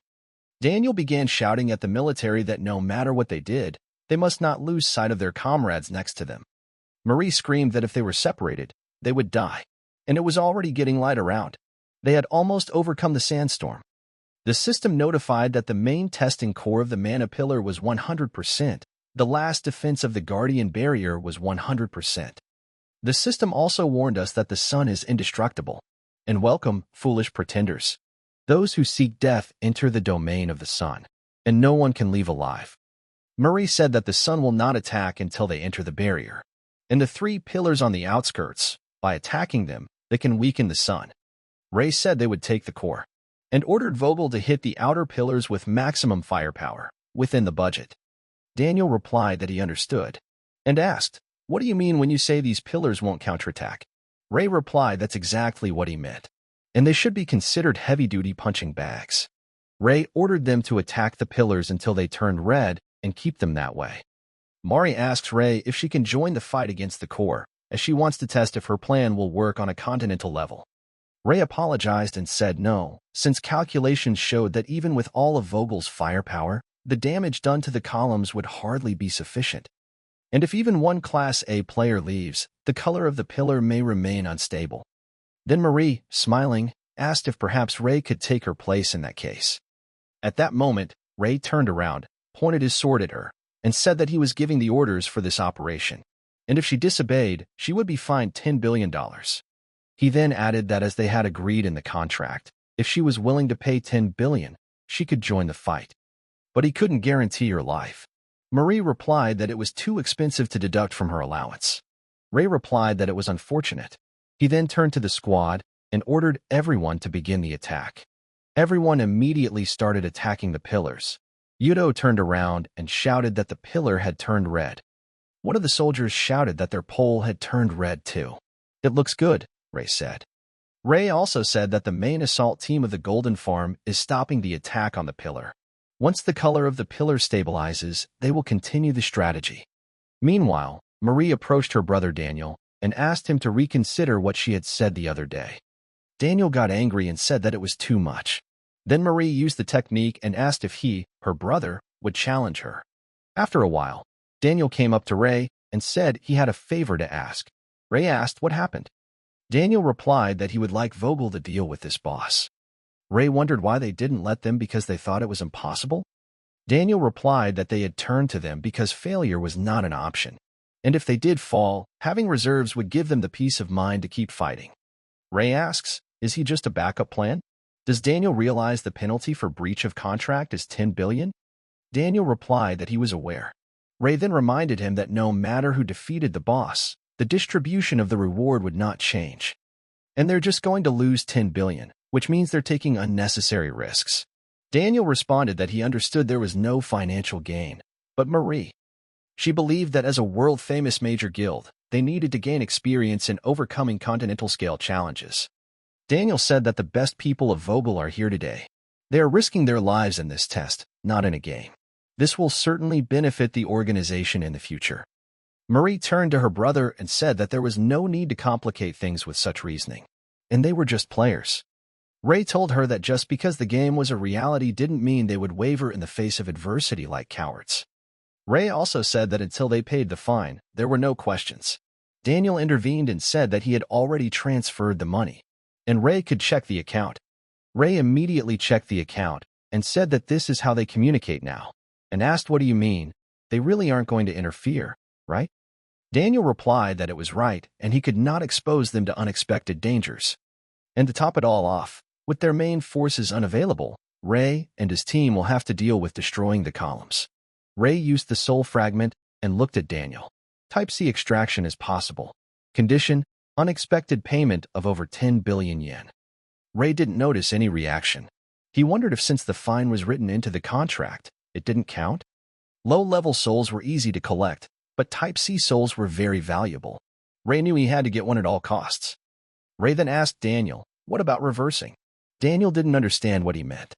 Ray said that if they paid the extra 10 billion now, he would save the money in case the situation became dangerous. Daniel replied that it was a tempting offer, but it was not worth it, since they had chosen to fight of their own free will. Marie said that even after the battle began, as long as they crossed this line, enemy attacks would not reach them, and paying 10 billion for such a short distance was ridiculous.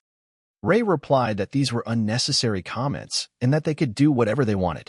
In the meantime, they would work on the poles. Daniel asked the team if everyone was ready. He said that the enemy's core was not the sun, but the mana column underneath it. The main squad led by Maria attacks the protective barrier surrounding the main mana pillar. And when the Guardian's barrier is destroyed, they will be able to directly hit the mana pillar with this item. The team moved forward. Daniel told them not to let their guard down for a second after crossing that line. They broke through and Daniel gave the order to begin the battle. The knight's fearsome charge was used. Intimidating the knight provokes enemies, attracting their attention for a certain amount of time. The sun said that they were foolish opponents. He would grant them the blessing of the sun, a peaceful death. At that moment, Daniel used a technique, water charm. Daniel realized that if the enemy was solar heat, then water supplies seemed to work quite well. Marie watched from the sidelines and thought that it seemed that her brother's provocative effect had worked too. And if they can maintain the weakened state of the pillars of power, they can defeat him. Marie ordered everyone to move forward. They began to use their techniques. Throw. Obsidian crack. Meanwhile, the sun was really angry. The sun told the stupid pretenders to get ready because there was going to be a surprise. Marie ordered everyone to dodge. She realized that this was an overwhelming density of attacks, and it seemed that human agility was not enough to cope with it. She then took a knife and stabbed herself in the neck, ordering everyone to back off immediately. The guild members asked her what she was doing. Suddenly, the system issued a warning that the activation of the blood skill was complete. Marie transformed into an incredibly strong, yet terrifying Spider-Woman. Yuto looked at her and said, "That's incredible mobility. Skills that trade power for powerful buffs are common, but one that's flashy is rare, right?" Ray replied that the real value of this skill lies in its attack power. Each of these spikes has an attack power equivalent to a normal player's skill. Yuto asked, "Such a powerful skill should consume an incredible amount of energy, right?" Ray responded that it was likely optimized for energy, skill enhancement, and state configurations to ensure practical activation duration.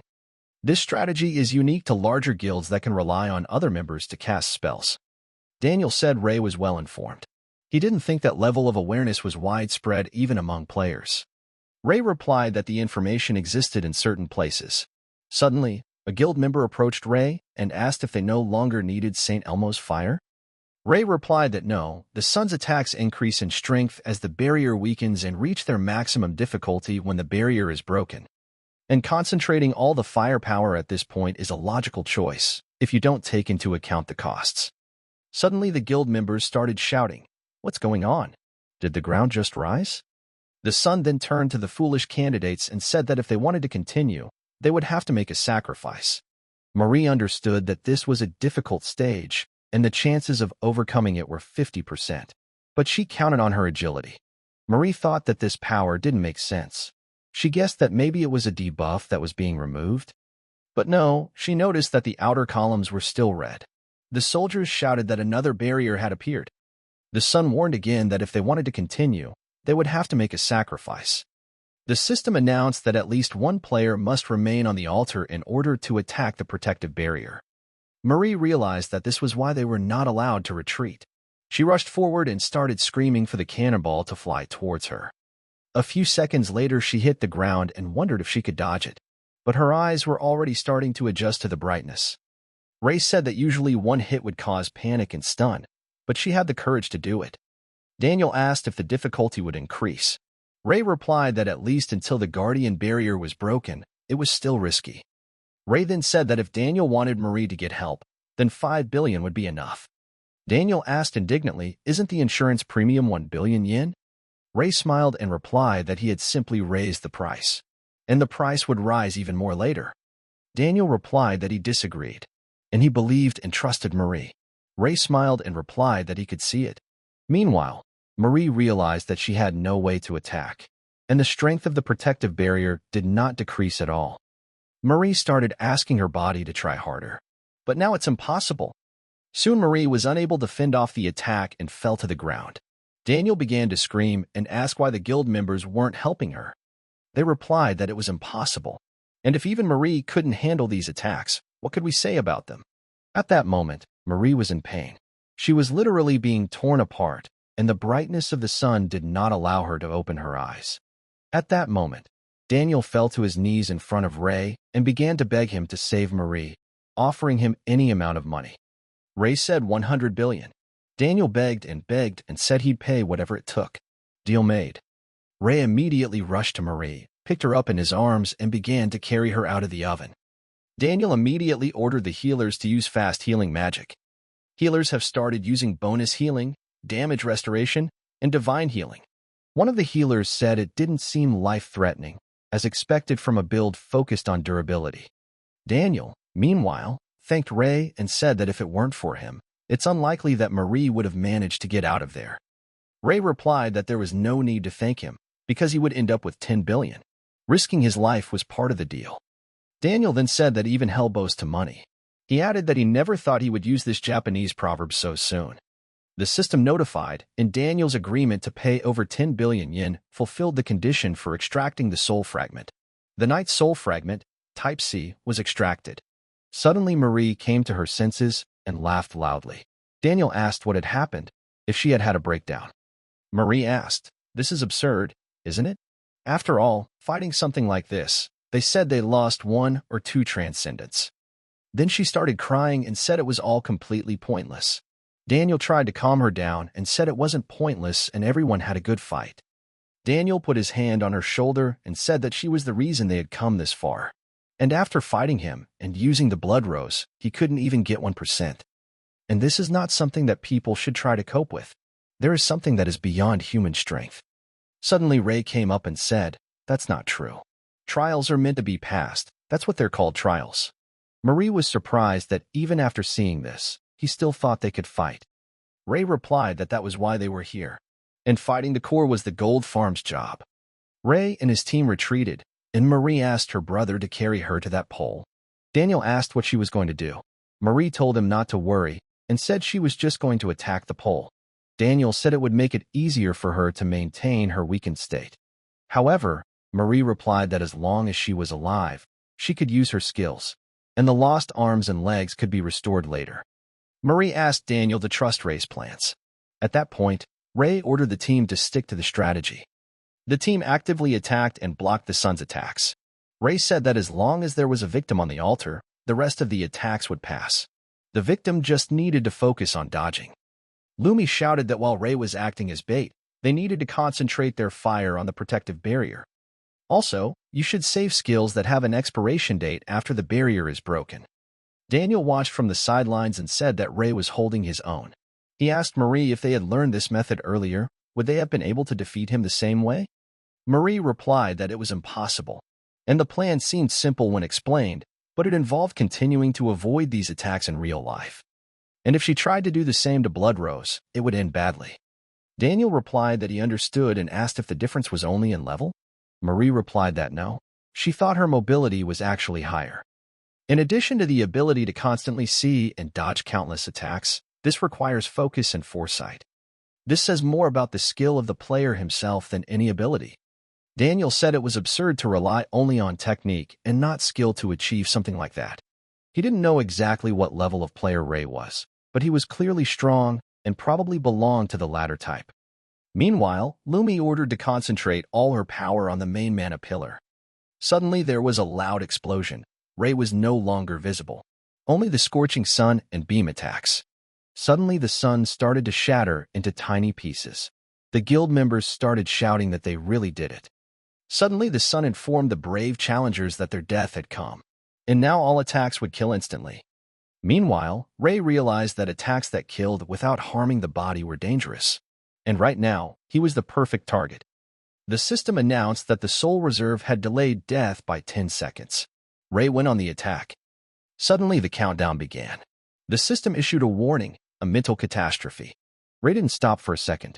The system announced that the main pillar of mana had been destroyed. The Sun of Trials had been defeated. There was only debris and ashes around.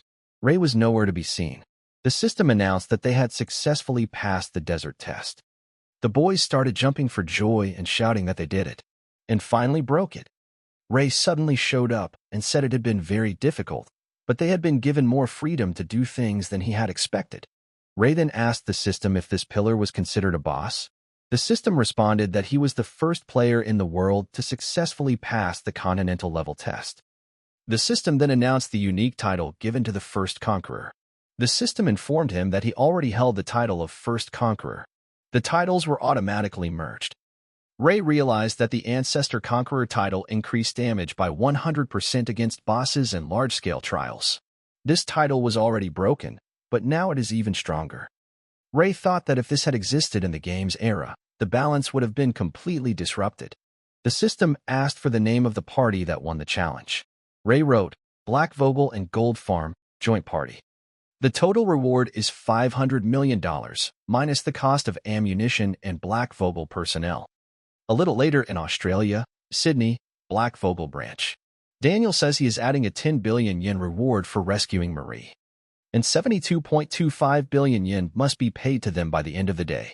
And if there are no objections, Daniel will ask Ray to sign the papers. Ray replied that there were no objections, and asked if they could really pay 70 billion that quickly. Daniel replied that it was true, and the net loss was 20 billion yen. He also said that he would not lie. It was really unpleasant but not enough to sink them.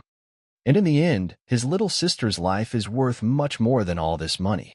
Marie said that limbs regenerated with recovery skills will be fully stabilized in about a week. And after that, she is ready to work. Then Marie remembered that she wanted to ask Ray something. Ray asked, "What is it?"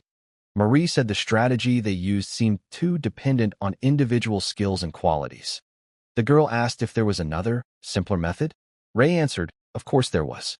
But the sun itself told it. Marie asked what he meant. Then Ray reminded her of the sun's words, that if they wanted to continue, they would have to make a sacrifice. And as said, the player who is ready to die runs to the barrier, and the high-damage players attack him. This altar was literally a sacrificial altar. Daniel said that was too high a price to pay. Ray said that if you destroyed an entire continent, everyone would die anyway. He asked, isn't that better? You can even tie up prisoners sentenced to death or someone else and throw them on the altar. Marie said that as long as there is a victim, the player's skills don't matter much. In a way, it's a simple test. Daniel responded that achieving this in today's society will be challenging in many ways. And the test may not only test the players, but society itself. Ray replied that it could very well be true. And in a sense it was a simple test, The main thing was that it was profitable, that's all. Ray flew home soon after. He couldn't be happier with the first-class menu. It was his first flight first class. It was so luxurious. Meanwhile, Yudo asked if this plane could be insured by the gold farm. Lumi replied that it looked like it wasn't fully chartered, but there was no one else on board. But considering it was a flight to China that could be destroyed in a test, most people didn't want to get on it. The girl also reported that, on the other hand, according to online news, flights to Australia are fully booked. Ray said Australia was the only place where there was no risk of being destroyed by a test. Suddenly the waiter came and asked what they wanted to drink. Ray replied that he wanted the most expensive thing they had. Suddenly the plane started shaking violently. The waiter dropped the dishes, things started flying from side to side. Ray asked if it was turbulence or something else. The waiter replied that it didn't feel like normal turbulence, and he would go and check it out right away. Then all passengers were asked to fasten their seatbelts, just in case. Ray thought for a moment. Yudo started shouting that the plane was tilting. The nose was too high. At that speed, it would have fallen. Ray asked Lumi if she didn't have the skill to stabilize a plane. She replied that she didn't and asked if Yudo could do it. Yudo replied that he could only move quickly and asked Ray if he had the skill to levitate objects. Ray replied that it wasn't meant for something with that much mass, and said that none of them were useful. The guys asked where he was going. Ray ran up to the pilots and asked what was going on. The pilots replied that the elevator was stuck in the up position, and no matter how much they push the control stick, it doesn't go back to its original position. Ray asked, "Elevator? They mean the plate at the very end of the plane?" Ray asked, "He just needed to push, right?" The pilots started screaming and asking what he was going to do, and if he was thinking about going outside, he was crazy. The pilot reported that it was minus 30 degrees Celsius outside, the air pressure was below 0.3 atmospheres, and the flight speed was over 1,000 kilometers per hour. Ray realized that high-level players can be fine even if they fall, but for beginners, it can be dangerous. The waiter said there was a pressure difference at that altitude. The door wouldn't open. Even if it did, he'd be blown away. Ray turned to Yudo and said that once he left, the door should be closed to prevent decompression. Ray used the soul thread as a life preserver. He opened the door under the pressure of tens of tons with his bare hands. Ray came out and said it was pretty cold here. The wind was strong, there was little oxygen, so we needed to finish quickly. Ray climbed onto the tail of the plane and noticed that it was starting to stabilize. He then tried to contact Misaki. Ray reported that the plane appeared to be stabilized and the tail was holding in place. He asked Misk what he should do next. Hold him with his hands? So Ray decided to use the soul thread to help. Misaki asked to wait a little while she contacted the captain. She asked if the captain could hear her. The captain was surprised to hear a voice in his head and said that he could hear it. He also continued to say that the elevator needed to be destroyed. Misaki asked if he was sure it was possible to destroy the elevator. Ray replied that if the captain said so, then it was. He then used the soul punch technique. Misaki asked if he was okay. Ray replied that, as ordered, the elevator was destroyed. Then he got back on the plane and the pilots told him that he was their savior, and now they had to land this plane. They began preparing for an emergency landing. Passengers were ordered to fasten their seatbelts and put on oxygen masks. The captain started telling everyone, "Get ready to go out on the water, and get ready to hit." After a couple of seconds, the plane began to touch the water with its wings and soon landed completely on the water. After some time, everyone was evacuated by boat. Ray asked Yudo if he knew which fish was the most expensive. Yudo asked, "What about that shiny silver one?" The people present couldn't understand how they managed to be so carefree in this situation. Lumi informed Ray that Misaki had contacted them and said that help would arrive in about 2 hours. The captain said it was a miracle there were no casualties in such an accident. The co-pilot said it was due to the captain's piloting. Meanwhile, Ray asked Misaki if there was any news about the costs. The girl replied that the details were still being investigated. Misaki later reported that some planes flying between Australia and China were equipped with mechanisms that disable elevators. And if this particular plane was the target, then it is quite obvious that it was aimed at the gold farm. Ray wondered how they managed to bypass airport security and inspection. At that moment, Yudo asked Ray to lend him his dagger. Ray said that with the power the player had, hacking the plane wouldn't be too difficult. At least it didn't blow up in midair. Misaki said that very small objects were used to open the control devices. After all, something large couldn't go unnoticed. Yudo noted that holding such a large-scale event requires a lot of organizational work. Lumi asked if this could be a plot by a dark guild to disrupt the Asian trial.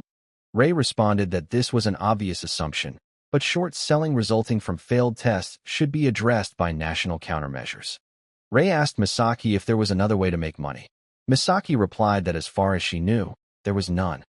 And for this scale, it's too big for mere thrill seekers. There must be another reason. Misaki asked, could this be the revenge of the Japanese dark guild they destroyed? Ray said that even if it was an attack, it was still too complicated. And even if the plane exploded in midair, it would still be difficult to kill the top players. Ray realized that the dark guilds understood this too. The question then remained, who and for what purpose? Ray thought that even if they couldn't kill them, they could hold them off.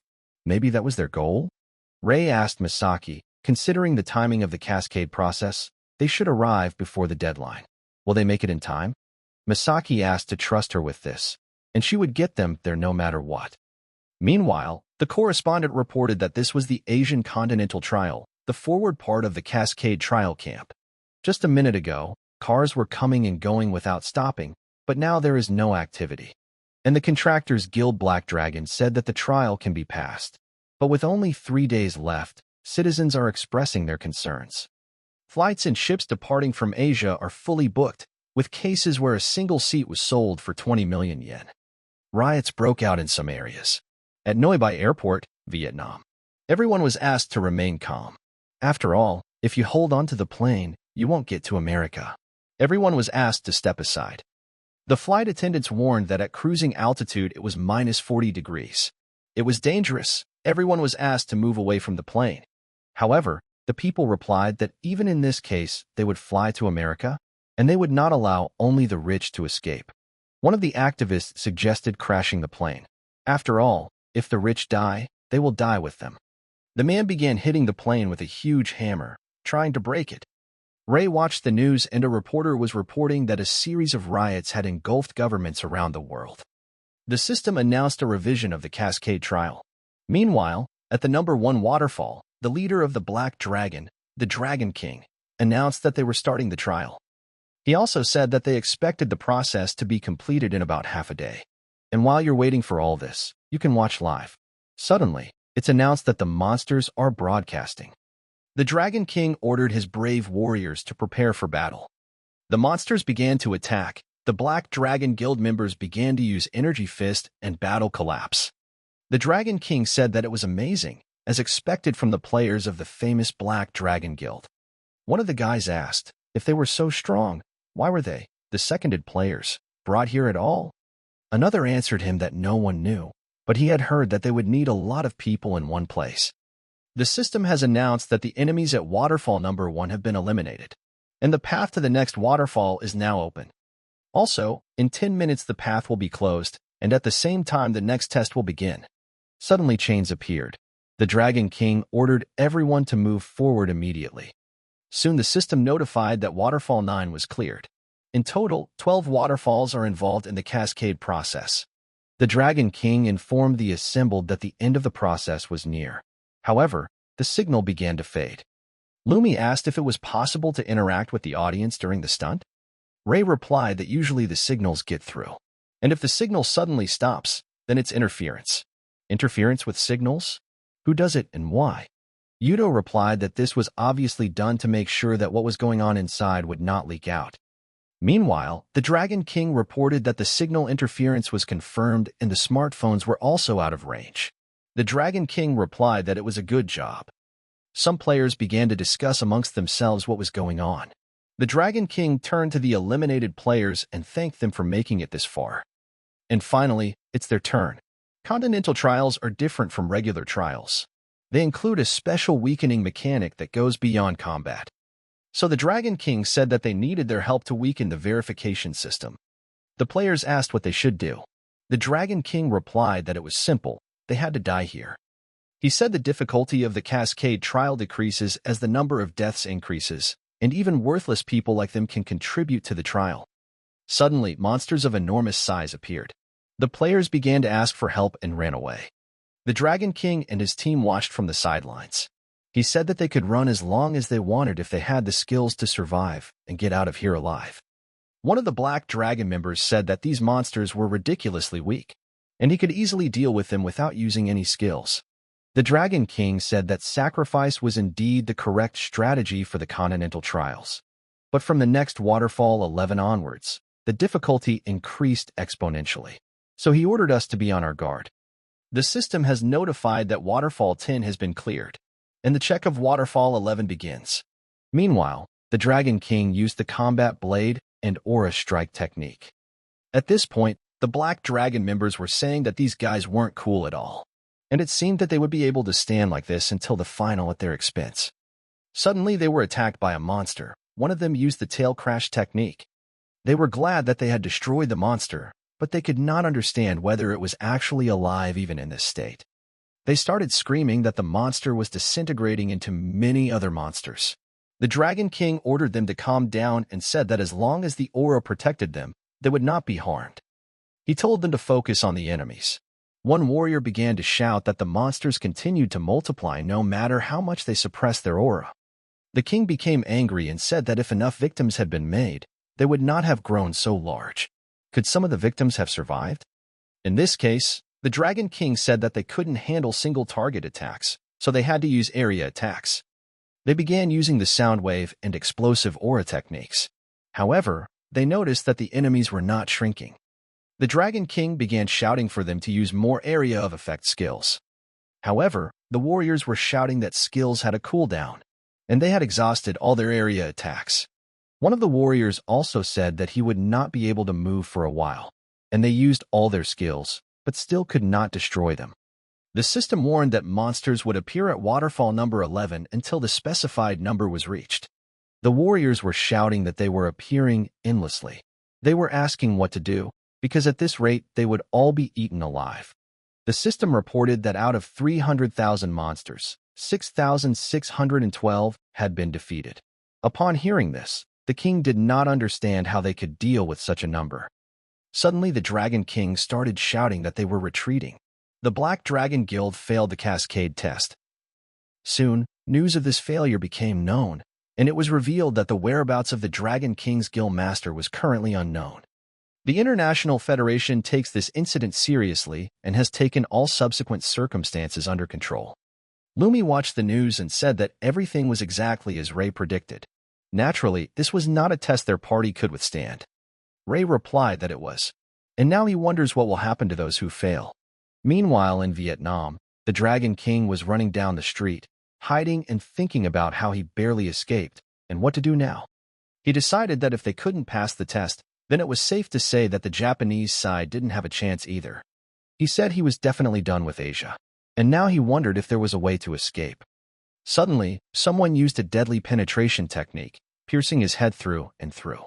A girl appeared and told her people that the Dragon King's punishment had been carried out, and as expected, he was going to refuse the test and run away. On the other end of the line, she was told that it was a good job, and the Dragon King really was a stupid man. Did he really think he could put the entire Asian continent at risk, destroying billions of lives, and still save himself? The man asked what was wrong with the Japanese group. Suddenly, he was led away and informed that they were traveling overland and should arrive at Cascade Trials today. The man also reported that some members of Genesis Wings were missing, but the bulk of the group was largely unharmed. The man also added that there are some nuances. The gold farm requires additional compensation. The man asked, wondering if Ray was really talking about money during such a crisis. At the time, the man said that due to a lack of manpower and a tight deadline, the court's countermeasures committee offered an additional $300 million in compensation. The man replied that they could not give in to the greed of money-hungry mercenaries, and if they failed the test, they would die too. Then the man stood up and said that there were less than 3 days left until the deadline, and there was no time for negotiations. So he told him to add another $200 million taken from the Black Dragon. The man said he would do it. So, $500 million in additional compensation. The man wondered, what a money-hungry pest. Meanwhile, Genesis Wings and the Gold Farm met at the entrance to the Cascade Trial. Sakino told Ray that it was a great job, and she was surprised when she found out that their plane crashed, But honestly, she wasn't too worried. After all, an elite gold mining squad simply couldn't die because of something like that. Ray said if anything, it was a blessing. When they asked for more, the compensation rose to $200 million. So they should thank whoever botched the plane. Then Ray asked, as for the test, it's scheduled for tomorrow, right? Sakino said that she knew they must be tired from the long journey, but would they be able to endure this ordeal? They need to rescue the survivors abandoned by the Black Dragon Guild as soon as possible. Ray agreed, but said there was one condition. Sakino asked what the other condition was. Ray then told them to leave the fate of those they were going to save to the Golden Farm.